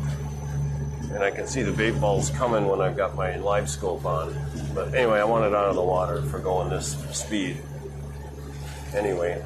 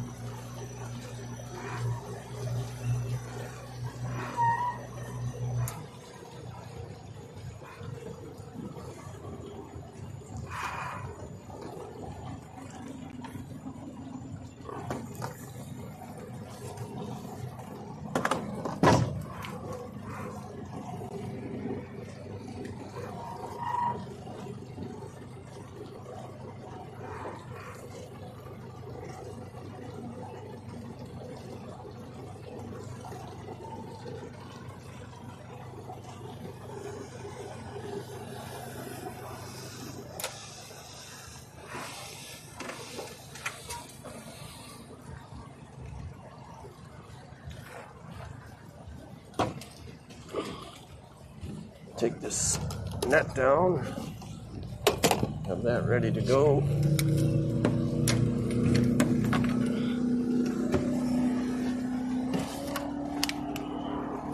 Oh, they're towing that boat in.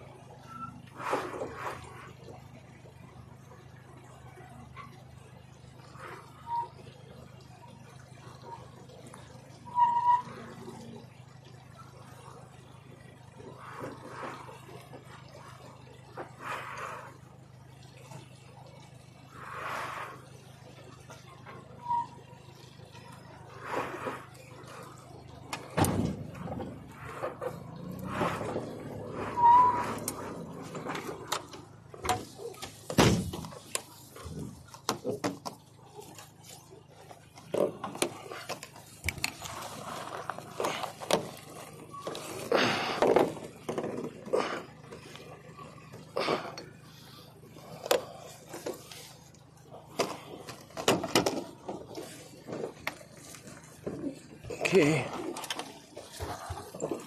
That was a successful landing.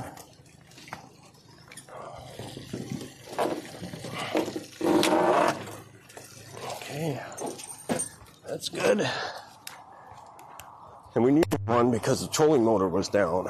If I came in too fast, I would risk running the trolling motor into that dock.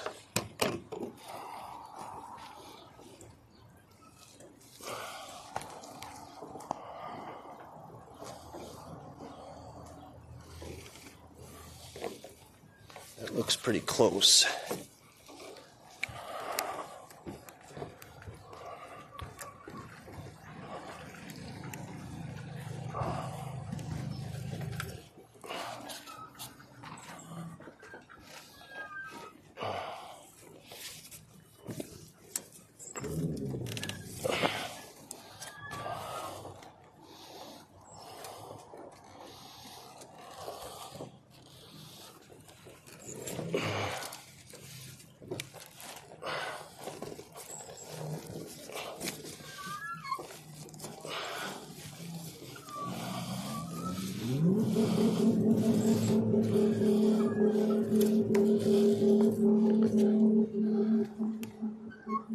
The hell is that? Huh. Okay, let's take this off. Let me get that life jacket off of you, Checkers.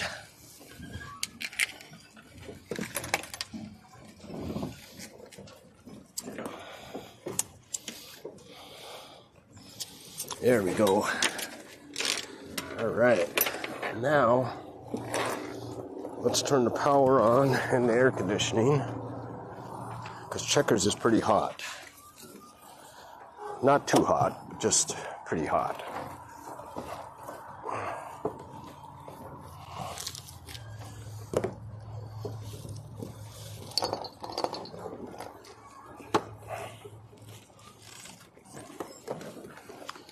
Then we'll work on that trolling motor this afternoon. See if we can't get it up.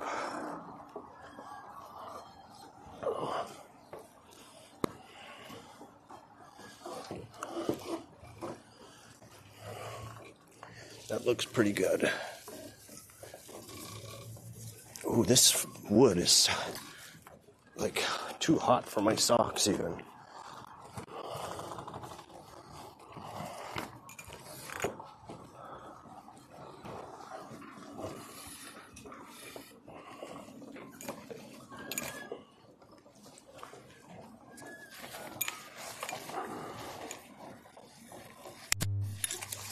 Wow. I mean, it is freaking hot.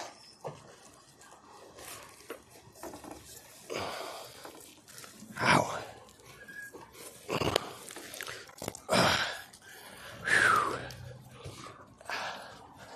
Woo. Stand in the shade for a second. Holy crap. Location. Borderland. Location. Borderland. Location. Borderland. Location. Borderline. Location. Borderline. Location.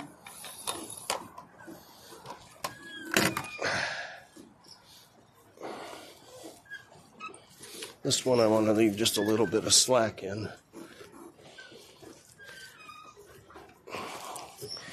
So that I stay close to that dock over there for getting in and out, on and off.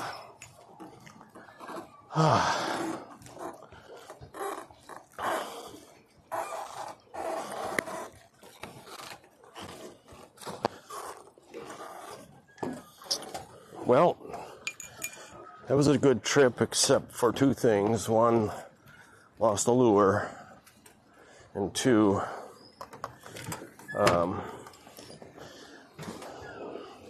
trolling motor's not working.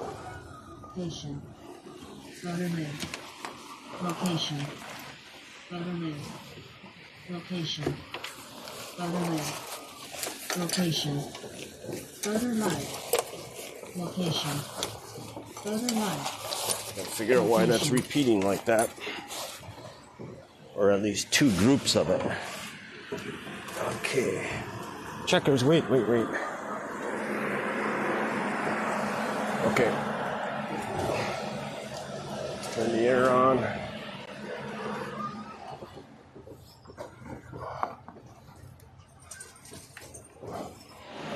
Give you some fresh water.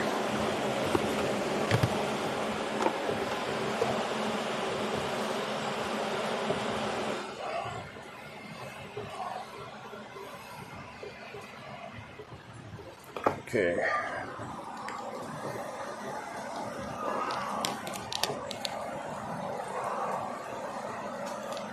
So, wow. What the hell?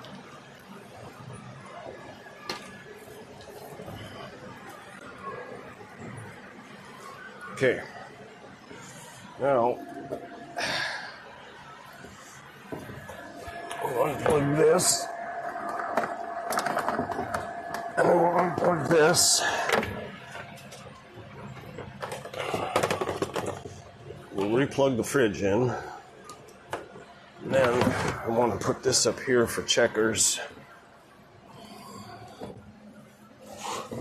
It's hot up here. Come on, checkers. You want some water?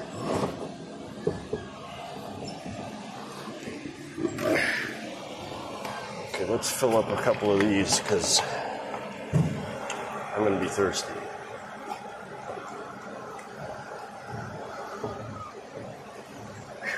Let's turn this to give checkers some air. He needs it more than I do.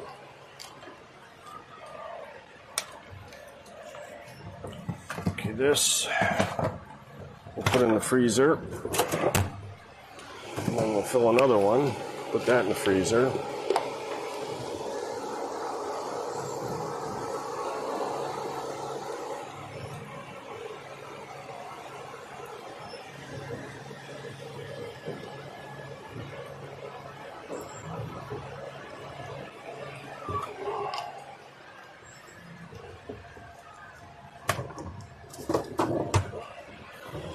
Now, let's go shut down the stream.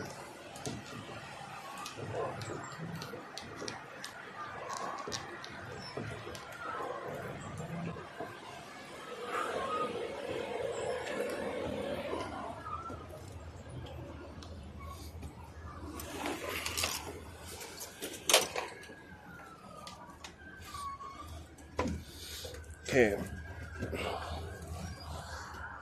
Oh.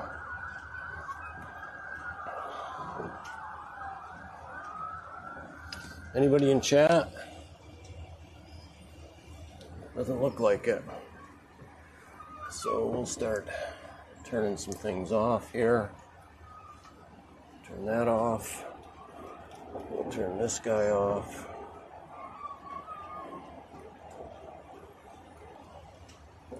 And then we'll turn this guy off. Autopilot. And we'll put the cover on it. Okay. And then this. Okay, so I'm going to shut this guy down now, so if anybody's on and not chatting, thank you for being there. And we'll see you later. Probably Tuesday or Wednesday morning will be my next trip. So catch